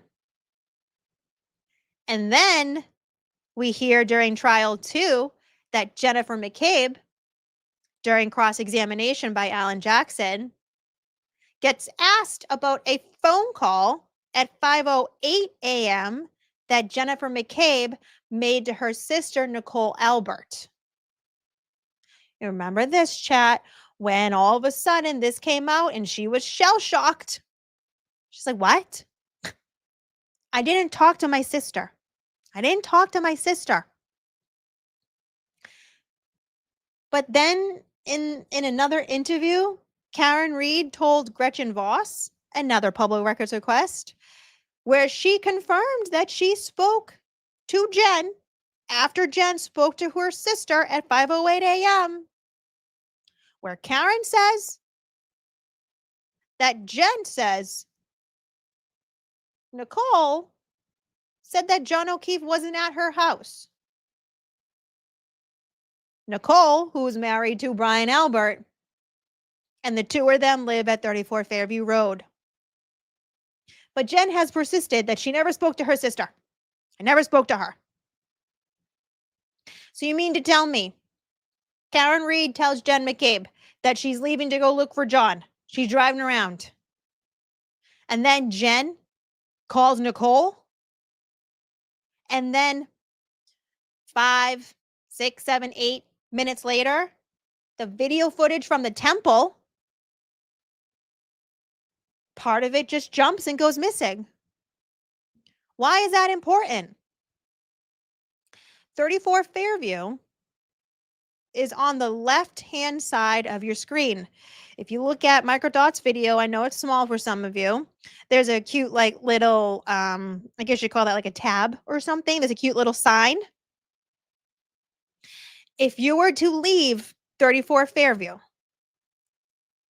the Ford Edge that Lucky the plow driver saw was parked in the direction of going down. Okay? The Ford Edge was not parked where it would go up and then take a right. That Ford Edge was parked going down. If that Ford Edge, whoever was driving it, left, was present at 34 Fairview, Nicole gets that phone call, whoever's driving that Ford Edge is still at 34 Fairview, because remember, Lucky didn't go around again yet, and they were to leave in the direction that they were parked in, they would go down the map, closer to where you see the time in my cursor. If they then were to take a left in this map is opposite, okay? They were to take a left and go down where you don't see the lights that Microdots put on the street, this dark road right here. You come right to the intersection of the temple.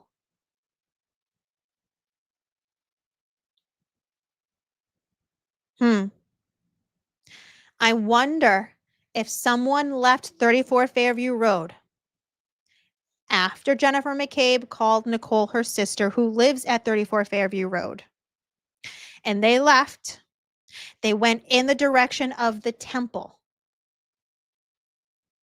and then drove right by the temple. For a recording that should have been nonstop, 5 a.m. to 6 a.m., to randomly be missing minutes right around the time when someone would have been driving by after a phone call like that, sus. Sus, sus, sus, sus, sus, sus, sus. And if you didn't know, like I just said a couple of minutes ago, I know I throw a lot of information at you guys. If this person drove by the temple and they were going in the direction of Canton PD, Also, who lives over in that direction? Well, Berkey is over there. Sean Good is over there, but Sean Good was in dispatch at Canton PD. I'm sure there's some other names that you guys can throw in chat. I know my locals know this map area. We're supposed to believe that that was just a fluke. We're supposed to believe that the temple, who self-owns their own camera footage, is randomly jumping and missing video footage, like the Sally Port. And also Town Hall. Yeah. Interesting. We've never gotten, I always say the name of this location in Canton wrong. Pequit Side Farm. That's another town-owned property in Canton.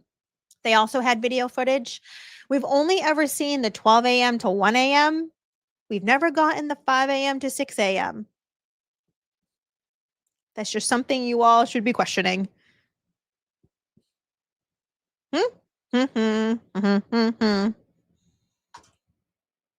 Anywho, if you guys want to watch the rest of this video, again, it's Microdots, very easy to find on YouTube. The title of it is Wild Animals, High Def, HD, Karen Reed Case, 3D Recreation by Microdots. And wow, I mean, if you haven't seen those videos, go watch them. They're great. He has some amazing longer form content that is great as well. Just remember some of the older videos, we do have newer information and things that have come out. So some of the info might be old or outdated, but they're still solid. They're still solid. No, oh, no. This is where people get confused. Kevin Albert lived across from Canton PD. No. So you are thinking of Tim Albert. Tim. He's another one of the brothers. Remember, this is an Irish Catholic family. Lots of kids. Lots of kids. I forget how many. 7, right? 1 sister and a whole lot of brothers. So the house across the street from Canton Police Department, owned by Tim Albert, like I said, one of the brothers, that's the house that had the pool filled in, okay? That's all you need to know. Filled in his pool, whatever. I don't consider that a big deal. But that home, fun fact, at one point in time was owned by Jennifer McCabe's family. They kept that house all in the family because then guess what ended up happening? No, Brian Albert, who has a brother, Tim Albert, Brian Albert's wife, sister, Brian Albert's sister-in-law, her parents sold their house to Alberts. And they all tried to say that there's nothing wrong. No, we would never do anything like this. Okay. I cannot Jinxie. Jinxie asked Boozey, can you give us more info on who was following Karen from John's house that morning? We will get into that another day. I will probably save that for members only.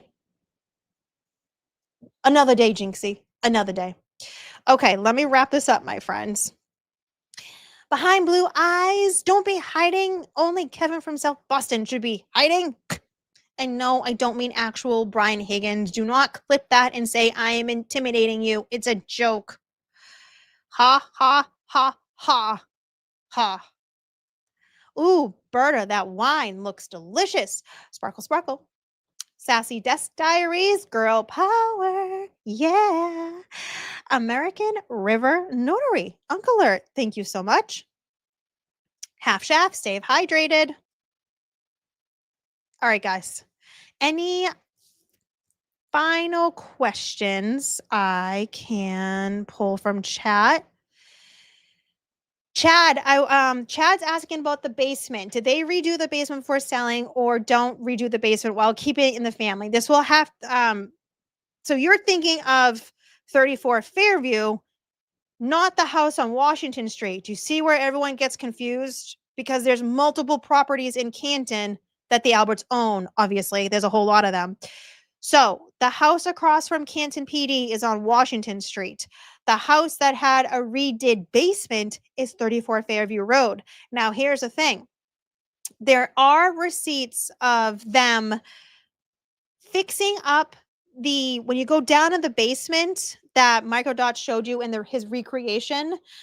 That was like the gym, like I want to call it dirty side that had access to the outside via the bulkhead.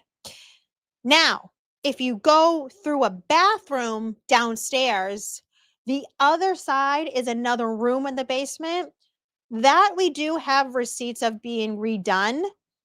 That actually was the room that was redone because of water damage. Because if you look at the layout of the house, right above that interior room of the basement, right above it is the upstairs bathroom and laundry room.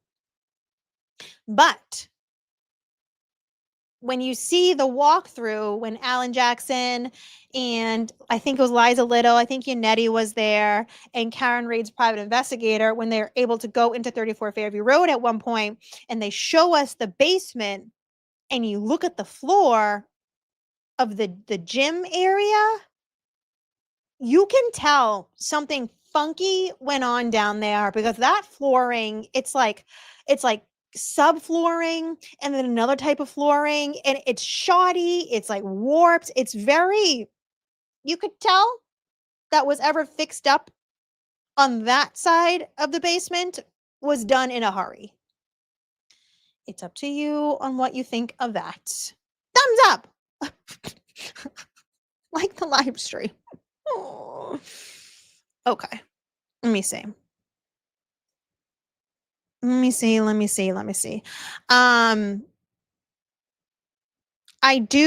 There is something else I want to cover. I won't cover it today, about something else, very Canton, old school rumor of it all. But I want to do that another day, because that came out during the public records request too.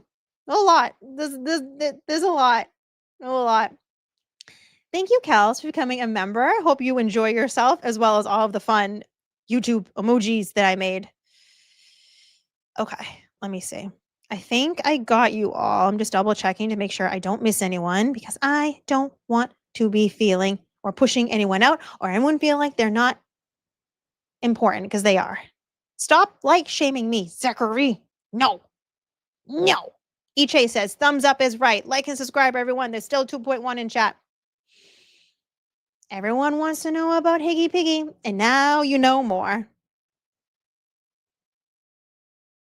Oh God, what just happened? So that was the other part of the basement, the one that I just said, right? That was the nicer. If you guys pull up the Zillow, you can see exactly what I'm talking about. There's the gym area, which is the area that you come down right from the stairs.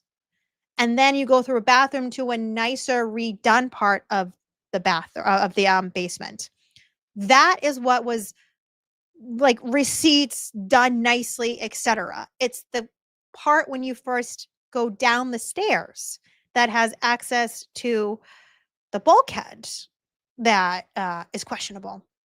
The floor is disgusting. I'm gonna have to do a live stream on that too, because they had the puzzle piece gym flooring, and someone took a picture with the gym flooring, they just peeled it up, because it really is just puzzle pieces, and they lifted up one of the floor puzzle pieces, and it's just wet.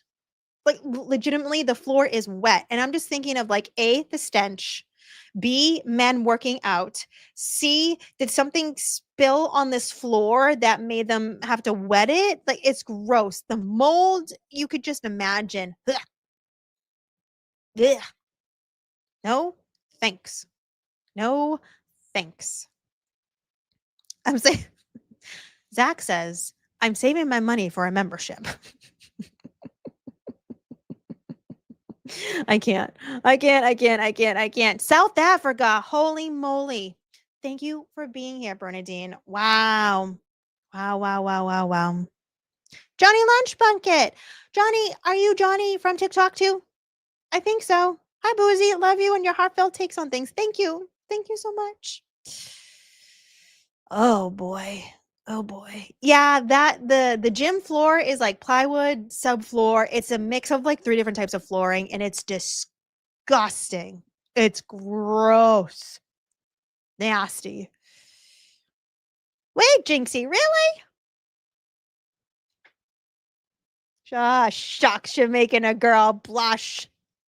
Who needs rare beauties blush when you got Jinxie in chat? Oh, what time is it in South Africa? That's a good question. Duck, duck, duck, goose. Thank you.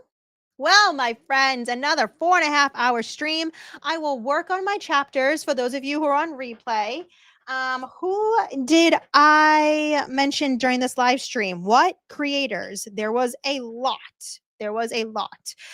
Emily for her website, Foya and Find Out. That's still scrolling. Emily C on YouTube. Microdots, obviously on YouTube.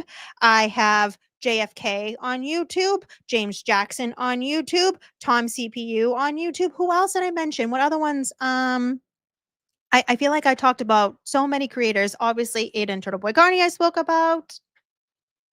I spoke about a lot. Melanie Little, thank you so much. How could I forget? Because I started off with Mel, of course. And also Garrett Wing, too. Again, never be afraid to go back to the old videos and old live streams. And Grant, of course. I mean, I had all of the friends today. Oh, and Sam. That's right. And Sam Beningo. I talked about everyone today. It was overwhelming. And E-Chase is being so kind. I think E-Chase probably saves all of these YouTube creators links, so she's going to be throwing them in. She's literally doing it right now. So if you guys are wondering on who everyone is, again, I love and appreciate all of them truly. Like, wherever you started in this game, we'll call it a game, and the Norfolk County fuckery of it all, just know how incredible, like, this community, I don't know what's going on, but just know I love you all. I really do. I appreciate you all. In my opinion, everyone matters. Doesn't matter if you create content on YouTube, on TikTok, Twitter, if you are just a commenter, or if you're only solely a viewer. That's totally okay too. As well as Veriscope. I told you, I talked about so many people today. And I'm actually, when I get off of this, I need to go and watch that Veriscope, that video I mentioned where he's looking into Brian Higgins, the JFK, when he called the JFK, was like, I'm Kevin from South Boston. 2 decorated dudes. You wrong. You wrong. I'm going to have to. Oh, and Sergio. See, I swear to God, I'm going to have to link everyone. My YouTube description of this video is going to be straight up creators links. It's going to be only creators. You've never heard of Veriscope? Oh my God. Oh, so good. So good. But he doesn't use his voice. He doesn't use his face. He just uses his voice. And he's great. He's great. He's great. Okay, you want me to do a fervent song? How about this? We will end on my favorite fervent song. Hold on. Can you guess which one's my favorite? Which fervent song is my favorite? I think I sing it every single live stream. I also think I tape it into every live stream that I'm chatting in. Hold on, chat. I'm pulling it up. I won't start singing it yet. I won't. Oh man, there's so many good songs. Okay. Oh boy. Where is it?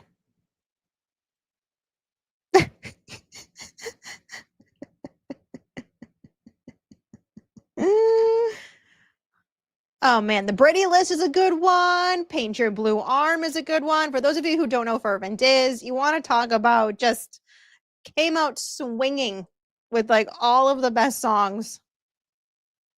And then also Fervent does like recaps and stuff. You know what? I'm just going to type in. I'm surprised I don't have it favorited. I want to end on a good note. Might as well support even more of our friends, right?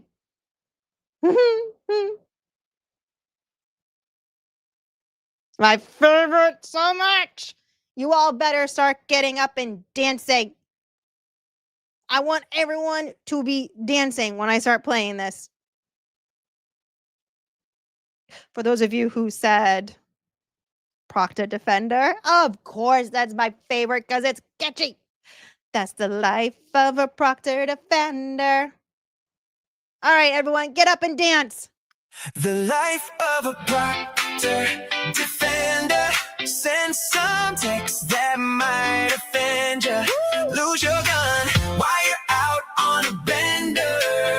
That's the life of a Proctor Defenduh. That's the life of a Proctor Defenduh. That's the life of a Proctor Defenduh. I don't even know why this is in the news.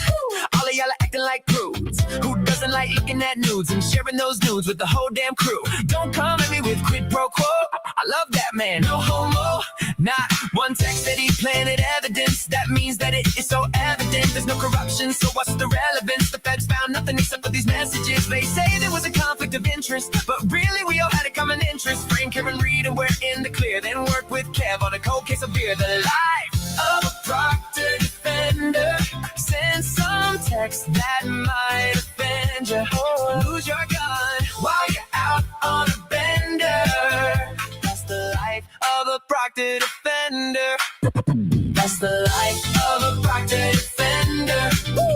That's the life of a Proctor Defenduh. Please judge, don't let these text out. He's been doing up and he's really stressed out. He's got Kerry Roberts backing him up, got Matt McKay backing him up, the district attorney backing him up, and Yuri, yeah, he gave a thumbs up. How about the MEA? Not so much. How about the laws of physics? Not so much. How about Michael Easter? Not so much. How about common sense? Definitely not. The silent majority aren't on Twitter. For my man Chip, my hands on the trigger. Today in Canton, it's time to kill some.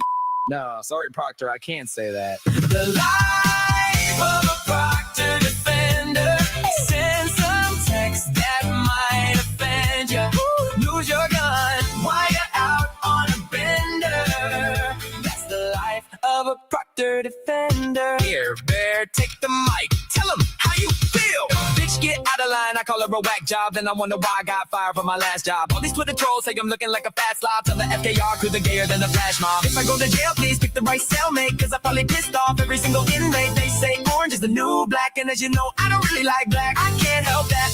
They annoy me. The only hood I like is white and pointy. Oh! Okay, Jesus, Bear, please step away from the mic. White and pointy. Stop, you're making it worse. It's hard to defend you sometimes. The life of a Proctor Defenduh.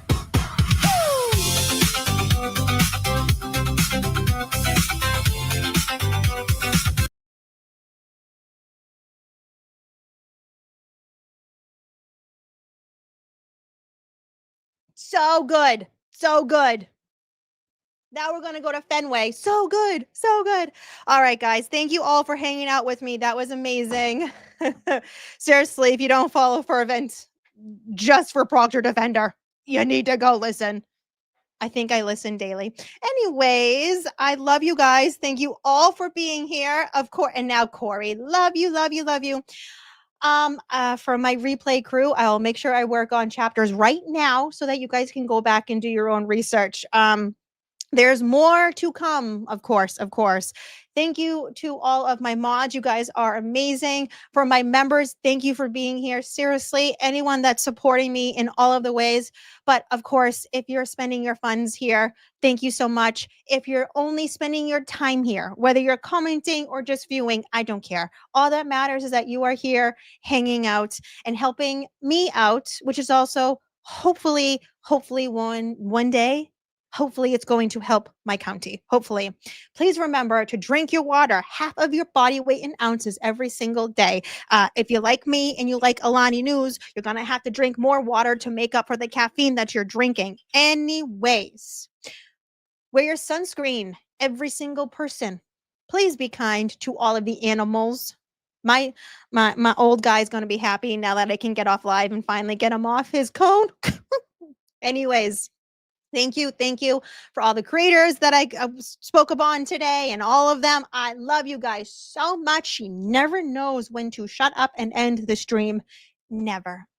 Anyways, I love you guys. I love you, love you. Please always remember that you matter in this world. Always.